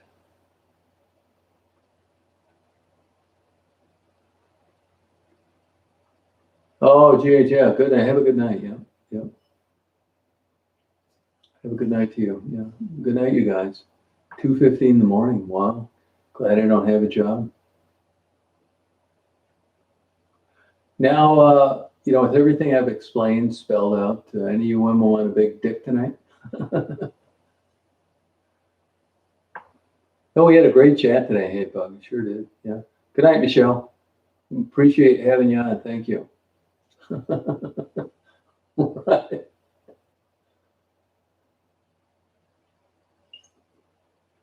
Yeah, anybody that loves blowjobs, threesomes, and doesn't like intercourse and cuddling, please raise your hand. I mean, I try to respect people. Oh, thank you, Susan.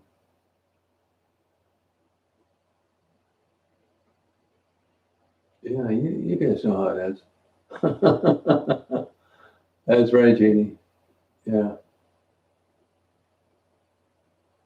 I tell you, I can't figure that out for the life of me. I don't know whether it's a part of my brain that's missing, but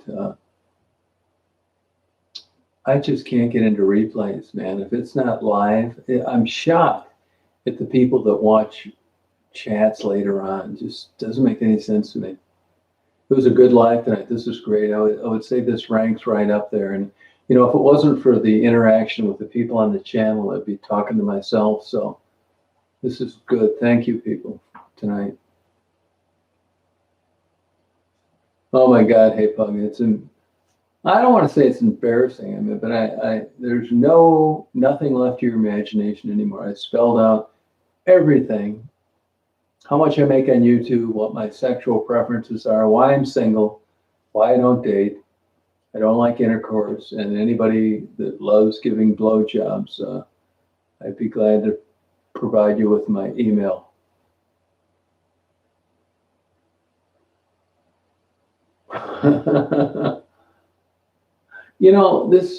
Is this Russian? Is it Bopak? I really don't know how to respond to you. What's your name? Those are great one. Thank you, Angie. Angie, I'll tell you, if nothing comes out of this other than that you see better after your appointment, it was all worth it. Yeah, lives are come and go, man. If I get I'm depressed all the time. I've been in a spiral for 10 months. But when I get super depressed, I just don't fuck with them. No, these stalking motherfuckers are crazy, Frisky. I swear to God, you're smart enough to listen to, 10 seconds of these and understand that they're no really threat. I'm glad to get rid of them. And honest to God, you're going to think I'm full of shit. I don't give a fuck about views, subscribers. All you people out there, unsubscribe if you feel like it. I don't care. I mean, I appreciate your interaction, but I don't give a fuck if you subscribe or not. It's not about that. And I'm glad you brought that up, Frisky, and I'll tell you why. Because YouTube's been great for me, right? But they got customers, digital advertising, and I don't blame them for not wanting one of my telephone calls. If somebody is selling Kotex or Christian Bible Camp, I don't blame them for not wanting my uploaded telephone calls to be part of their digital advertising. So what I've done on every goddamn phone call that I've uploaded, I've demonetized it. So for all you cocksuckers out there, talking shit about me. I've demonetized every phone call because I agree with YouTube. I don't want Bible camp to be coming up in the midst of a conversation with a con artist, a personal beef that I have, in full disclosure on how crazy they are. I've demonetized them all. If a commercial comes up, I'm not getting anything for it. You feel better? And I'm not putting YouTube at risk with the paying customer for listening to one of these kooks that I've crossed paths with talk about how crazy they are. Demonetized them all. I have. Yep. Sure am. Not a goddamn dime, no matter what. That's not gonna, I mean, I hope it ceases, but it doesn't. Frisky, I'm not kidding you. I did not want to do that. I did not. But these fucking crazy bitches are fucking weirdos that kept fucking with me. They broke the agreements that I struck with them, and that's what you get. Look, I didn't say what they said. They said it. Those are unedited phone calls. You can interpret them any way you want. And until these fucking kooks go away and quit bothering me, those phone calls are going to be up. I'm not afraid of a lawsuit.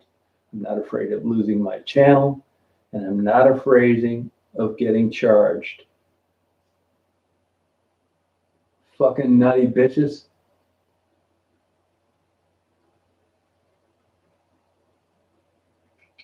Yeah.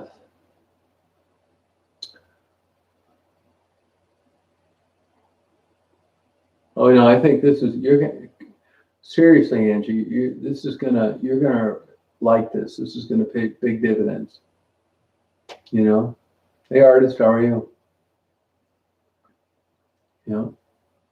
This is hard to believe this has turned into a 4-hour and 17-minute chat. You know what I really like is that you guys aren't hitting that like a button and all this bullshit. Doesn't matter. Oh, thank you, Angie. Yeah, I take that as a compliment.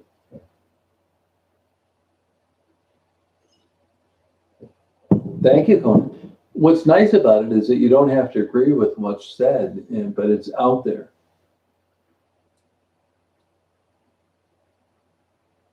Yeah, no, it's truly deserved, Angie. Yeah, sure. Right, yeah.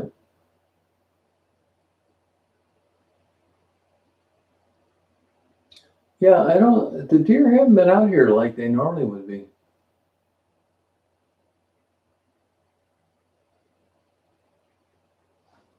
Isn't that crazy? It's fun. It's funny. But, that's what I like about it, because if it wasn't something that was worth talking about, I'm not saying it's valuable, it wouldn't have, so it's a great chat. I would say this has been the best chat ever. Don't worry about it, Lan. I don't give a fuck about any of that. I really don't. I don't. So don't do it. Just come in, interact if you want, say whatever it is on your mind, and you don't need to be hitting any thumbs up or subscribing. I don't give a fuck. Yeah, that's interesting. Deer migrate though, Angie, and they may not need it this time of year. Yeah, I love deer. I really do. I think I like watching them. They're innocent. I could never kill one. Okay, Coney. Yeah, thank you for coming on tonight. Appreciate it. Yeah, it's fun. It's not over yet, GH. Hey, Joy. How you doing? This is a good chat tonight. I mean, this is hard to do. I mean, I could say everybody come on tomorrow night and it would not be the same. It either happens or it doesn't. It's so weird. It's not my control. It's all the interaction, the questions, the comments. It's an odd combination. It's kind of like a tornado. A lot of things have to come together. But it was a good time. We talked about a lot of things, and I thank everybody that interacted. Oh, okay, Angie. Yeah. That you're going to really like your experience down there at the Kellogg Eye Institute. Oh, you did, Lynn, huh? Wow. No, I know. I was thinking. I mean, when I went on early, I thought, well, maybe I will get a somebody that'll want to call in. But that didn't happen. But it all worked out. You never know what's going to happen, how it's going to turn out, you know. But this tonight was definitely a memorable chat and experience. Thank you, guys. Like I said, if it wasn't for you guys, I'd be talking to myself. I don't know what the fuck I'd be doing at this age without YouTube. Well, I shouldn't say that. I'd be beaten off to porn. Of course I would be.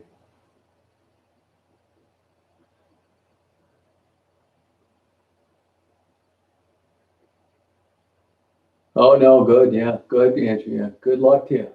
I don't think you're going to need it, but that's going to pay great dividends. I agree with that. Yeah, people trying to collect. Yeah, this goddamn COVID has really fucked things up. Yeah, thank you, Susan. Appreciate you being here. Susan, now what town is that you live in? You're what, 60 or something? Like that? Yeah, I don't know if they are or not, Conan. You know, they may be good for depression, but I'd still would recommend psychotropic medication. Yeah, that's all right, T. Still.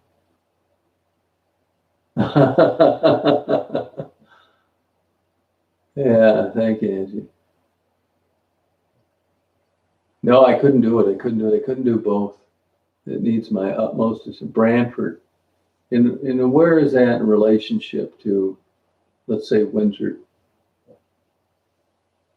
uh, no, Angie will be doing fine. Yeah, you may leave your husband, Angie, when you get those new glasses. Oh, Toronto. Oh, okay. Now, Susan, you said you're what, 60 or something like that? 62 or something? Frisky, I think you're like 55 or something, aren't you? Something like that. uh,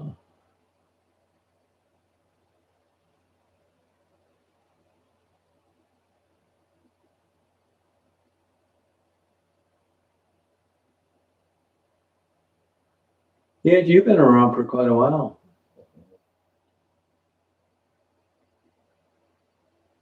Oh, okay. Okay, that a girl, Angie. That's a good answer.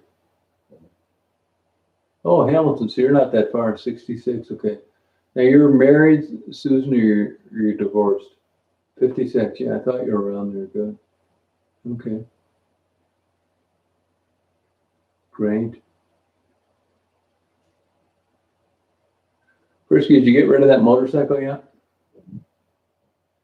Frisky, I think you understand now, based on tonight's chat, that sending Sherry money is no big deal. It's like a nothing.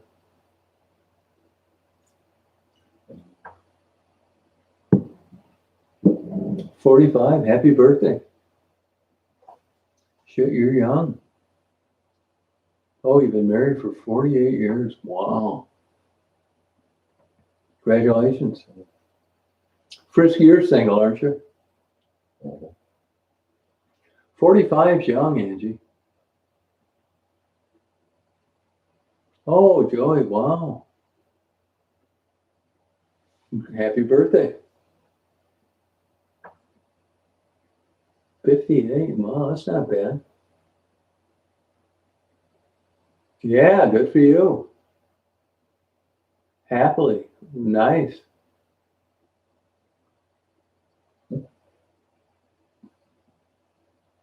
That's young, 42. That's young, Angie. You're not in the menopause yet. You don't have that big tube of KY jelly next to your bed, I bet you. You got about 5 good years. Take advantage of it.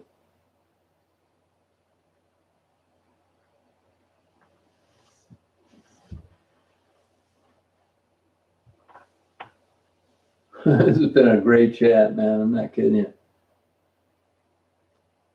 57. Oh, wow. Happy birthday. Shit, you don't know what you got going there, Angie. 42. Wow, T-Stealth. No kidding. T-Stealth, I'm not sure. Are you a female or male? It's all right, Susan. Yeah, me too, Frisky. It's normal reaction, you know. Yeah, I get it. I know what you mean. Well, the good news is there's not that much of it left.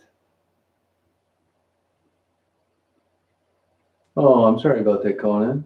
Oh, you poor person. Yeah, that's sad. Yeah, 56 isn't bad. Okay. Oh, you're 56, Faye? Oh, okay.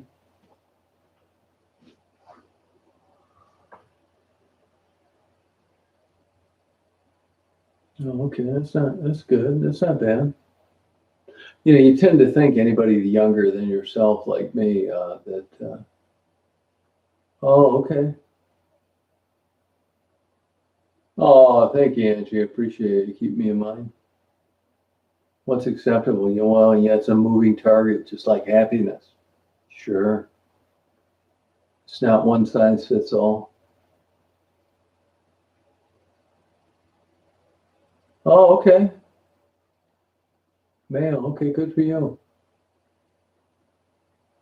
Oh, airplane. Good. I like airplanes. Good deal. There's always going to be aspects of your life that are going to be, you're going to be doing better than people. You're going to be, in other aspects, you're going to be doing worse than people. Your life could be a train wreck. You know, I don't think it's a fair comparison. You could have had, you know, not had good luck, fucked up parents. Yeah.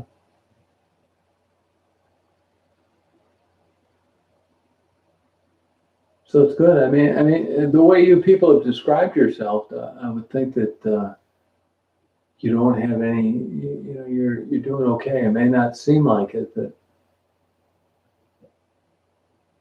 uh, you're still alive and you're on the right side of the grass.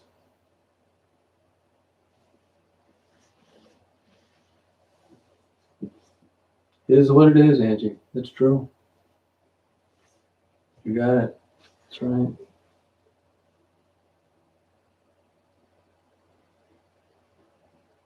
Yeah, it's not linear. It doesn't necessarily get better over time. There's ebbs and flows. You know, good times, bad times, married, happy, celibate, uh, dedicated, infidelity, separation, divorce, new sex, affairs, runs the gamut. We're human beings. Hey, Blue Skies. Thank you. We had a great chat tonight. It's really excellent. Well, good pizza, good for you. Life of Trees is an excellent book. Yeah, I mean, unless you're just gilded fucker from creation, you're lucky if life is good from beginning till end. Right side of the grass, that's no shit, Jeannie. Hey, Jamie.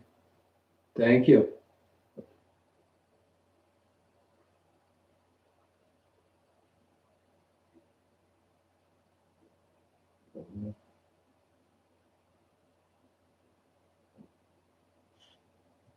Yeah.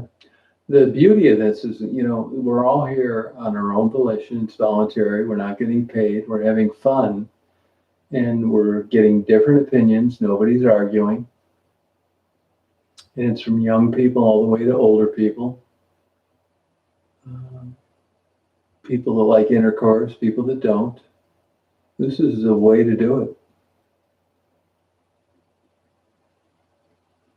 It's a good chat tonight. Excellent, man. Big time. A plus. I would pay for this. If you could guarantee me a chat like this tomorrow, I would pay you $500. That's no shit, Angie. Well put. Words of wisdom. You're right. Yeah, you said it. You nailed it. Oh, really, Susan? Okay. That's thought provoking. Oh, thank you, Jamie. What do you want me to spend it on? Can I use it on Magnum rubbers or KY jelly, or would you like a treat for Daisy? Oh, I know, GH. Doesn't work that way. I'll be all for it. Tell me how to do it. No, you're right about that. Yeah, you're right. You cannot do this again. We will not have this kind of chat tomorrow. No way. Well, thank you, artist. Appreciate having you. Thank you. Thanks a lot. No shit, T-Stealth. Just like Frederick, an older guy that comes on here. He's figured it out. He's in, I don't know, he's early 70s. And you know what he said? And this is super profound. He no longer buys green bananas. It's no shit. You never know what tomorrow's going to bring. Yeah, I think it is too. You know, different continents and ideologies and people that are happy, people that are sad, married people, women that like to give blowjobs, women that don't, people that accept me for what I've just explained. Right. You know, there, other than like a forum like this, there was nobody for me to tell this to other than a fucking Jewish psychiatrist at $300 an hour. It's nice to have your peers have this laid on them and not think you're crazy, as opposed to a medical professional that you're paying $300 for an hour for. So this has been great for me as well. And the caveat in this, and the silver lining, which you always bring about, if I ever get a boat, that's what it's going to be, silver lining or shit luck, one or the other. But after it's been full disclosure, if there are any women out here that have listened to what I've said, if you're willing to date, boy, my ship has come in. If you listen to everything that I've said tonight and you're willing to date me, I think true love is right around the corner. You're lucky, Conan. I love Cincinnati.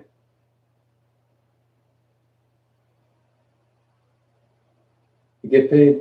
Yeah, you do. Although, you know, I'm telling you, man, I've got like 10,000 fucking 500 videos, which you got to be a fucking lunatic to upload. So, and most of them don't do shit, but when you have that many videos up, you get enough people clicking on that shit that, you know, it doesn't really matter. So that's why I don't give a fuck. Well, you do, Frisky, in what kind of way? Oh, okay, Conan. Well, thank you, Susan. Acceptance, yeah. You think that's that easy? It's that easy?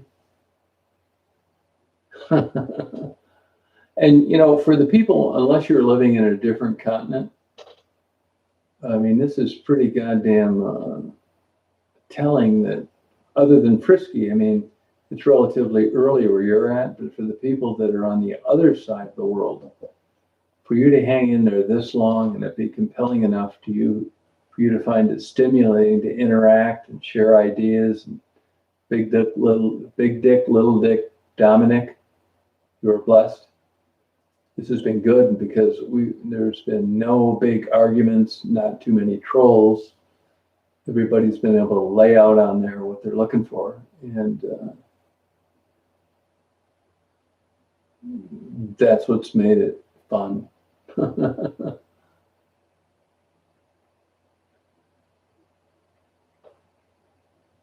Oh, that's good. Yeah, right. It's great. How you doing, Faye? Faye, I would give a special shout out. Frisky, you guys are, have known you a while. Air cold as well. I'm trying to keep it to strictly females. Susan hasn't been around long enough, but Frisky and Faye, I mean, you've definitely enhanced this channel with your presence. And don't think for a second that I don't appreciate it. You guys are, I don't want to say diamonds in the rough because you're not, but I'm thankful to have you. Thank you. And it's not because of Jesus Christ. It's because of Johnny Holmes.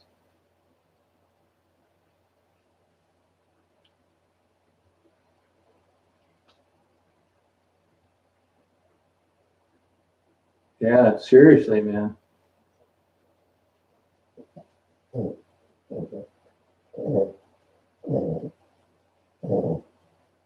Yeah, great friend. It's not, it takes a while, Conan. It really does. But you figure people out, you know, how they respond to comments. You know, you can assess their intelligence, everything doesn't need to be spelled out, what they block, what they find important. It's hard to do. Either you have it or you don't. They are nicer. Yeah, no, I'm lucky to have them, man. I mean, the notion that you could just come on here and, you know, fiddly fuck around and get the quality of the people that I've had to interact shit luck.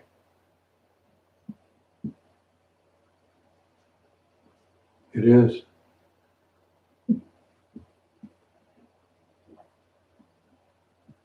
I don't take it for granted. It's the point.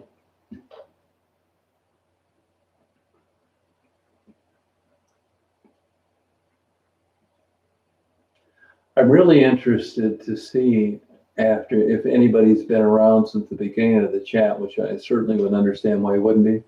But if anybody listened to my explanation of why I am like I am, I'll be interested to see the fallout from that. Oh, you've been around that long, Tammy. Well, thank you. Good sense of humor helps. It sure does, yeah. But there's a real fine line with being a chat with full disclosure and not being offensive or coming across as a weirdo. Which is why I'm wondering how many blowjobs I'm going to get out of tonight's chat. Probably none. God damn it, it was worth a try. I don't need to sign off tonight thinking that nobody really knows me. So any responses that I get, it's got to be all thumbs up. If anybody watches this chat and thinks, I'm cool with this, Frisky knows what I'm talking about. The old San Francisco Bay, Chinatown, foggy night. Oh, you've been around that long, DJ? Oh, okay. Good, thank you. Oh, okay, Thomas. Yeah, I haven't seen him since some social worker came on, said that they were going to take care of him, but I've never been able to quantify that. Yeah. For all the people that, appreciated my disclosure and candidness, my only regret is that you're not living next door. That's okay, DJ. That's all right. Oh, yeah, that's a good chat tonight. It really is. Oh, yeah, Angel is a sweetheart. Yeah, really a good person. She just, that shows you what life's really like. If I could have plucked her out of there and had some support. And, I was heading towards a mental hospital myself at that time. I was just as desperate as she was, just not on drugs. And it's an unfortunate ending. Oh, thank you, Hey Pig. Yeah, that's how it is, though. Yeah, it's too bad that she had a lot to offer.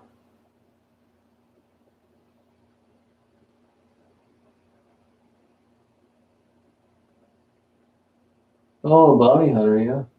I help somebody. Are you talking about Matt that lives down, are you talking about Matt, the congressman or senator? He worked for me for a while. Is that who you're talking about? Matt? I bet it is. He's a senator or congressman now.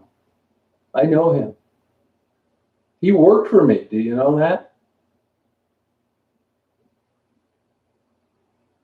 Beanie Siegel. No, I don't, Tommy. What is that? Is that who you're talking about, Angie? The fuck is that guy's last name? I haven't talked to him in a while.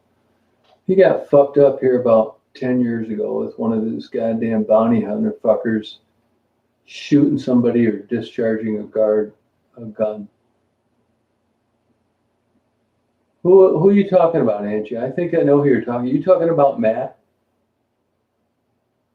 Mark White. I don't know him.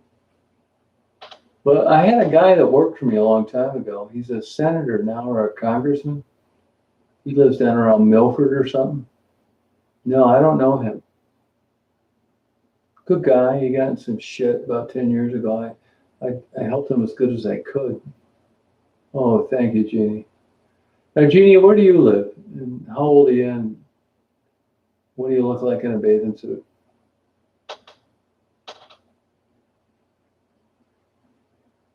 No, I'm the same way, Susan. Yeah. Oh, thank you, Susan. Well, thank you. Oh, Manchester, UK.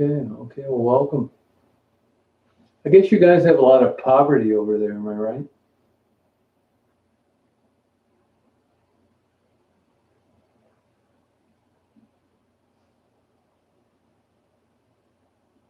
Hey, Christine. The hell are you doing up this late?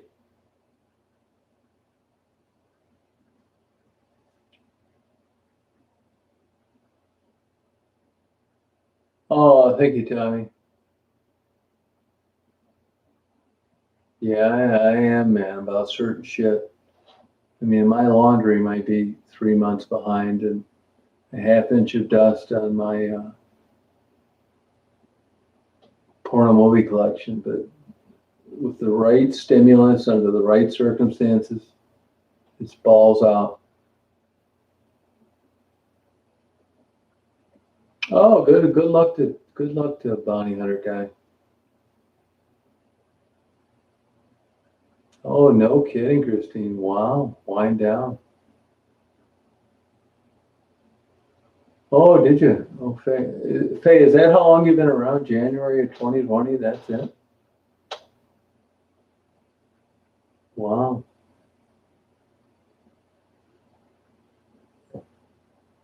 I don't know. I don't really know who that is, Angie. Yeah, but it's complicated. You know, a lot of this fucking bullshit gets, you lose your independence. You got to turn off your cell phone. You're on some cheap fucking cot. I mean, I guess that's what homeless offers, but trying to help better. Hey, I swear to God, Graphic, I'm going to be out there this fall. I'm not kidding you. We're going to party all night. I'm going to take you out to some nice dinners. You're going to show me, hopefully, I appreciate it, a paya where the good interviews will be. Have a few drinks, get some good dinners, get a couple of blowjobs. Then I'll head back to West Branch. I'm going to drive out there too because I like it. Yeah, you told me about that, Christine. Wow. Tachycardia, high heartbeat, 300 beats a minute. You sure? Wow.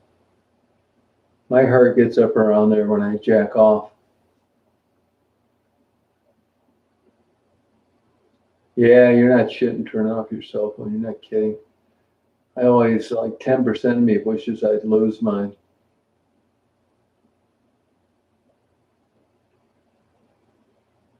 Oh, no kidding, Tammy. Wow. I'm definitely going to do this, Graphic. Swear to God. You had a good time out there. Oh, that's all right, Lil. That's okay. Oh, you lucky dog, Susan. No wonder you're so goddamn happy.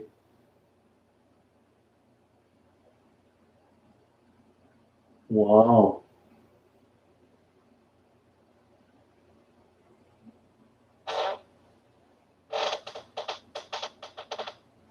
Yeah, it's true, Tammy. Yeah, you're right about that.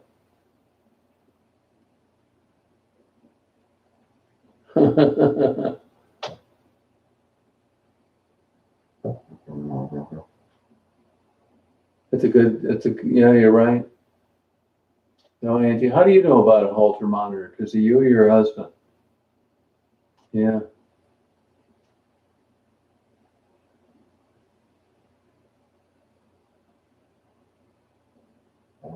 No, wow, Susan, no shit.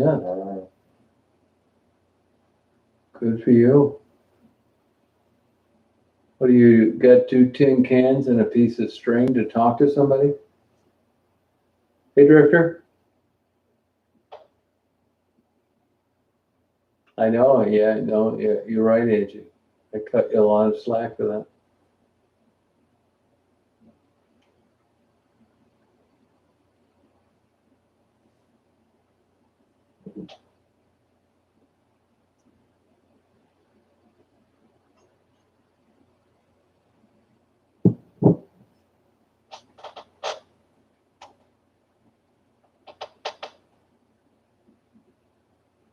Absolutely right, Tammy. That's what most people don't understand. You lose your total independence. Totally true. I get it. Now you know why Maddie and Gerald and Marguerite don't want it. Hey, Drifter. Good for you, Susan. Wow. No kidding. I've had the same cell phone number since '98.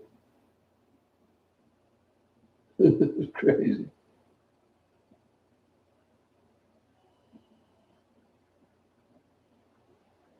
Yeah, you nailed it, Bopak. We should change that goddamn name of yours because I don't know how to respond to you. Yeah, we're partying, Drifter. Normally I would, but this has been an exceptional Olympic level chat. This has been a good one. Yeah, it really has.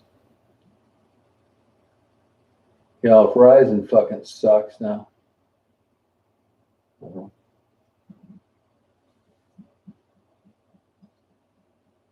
Do you really, Tammy? Wow. You're dating yourself.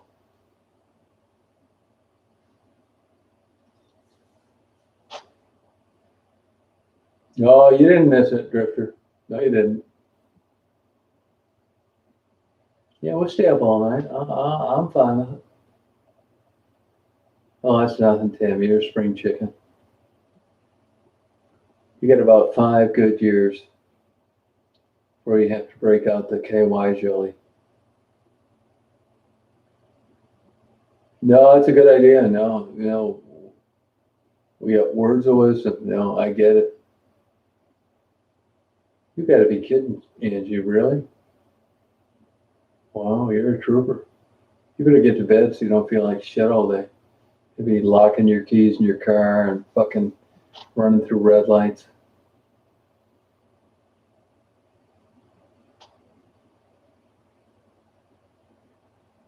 True, Jeannie. Hey, pup. Yeah, but that's quite a while, Jeannie. That's a while, Angie. I mean, in my heart of hearts, I hope you take full advantage of it.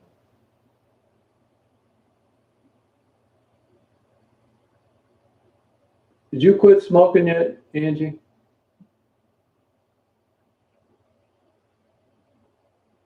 True. Yes, T-Still. Yes. Oh, Tammy, you're young too. Yeah, I say too. It's alive and well, though, Susan. If you don't believe it, just look at who clicks on my videos. Oh, Angie. You got to quit that damn smoking. I'll give you a cash reward if you quit.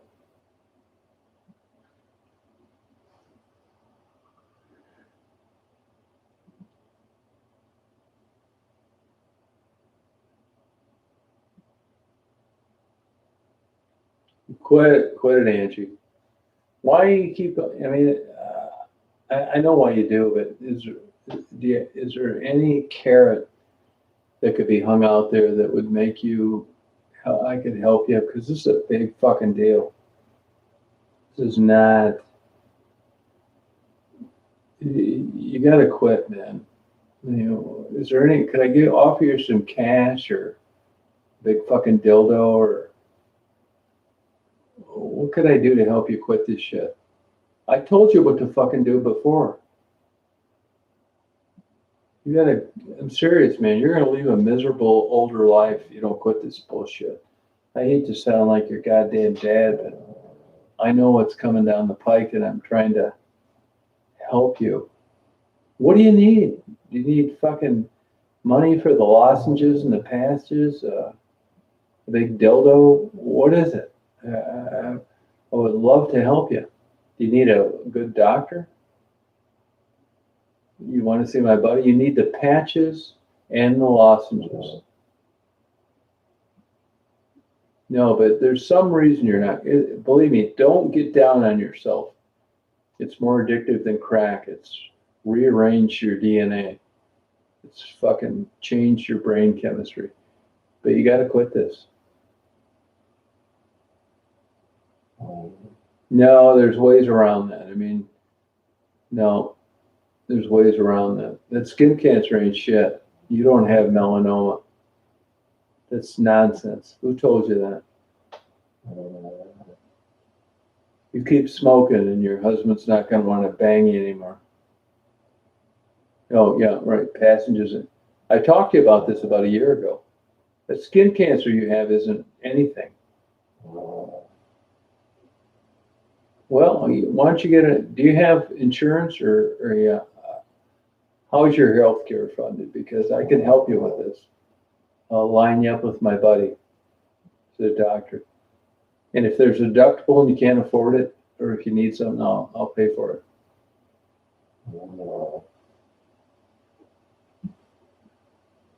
No, this is the great thing about YouTube. I get money. I'm happy to spend it on this. Oh, thank you, Kevin. How you doing? Good. You're doing pretty well. Thank you. And you got to cut this fucking bullshit out. I'm not knocking you because I understand the difficulty of it. It's harder to quit than crack. This is rearrange your thought process. But I'd be willing to do it. Do you need some money or what? No, fuck vaping. Do not do it. Don't. Yeah, but smoking, Drifter, smoking anything, don't do it. Nah, fuck that. A hypnotist, I mean, I hope it works for you, but it's low odds. You need a goddamn medical doctor. I'm fucking serious about this. You need some cash incentive or you need an appointment with an MD, DO. I can line you up. It's bad for you, smoking your lungs. No, T-Stove, no. I mean, look, I got my own vices, right? So, I'm not trying to, say I'm better than you, but I want people to get better. I told Angie that a year ago. Hey, Original, how you doing? Thank you. I got lucky. It could have just as easily been me and somebody telling me what to do. Shit luck. Music stopped and there was a chair.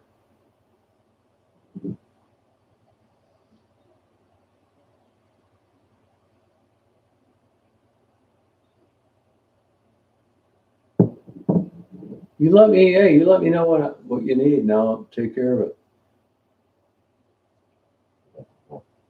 No, yeah, well, maybe you're not ready. It's just like working girls on heroin. Timing is everything. Don't quit everything at once. If you're going through a super stressful time, wait till it's over. but I'm all for it. Hey, Original, how you doing? How's it going? If you need money or copay or pay for some fucking chiclets, I'll do it. Okay, good. Yeah, well, let's move on then. Let's get down on it. I mean, for real.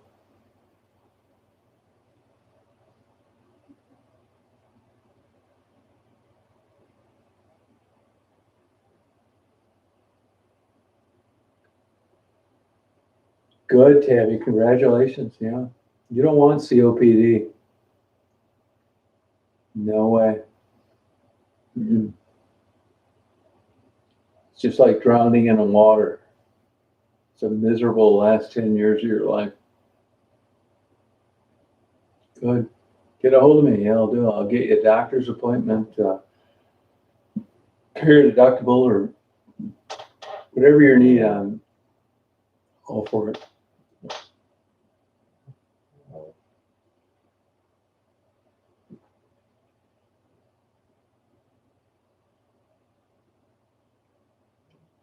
That is interesting. When I was living in Chicago, University of Chicago has some pretty prestigious programs. And it was interesting, the people that came worldwide and how they determined what people wanted and what people sold. And they actually had a graduate degree on configuring what it was going to be at the checkout line of major retailers, Walmart, Target, whatever. You wouldn't think you'd need a smart guy with an advanced degree to determine this, but there's a real science to it. Yeah, it is. You're exactly right, T-Stone. Nicotine is worse than heroin. Wow, congratulations, pork chop. Big time. Yes, GH. You need the lozenges and the patches, and you need to stay away from other smokers. I just took a Wellbutrin this morning.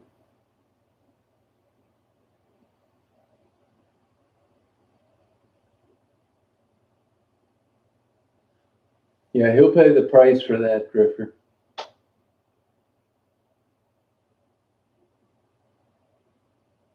He will.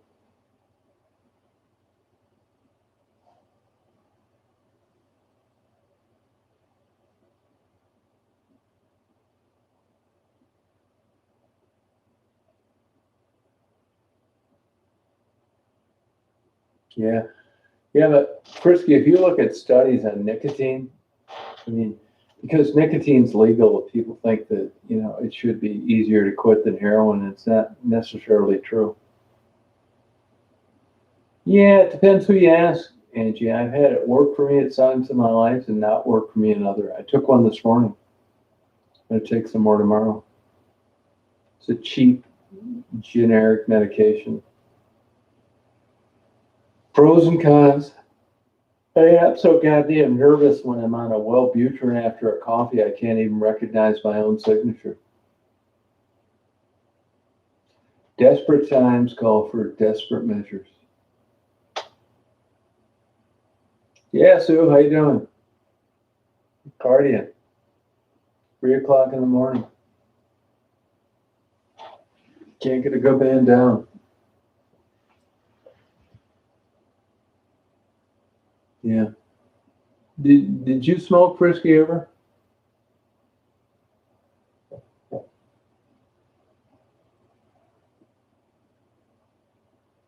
You don't need to do that, Angie. He's just, saying what he thinks will help you in an abstract way. You don't need to do that. But I'm telling you, man, this is a fork in the road for your life. You're either going to go down the wrong road and have all sorts of health complications and look like an old bag, or you're going to do the right thing, do your due diligence, and get healthy. I'm not saying you gotta, eat turnip greens the rest of your life, but you got to get the fuck off this smoking. It is risky.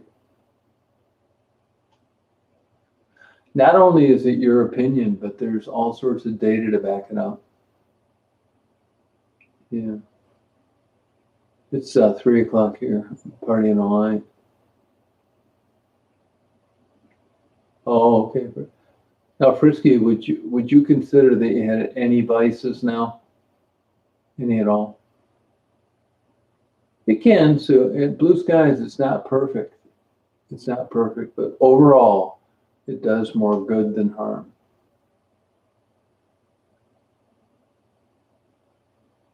Oh, good, GH. It's good news, right? Good night, Susan. It's great having you here. Thank you.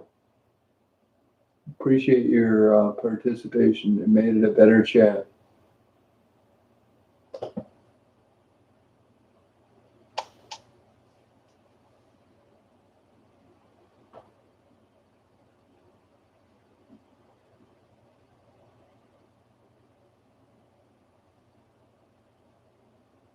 Yeah, that's exactly true, Bopek. Oh, YouTube and laziness. Okay. Yeah, well, YouTube's not bad. Laziness can be a lot of things. Party and laundry. Nothing wrong with that. You know, laundry is actually a very cheap way to feel that you've accomplished something. It can be therapeutic. Yeah, Susan's a champion. No, seriously, Susan. We're lucky to have you.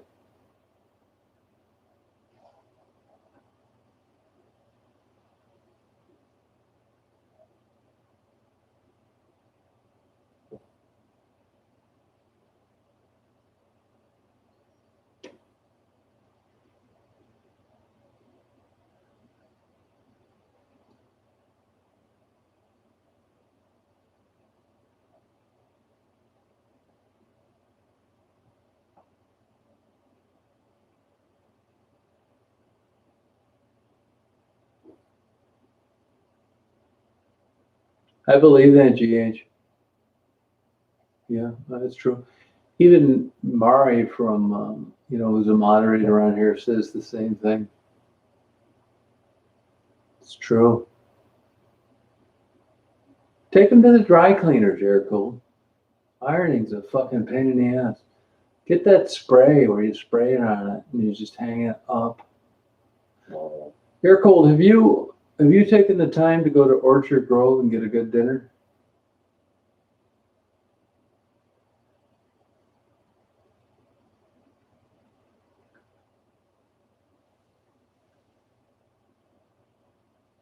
You see, I like doing laundry because I think in 2 hours I can feel, rather than being a low life, lazy motherfucker, I can feel like an accomplished, results driven executive, all from doing laundry.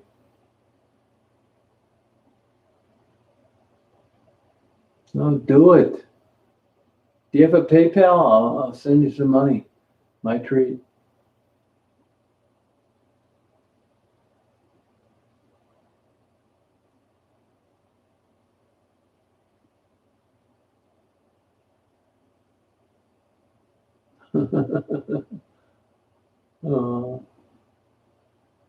Oh, good for you, Tammy. Get you in the zone. That's no shit, GH. Well played. Right on, Frisky. It's just like your advice a couple weeks ago about colors not bleeding any longer. Bingo. You like that about you, girl? Good for you, Tammy. Oh, that's cool.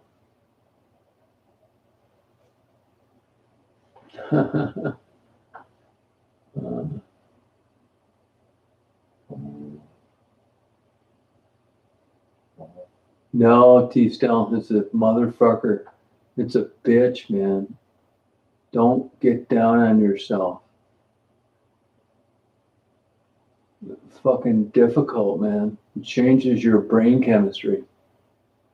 You could quit doing that, and 20 years from now, you could be at a wedding reception, having a good time, drinking, try it again. You'd be just right back where you were before you quit, even though there had been a 20-year hiatus.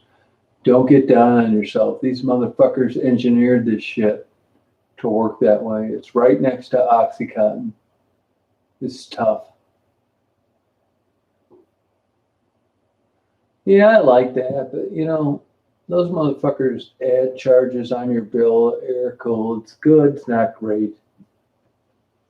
You get fucking dessert with your dinner and they don't tell you about it. They just get a bad vibes from those fuckers.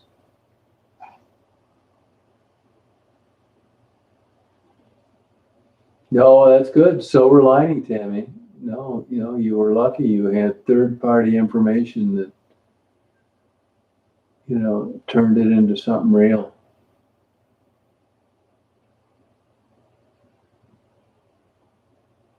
Oh, okay, T-Self, good. So you have awareness. I believe it, Tammy. Gambling, same thing. Yep, sure. Yeah, you're right. Only human. That's no kidding. It's,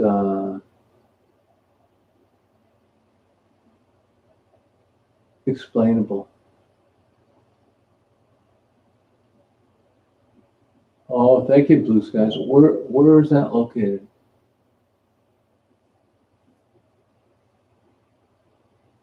Yeah, Tam, and you got to get the fuck off that. I mean, no kidding. No candy coating. It's bad. I got bad habits too. But if I can help you, you let me know what I need to do. You need to get the fuck off that.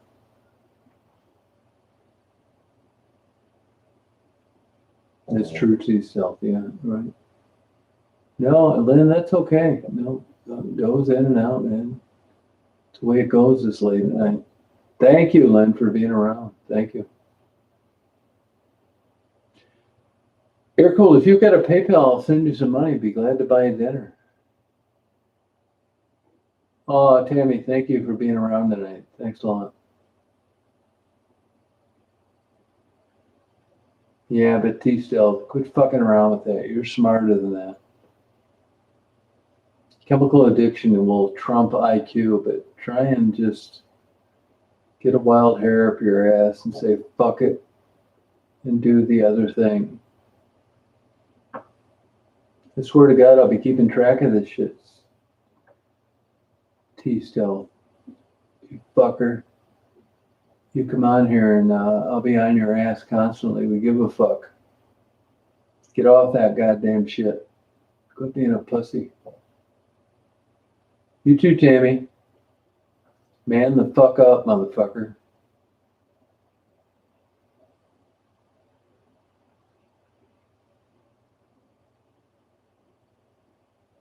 Seriously, goddammit. What do you need, a cash incentive? I'll give it to you.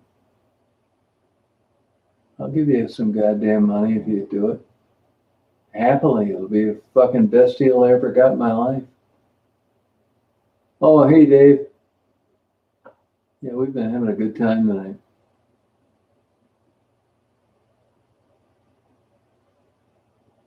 Oh, where's that at? Prime and proper. Give me your fucking PayPal, man. I'll buy you a nice steak dinner. No, it's true, Stu. I want you to quit fucking around on this, man. Seriously, man. If you need a copay or a goddamn incentive or a fucking carrot hung off a string, you can count me in. But don't be coming on here fucking around acting like you want to quit if you don't. Fucking faggot. Seriously, we'll give you whatever you need to get the fuck out of there if you're serious. But if you're not, quit fucking with us.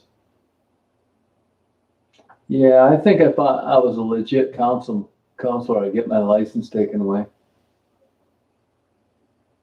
Don't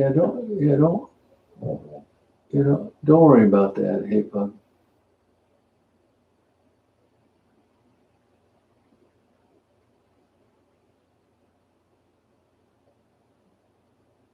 Yeah, I'm not saying it's easy, T still. I'm just telling you that, we'll offer you support and you're running out of excuses.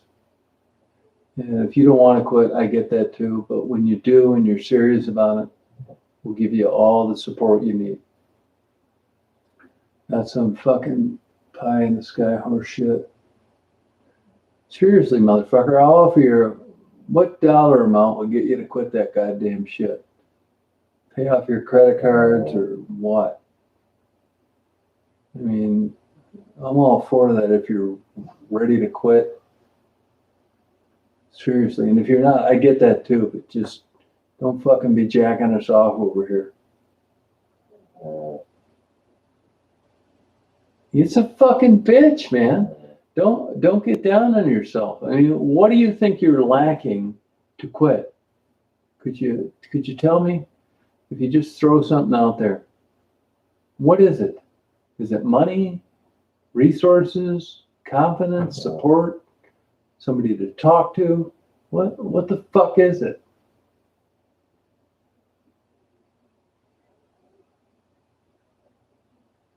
Oh, good for you, Angie. Well, that's quite an accomplishment.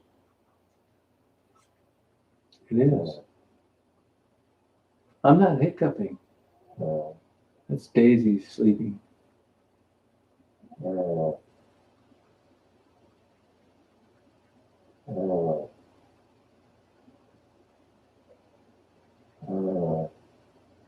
Yeah, I mean, no, but we're more concerned about your issue and getting you to quit this fucking bullshit.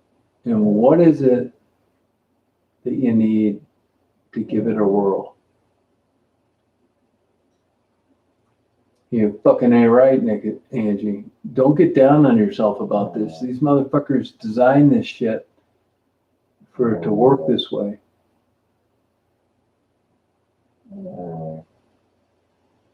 No, fucking chewing tobacco's not good. Get away from this. But there's going to be people out there that think they want to quit, but they don't really want to quit. And that's what I'm trying to differentiate. Yeah, she's sleeping. It's a great dog. Oh, thank you, Drifter. It's also unprofessional and seat of the pants, so take it with a grain of salt. Now, come on, T-Stealth. You fucking around. You really want to quit this shit. Okay, all right, good. There's an honest answer. So when you are and you want to, get back with us. Thank you for an honest response. It is air cooled. It is. No, well, when you decide to get there, you let me know and we'll help you. It's an honest response. Thank you. Yeah, that's a good question. I saw a cartoon one time, and the dogs are dreaming, and they showed a bone, and then in the next thing they showed the dog was directing a symphony. You don't know what that goddamn dog's thinking, man. Don't underestimate wildlife. Symphony, I would think, more than a bone. Their observational skills are on another level. It's not good. It's not good, Sue.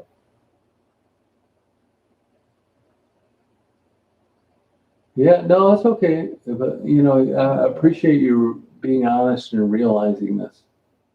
And you may never want to, and, I wouldn't support that. And I hope that's not the way you think, but when you get serious and for whatever reason you decide to quit, we're here for you. Anyway, financially and moral support, resources. What do you mean by that, Frisky? No, it's not going to work. No, won't work, Angie. That's just another excuse to put it off. No, hey, man, look, fuck, I got lucky. Don't feel that way. Thank you. This is the way the system's set up. I don't want to take credit for something you haven't done. I don't. But if you need help, we're here for you. We'll cover the financial aspect. I don't care what part of it. I can't, Christine, because I'm talking right now in this chat. No problem, but we give a fuck is the point. And we also understand that level of addiction. You may never quit. I hope you do. It's no Pollyanna fucking Hallmark movie horseshit. If you don't, I get it. If you do, we're here. Simple as that. Good, great. Best of luck either way. Okay, GH. Oh, I love you too, Christine.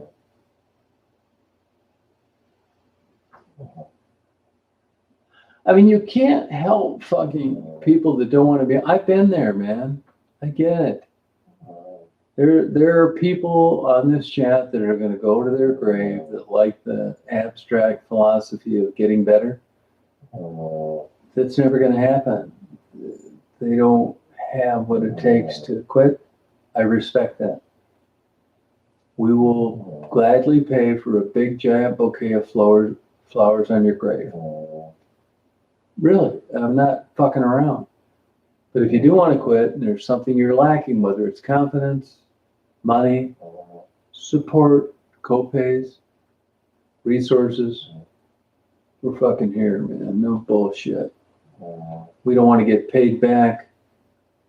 I don't need any goddamn parades, certificates, attaboys, nothing.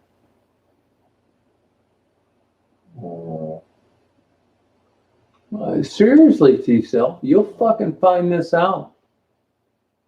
Test the waters.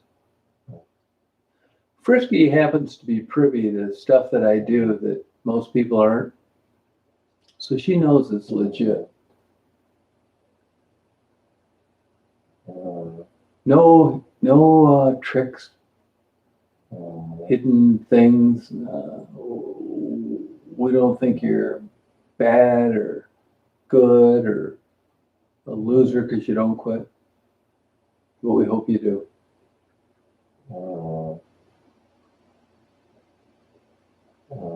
No, I'm fucking serious, goddammit. Same with you, Angie. I mean, what goddamn carrot do you need hung out there? What do you need? $1,000, $2,000, $3,000? A big dildo? Fucking gallon of KY jelly? What is it that's going to get you to get the fuck off this shit? You're torturing yourself. Believe me, I get plenty of money from YouTube, and I'm certainly willing to spend it all on people getting better. I know it sounds hokey and corny, and if you're not fucked up and addicted, you're a pussy. That's not right. Don't believe this shit. It's like motorcycle guys thinking they're tough. You guys are fucking crazy. Start when you're ready. That's right. And the time may not be right. You may have stuff going in your life still that if you quit right now, you go crazy. But when that's over with, we're here for you.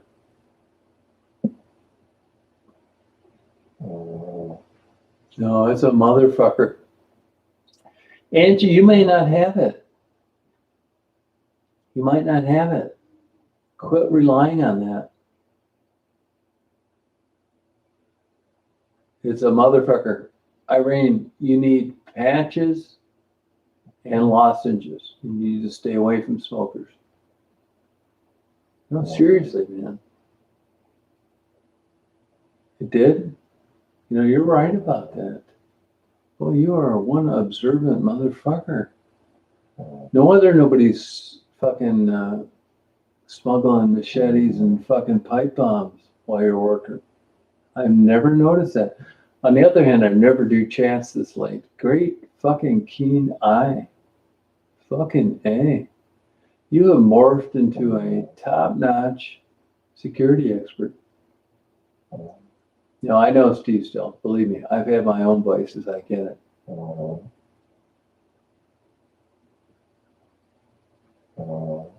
No, you don't feel bad that you need help, Angie. I mean, do you feel you don't deserve it? I mean, what the fuck's going on here? Seriously, Eric Gold, I'm telling you, that's absurd. Nobody else mentioned it.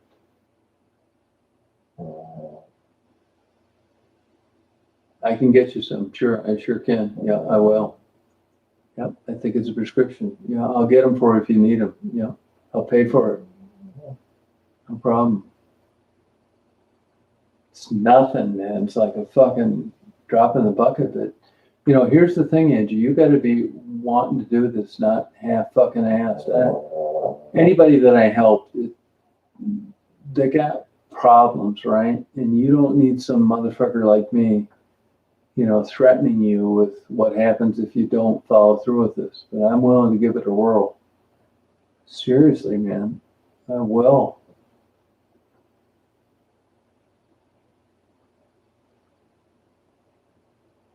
Oh, that's okay, Drifter. That doesn't sound too bad.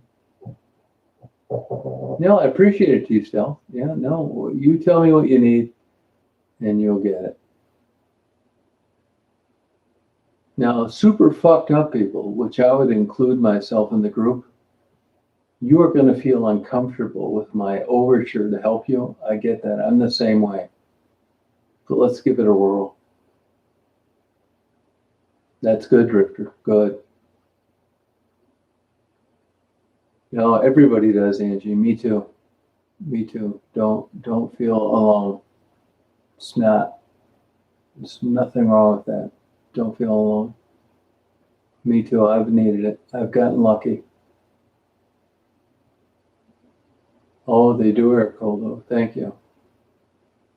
It does, but if you're chronically depressed and you got a lot of fucking bullshit going on, the last fucking thing you feel like doing is exercising. No, I'll pay for them. I'll pay for them. No problem, man. I don't mind doing that at all. I get a lot of money from YouTube, and as far as I'm concerned, that's what it's for. Don't worry about it. But you have to make sure timing is everything. Your stress level needs to be low. You can't be on the verge of getting divorced.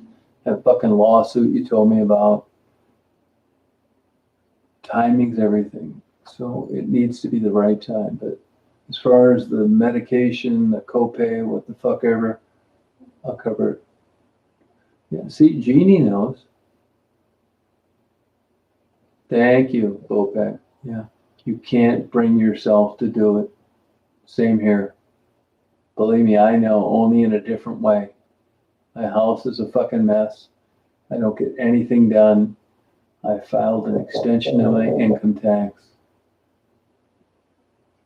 It's just a different way of manifesting itself.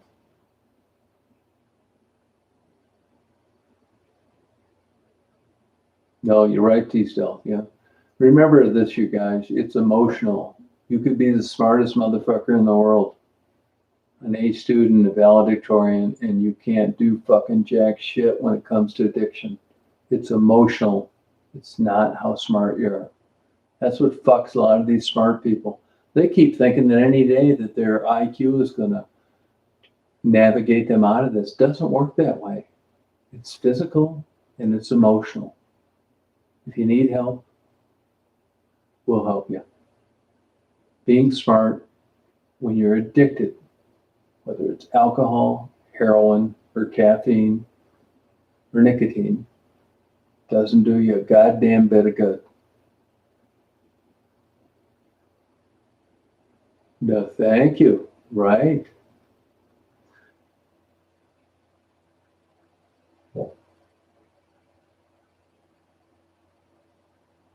Yeah, we are lucky, Blue Skies. Well, you have a different depression than I do then.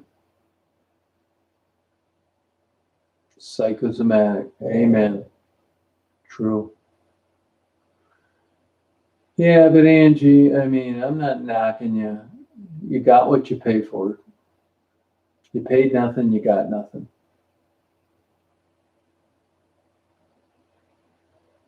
You know, I got a doctor buddy though, and that kratom you gotta watch, that'll crash your kidneys and liver.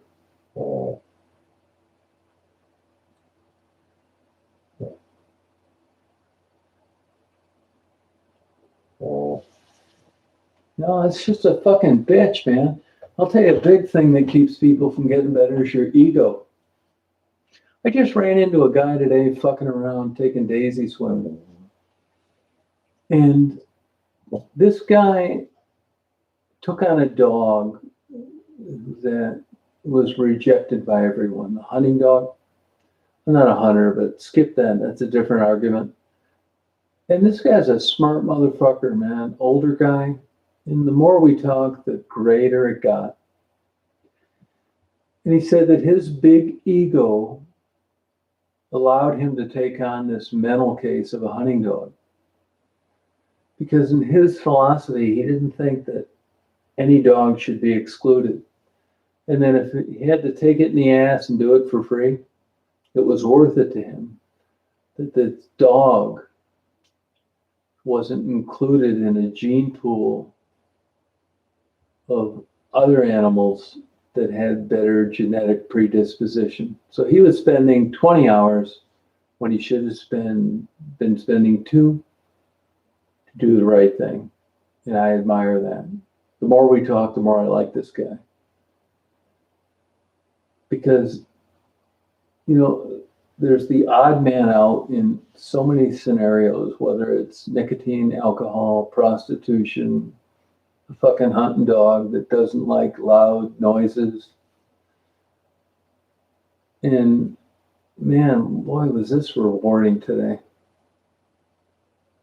And I went up to Leelanau County, as I mentioned earlier, with, Mary, who's a moderator here. And I met a guy who is the husband of a lady that owns a bookstore in Northport.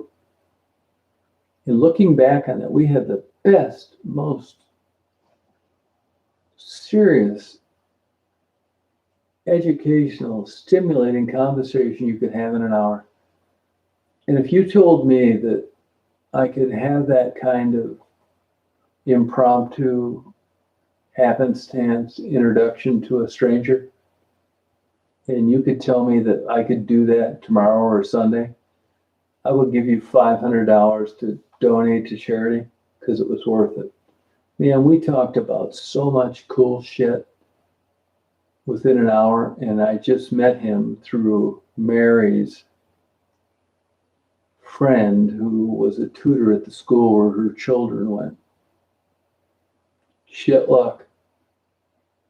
As I've said, that's going to be on the back of my boat because I have no other rational explanation for it. Lucky me. Ego fucking A right it is. But his ego wouldn't allow him to have this dog cast out into a group of animals because no one wanted to take the time to do it right. His ego wanted to bring this dog up to snuff. I'm telling you, as I say often, I can't articulate it properly, but lucky me to run into this guy. And it was the same thing with Mary's acquaintance's husband. This fucker was like 85 and A+. It was one of the top experiences of my impromptu introductions in my life. Swear to God.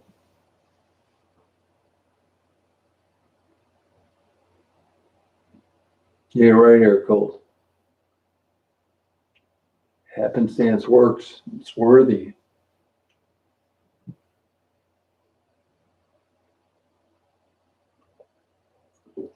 Yeah, I don't really know. I don't know about Chantix and Wellbutrin.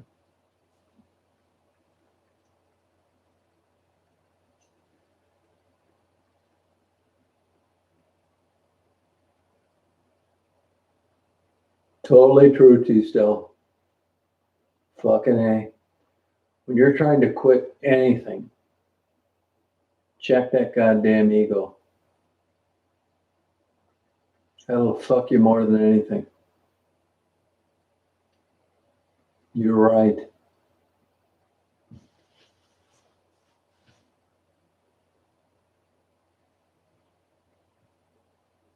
Yeah, happenstance. It's valid, blue skies. Yeah. No, I got lucky, Jeannie. Yeah, I sure did. This fucking guy was sharp, man. Directed movies, wrote books. This motherfucker was my pleasure. Hey, Faye, you going to 99 now?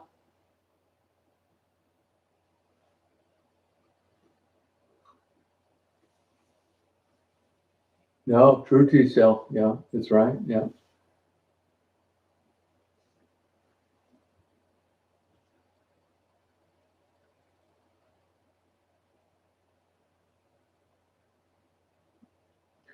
Fuck yeah. I didn't know this motherfucker for 60 seconds and he said, fuck yeah. And he was 87. I knew there was going to be a bond that was going to be impossible to break.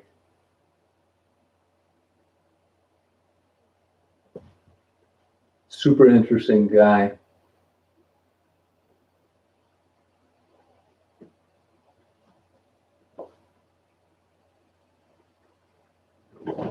Go to bed, 99, Faye. Try not to fantasize about me too much. Oh no, this is like definitely an A plus chat. You know, you nailed it. You got it, Prisky. No E on judgment though. I don't mean to be nitpicky, but I've had that broke off my ass before.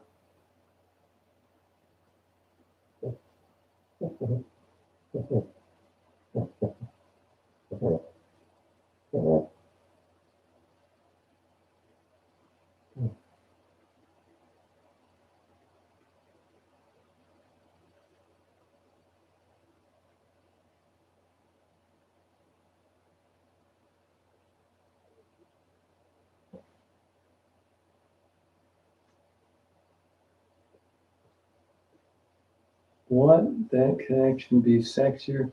I'm not sure I understand your question, JH. You know. That a girl, Angie. Yep. No E. That a girl. You know, I do the same thing myself, so I'm not better than you, or I'm not trying to correct you. I'm just trying to point out some things that have been pointed out to me. I say a lot. Let me give you an example. It should be, where is she at? And I say at all the fucking time. And that's improper. It's where is she? That's it. Not where is she at. Knock that fucking at off. And you know, here I am, 65, and I'm still catching myself only about 50% of the time.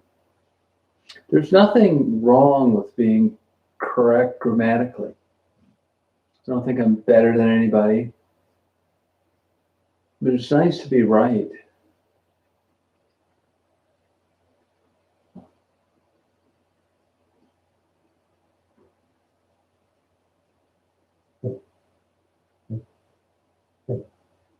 Yeah, good. Yeah, appreciate that too, Angie. Yeah, that's exactly right. And you know, there's some people you just kind of take under your wing that are never going to get it. I mean, if you're not grammatically correct, does that make you inferior? I don't think it does. But everybody knows the nuances of culture, and I try and pass it along, I guess.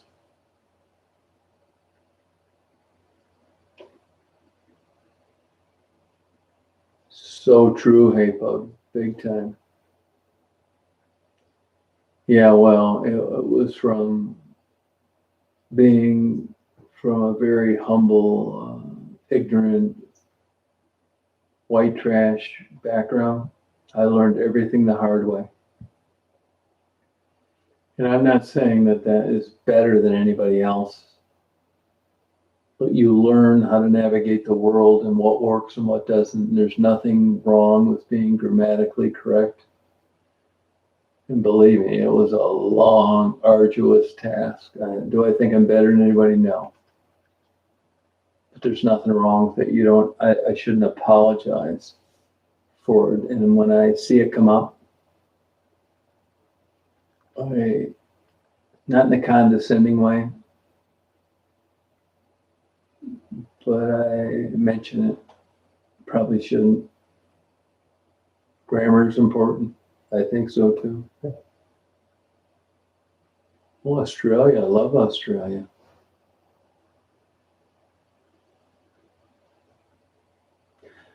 I'm telling you, judgment is spelled incorrectly constantly. I've even caught it in federal briefs. I'll give you another example too. About 5 years ago, I was always fascinated with Zug Island, this fucking steel-making behemoth that polluted the waters. But I don't villainize industry. Those were old times, and 50 years go by, and you morph into caring more about some fucking frog that's laying eggs as opposed to jobs for people that sustain an economy. I've got mixed feelings. But anyway, I always was fascinated with Zug Island, even though it's a commercial, polluting motherfucker. It looks great at night. I like photography, and I give an A+ to Zug Island. And, looking at that, there were some journalists from the Detroit News that I took out and, took for a boat. I bought a boat just so I could tool around Zug Island. Sure as shit. I used it twice there and once for something else. But the point here is like, sometimes there's a silver lining in everything. And it's, whether it's grammar, or whether it's pointing out something to somebody that they were unaware of. And there isn't any home runs on time that's available. But I look back at that trip and why I did it. And at the time, I thought it was interesting and it was the right thing to do. And it's 10 times that now that it happened 5 years ago. So, when you get an inkling that you should do something, I say, for the right reasons, just go for it. Australia, hey Tracy, how are you? We're talking about everything tonight.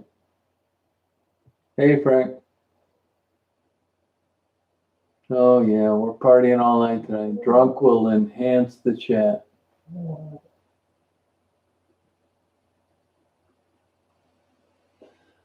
Yeah, Zug Island, I mean, I on one hand, I like wildlife. On the other hand, I don't villainize capitalism. That's old school. It's a broken model. As time goes on and things will change, things will get better. But just like the journalist said that I took around in the boat, if there's something wrong with Zug Island, nobody told wildlife. And you couldn't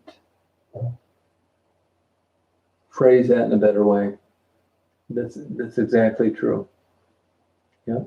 But what I learned in this trip with these journalists is that there's a difference between, and this guy fucked this up in this article, and he'd been writing for 20 years, remnants and remains.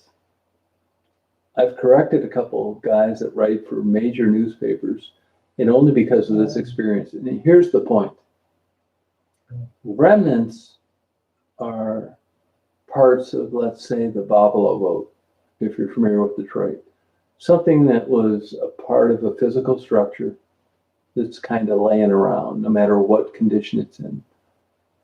Remains refer to something that was living. Big difference. And if you pay attention to the difference between remnants and remains, you will see journalists everywhere, worldwide, fucking this up all the time. And referencing remnants as remains, that's incorrect. Remains had to be living at one time. It's nuts. So no matter what journalism school you go to or what college you graduate from, there are still holes in this whole thing. And that's a perfect example. And I'm the dumbest motherfucker in the world when it comes to things like that. So when I pick up on it, it's widespread. The last two guys I've corrected on that, not in a condescending way, thanked me. One was a Bay City Times journalist, and another one happened to write for the Sault Ste. Marie, whatever the fuck it is, newspaper. They didn't know the difference. So there are holes in the story with regard to some of the better journalism programs, like, as an example, Northwestern University and the University of Iowa.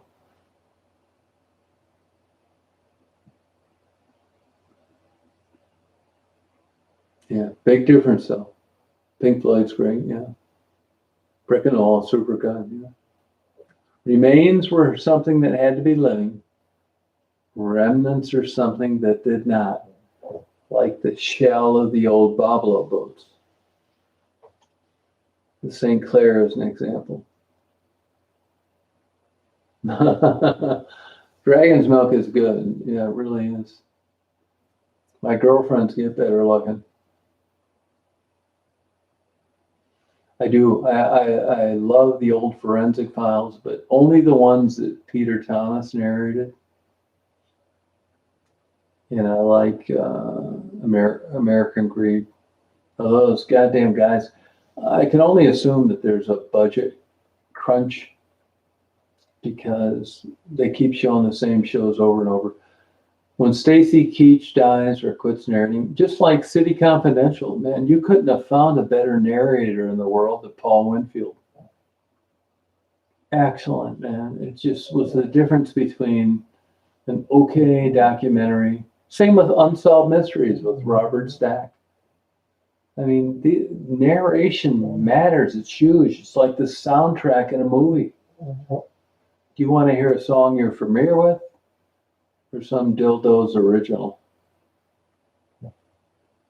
Yeah, they were all three like, I'm dating myself with Paul Winfield, City Confidential. Look him up on YouTube. Peter Thomas, who just died about 4 years ago at 92. And Stacy Keach, who is still the current narrator of American Greed. This matters. Is it disproportionate? Probably, but I don't give a fuck what it is. When their voice isn't attached to those programs, I'm out. Get out of here, David, you douchebag. But Paul Winfield was an exceptional narrator. All these guys, Peter Thomas, even that guy in First 48, you can Google him, but I got a problem with First 48, and I really do, man. Murder's terrible. Shooting motherfuckers that don't deserve it is terrible, but I got a real problem with fucking people when you deny them due process. I do. I don't give a fuck if it's the biggest pedophile that ever lived or a serial killer. This is how this country was founded. It's valid. You don't need to do that. John Walsh is a fucking cocksucker. A motherfucker. Prima donna. When I lived in South Florida, that cocksucker was at the top of his fame. And you talk to anybody that met John Walsh, and they'll tell you he's the biggest asshole you'll meet in your life.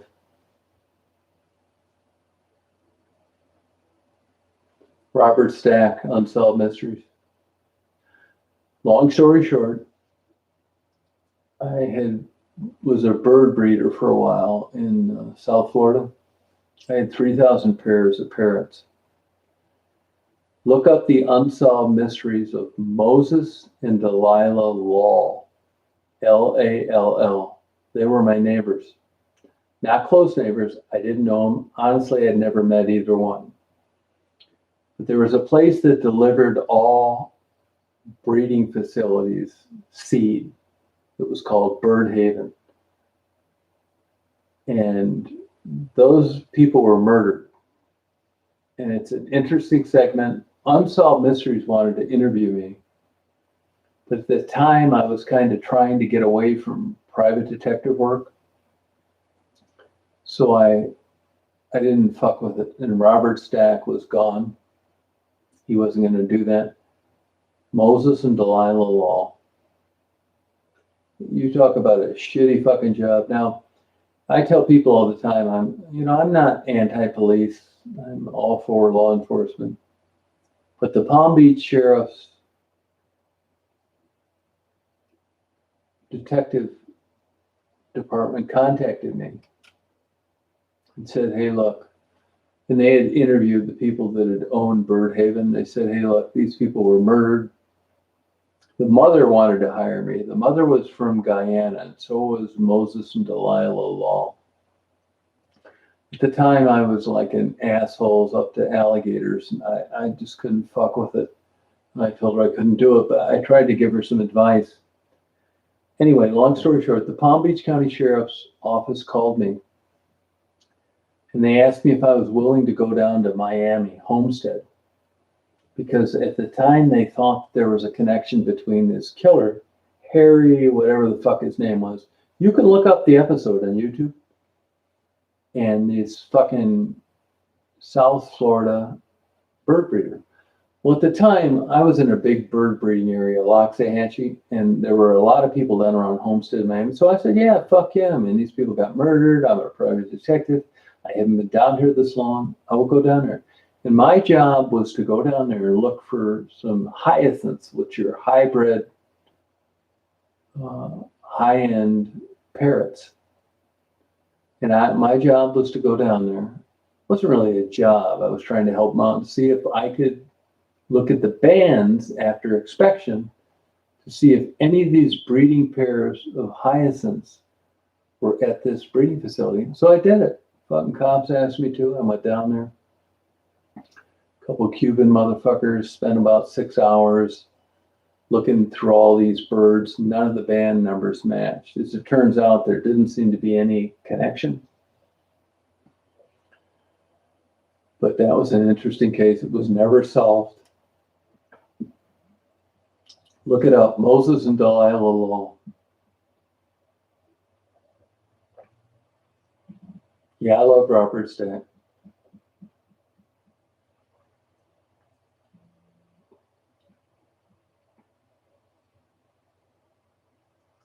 And at the time when they came and wanted to interview me, I was actually going to Detroit, so I wasn't going to be there around the time. But I was an avid fan of Unsolved Mysteries.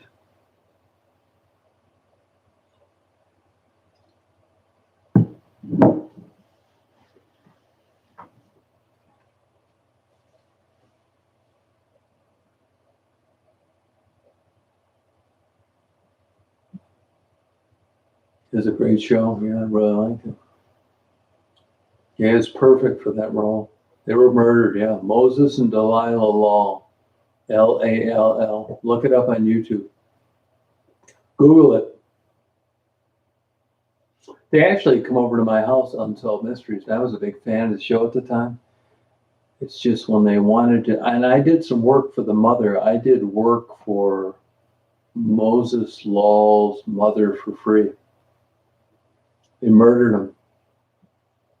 And the way it got discovered is the people that delivered the seed to the bird breeders like me and the Laws showed up one day, and the seed that was dumped off in the front of the property was still there. So Daryl, gay guy, not that that matters, jumped over the fence and went back, and like a third of these birds were dead. Nothing was happening, so he called the police. That's how the whole thing came unraveled.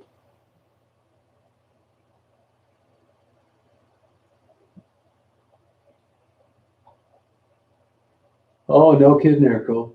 Yeah, once I get like, I don't know why, but once I get like hooked up with a narrator, I just, God, the replacements just don't get it.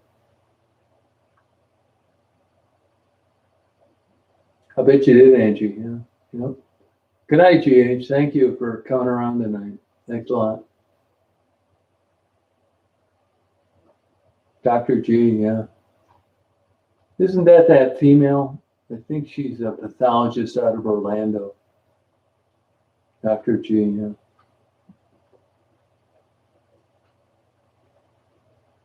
John Walsh, you're thinking, yeah, what a douchebag. I never watch it. You know, I don't like the newer ones. Dating myself. Yeah, that was an experience. I'm telling you, when I first moved down to South Florida, I didn't give a fuck. I didn't even go to Florida that much. But I made a shit ton of money. I had a non-compete in Michigan. I just got the fuck out of there. And I went down there with my wife. We were fucking around, had a ton of money.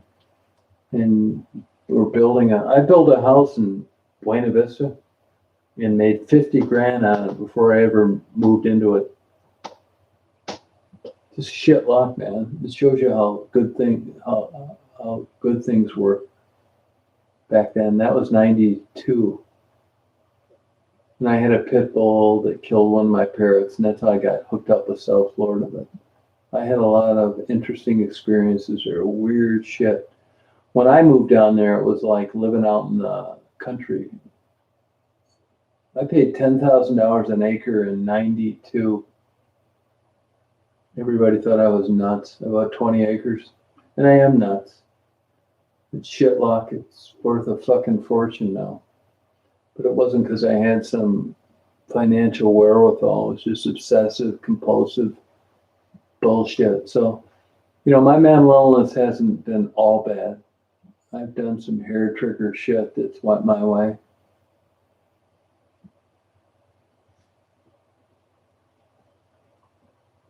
Yeah, Eric, good memory. I don't doubt that you would remember that.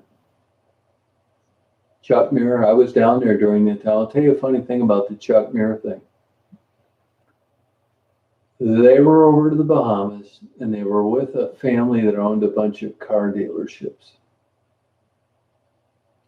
So there was a forecast storm. They decided to leave the Bahamas and make it back to the mainland. They made one call on their cell phone, and that was it. They never found a fucking thing. A life jacket, a dildo, a fucking Kotex, a playing card, nothing. Well, after that happened, I mean, they were rich, powerful, well-known people, Joe Mears. And so were the automotive people. Well, after that happened, there were a lot of, you know, you rub elbows with a lot of people with money, and a lot of them had private airplanes. So what they said is like, this is fucking terrible. You know, where are these people? The Coast Guard had shot their wad. And all these rich people took their airplanes, flew down to Florida, and started flying around the last known coordinates for where the Muir's ship had disappeared. This went on for a couple of weeks. They never found a fucking thing, nothing.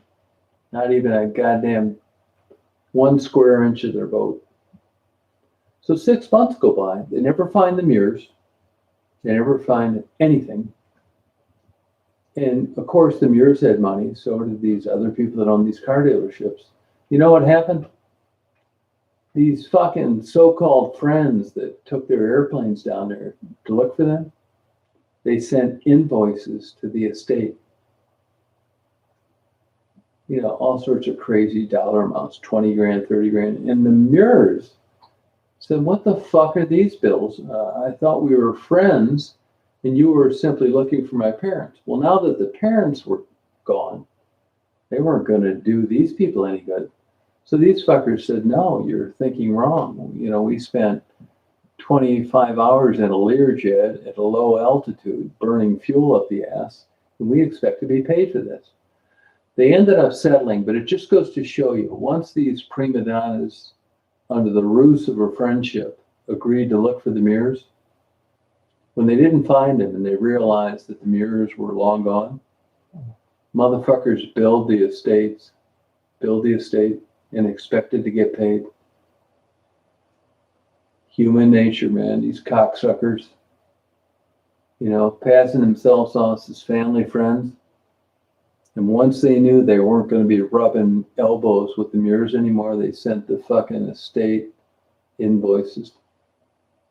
Swear to God. I was living there at the time. They were on their own boat coming back from the Bahamas.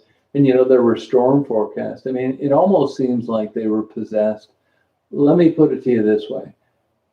There wasn't any rational reason for rich people to leave the Bahamas at that time under those conditions. This fucking storm was forecast.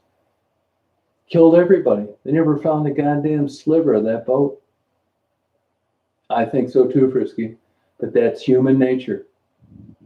Yeah, that's when your best man's trying to fuck your wife when you're out of town. Same shit.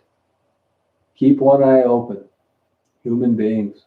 Vultures. I agree too. I'm the same way too. And you would tend to default to think that, well, the mirrors, they would have, good friends, fucking bullshit. These money grubbing cocksuckers. They did end up settling it, but it goes to show you, once they knew these mirrors were gone and they weren't going to rub elbows with them and they could do them no good, they billed the estate of the fuckers.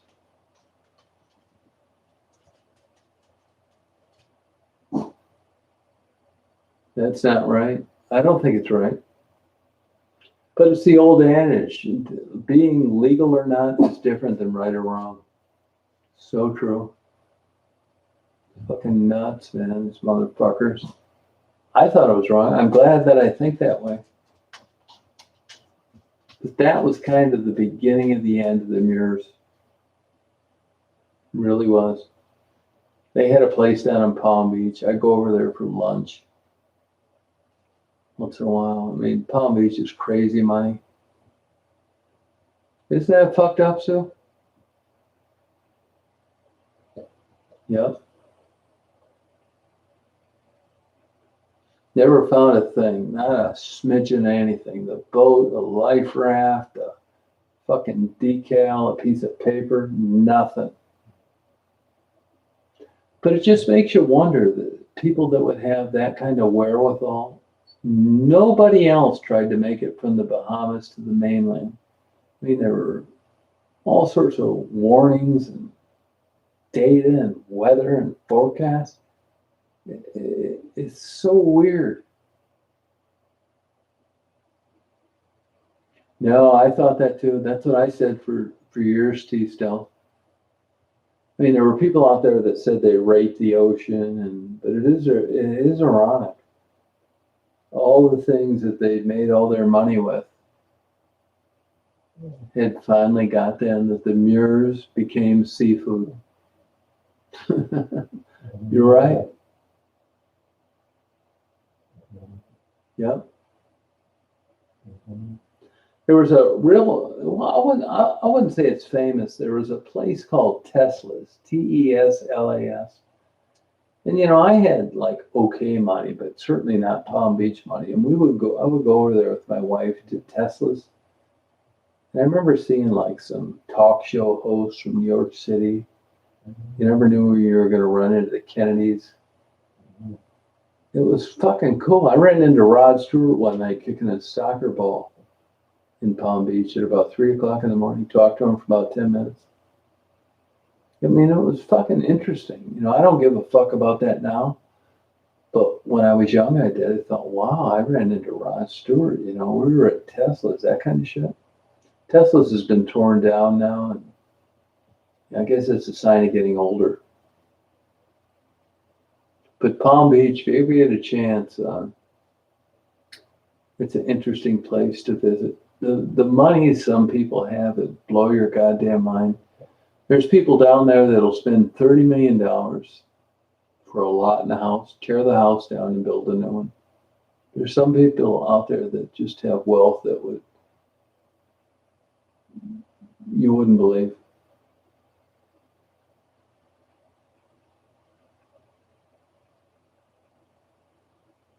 Crazy.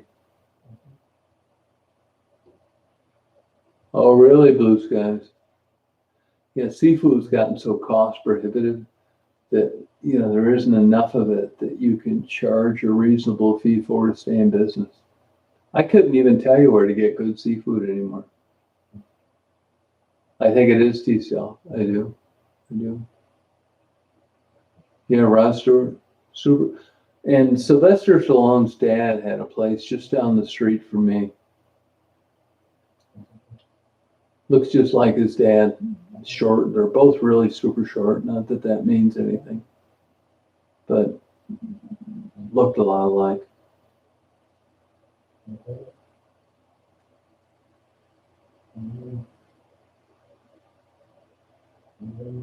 Oh, really, Urkel? Yeah, he is actually pretty cool. Rush Limbaugh lived there. I never saw him. The Kennedys, I never saw any of them. Well, I did see John one time in that Cheesecake Factory in the Hancock Building when I was living in Detroit. I'll tell you another thing. You're not going to believe it, but it's true. I beat Tim Hardaway and Scottie Pippen at horse trick shots. Now you think, well, yeah, that's great, man. You must be a really good basketball player. I'm an okay basketball player. But when it came to trick shots, these fuckers couldn't beat me. I also beat Marcus Pfizer on one-on-one, who was a lottery pick in the NBA. Could I play in the NBA? Fuck no. Could I play college basketball? Probably not. But when it came to that odd, out of the ordinary hustle, I beat all those motherfuckers. I did. I wish I would have recorded that stuff. I babysat for Scottie Pippen. Did some PI work for Michael Jordan. No shit. Mar-a-Lago. Yeah, he does. Yeah. Never saw anybody connected to that. I had a guy that used to stay at the bed and breakfast I owned in Florida that owned some casinos in Illinois that had dealt with Donald Trump, and he loved him and said he was a really good guy, and that everything he saw in the media was just a bunch of trumped up fucking horseshit. He liked him.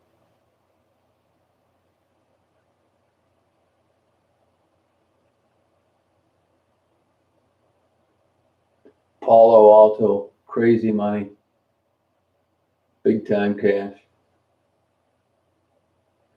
You know, when you're young and you're coming up and you don't know anything, that stuff's impressive to you. You know, golfing at Oakland Hills or staying a night at Mar-a-Lago or Hotel Del Coronado, San Diego. Then as you get older and, you know, you get 20 or 30 years behind you, realize it's a big old bunch of fucking bullshit.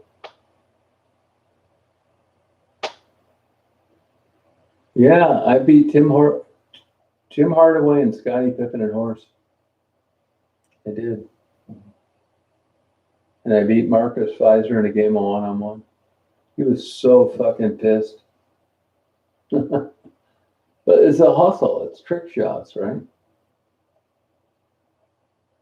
Talking shit to him the whole time.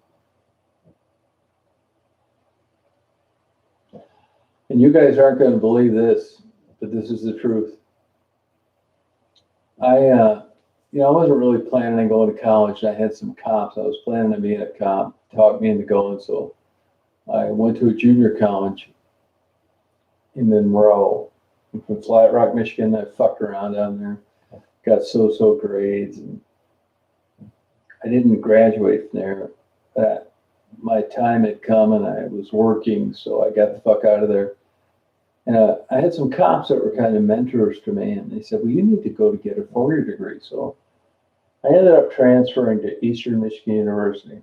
And I lived with a black guy whose brother, Rosie Barnes, was an all-state basketball player that ended up getting drafted by the Houston Rockets. These were all black guys.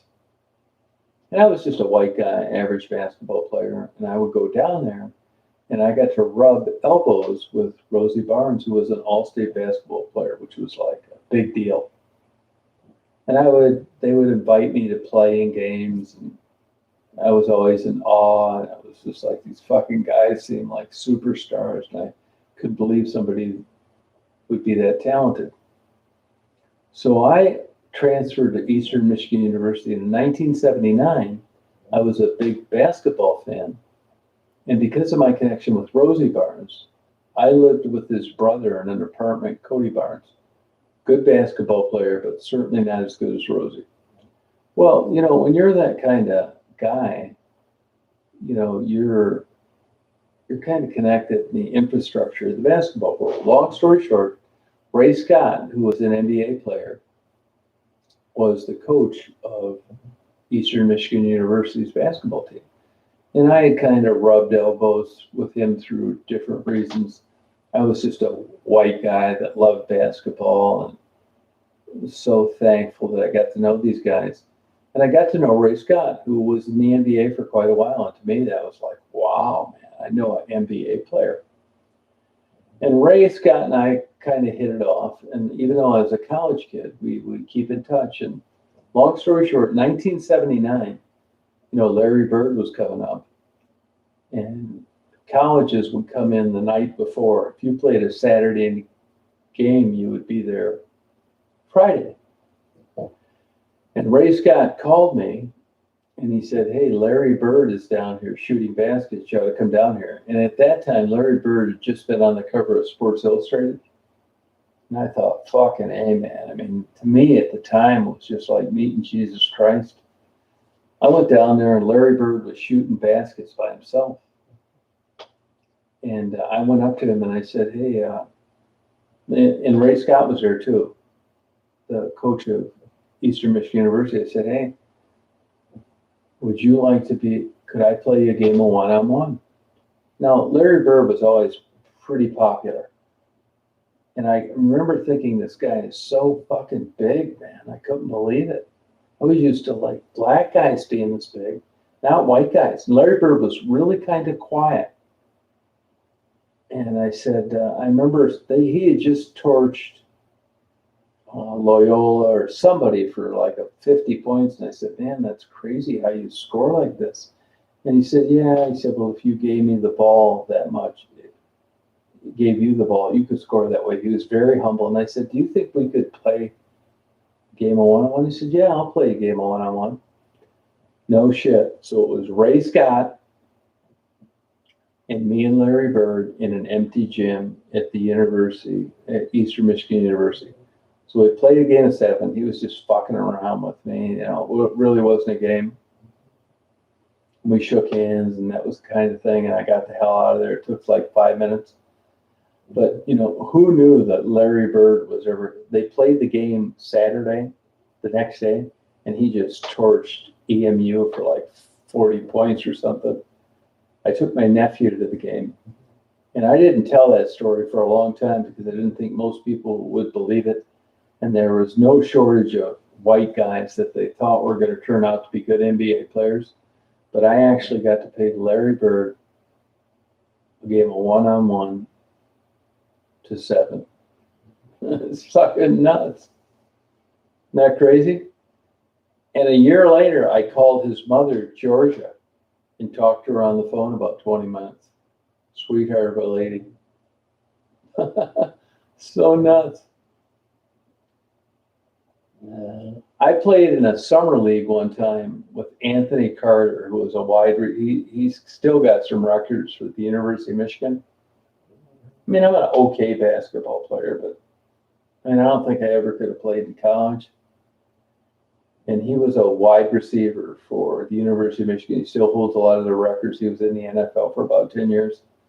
And I played in a summer league with him, and he was like short, my size. And I knew right then, man, you're never going to play upper level basketball. I mean, he was an All-American wide receiver from Riviera Beach or one of those black communities down in Florida. And he was an All-American basketball player as well. And I can remember seeing him tip dunk 2 times in this summer league. And honestly, I went scoreless both times I played against him. I could not get off a goddamn shot. But the talent level of guys that eventually make it into pro sports is just blow your mind. Yeah, I love Larry Bird. I still watch his old videos.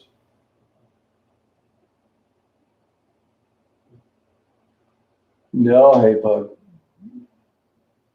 Yeah. But,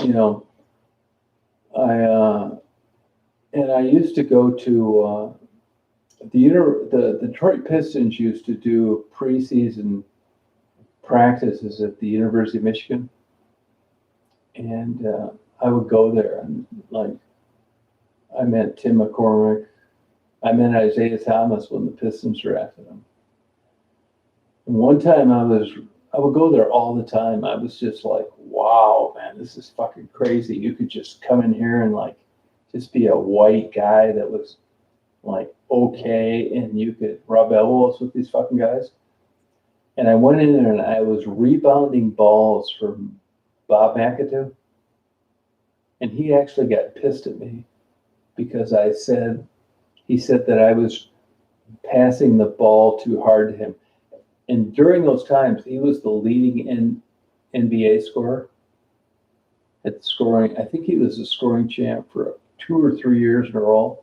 And he kind of got my ass for throwing the ball to him too hard. But I remember thinking that I just didn't want to seem like a pussy. And I probably was throwing him too hard. But I had some lucky experiences in basketball. I'm an okay basketball player. If I'm in a local community, there's no way you're going to beat me one-on-one. In a game, not so great. I got every goddamn trick shot in the world.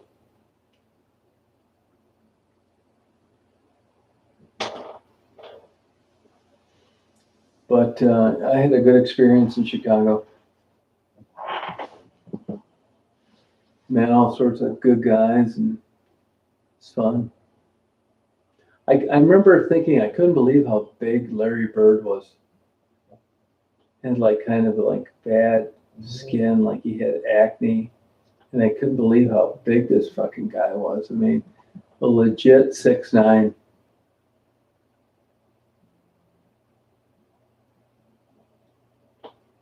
Yeah, different positions, T-Stell. I like Magic John. I had a girlfriend at Michigan State from 77 to 79, and you could buy series tickets as a student, and she had like half the series. It was A or B.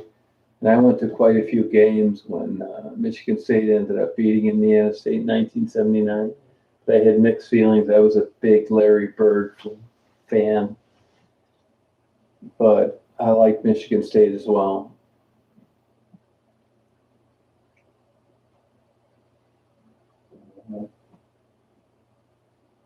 Hey JP, how you doing?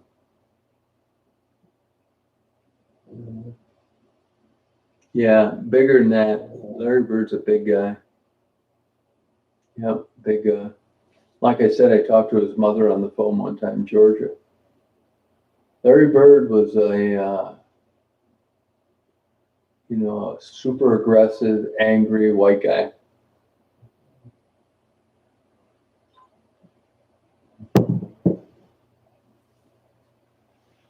Yeah, so that just because I was lucky enough to like do this, I'm not trying to make you think that I was anywhere near their level. I was not.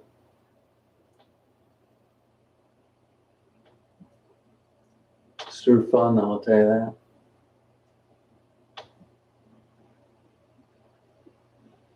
I bet Larry Bird's feet were like 15 or 16. And also, I'll give you another example.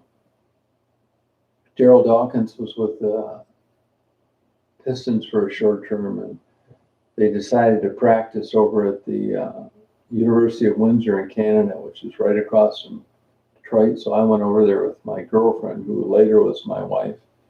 And Daryl Dawkins came up to my wife and girlfriend and said, "Man, you are really cute." And that was kind of the end of it.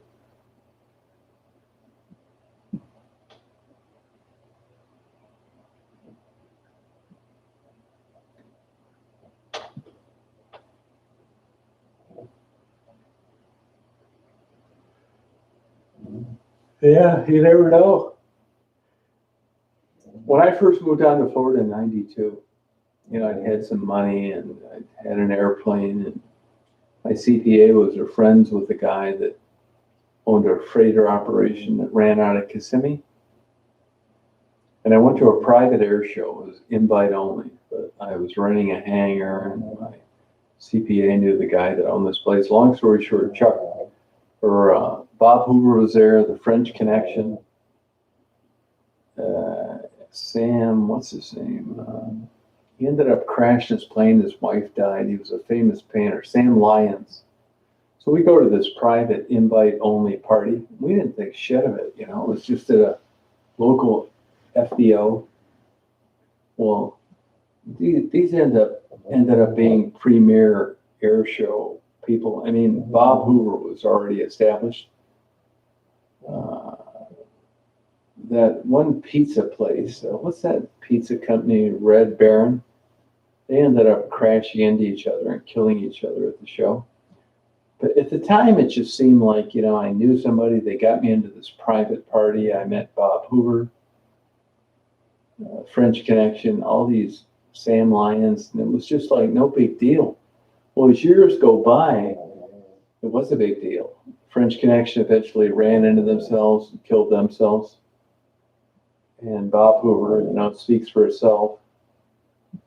But man, I look back on some of that shit, and it takes 20 or 30 years to go by to realize how kind of lucky we were. And, I bring that up now and nobody knows what I'm talking about, but it didn't seem like any big deal at the time. I remember a guy telling me that Bob Hoover was a famous pilot that everywhere he went, they'd give him a rent-a-car and he'd wreck it because he was an alcoholic. Well, you never saw that in any of the commentaries or any of the articles that were written about him. But he did kind of seem toasted at the time.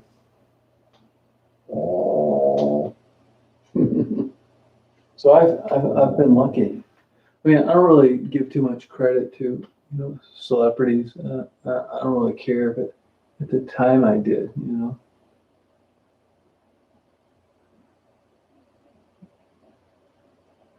Yeah, I mean, I'll still play anybody at horse or shooting free throws in a row.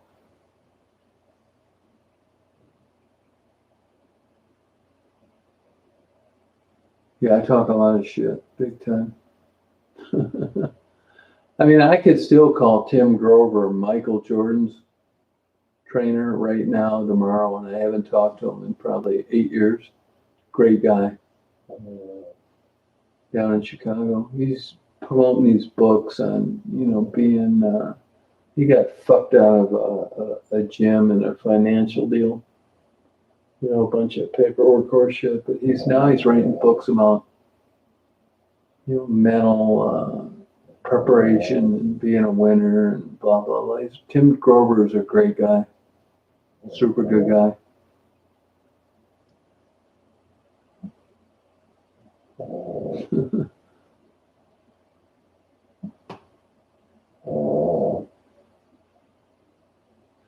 I was eating lunch one day down there at Big Bowl and talked to Robert Plant for about 20 minutes. Kevin Bacon, Jenny Jones. It was like no big deal. Those people ate there all the time. Yeah, Daisy sleeping.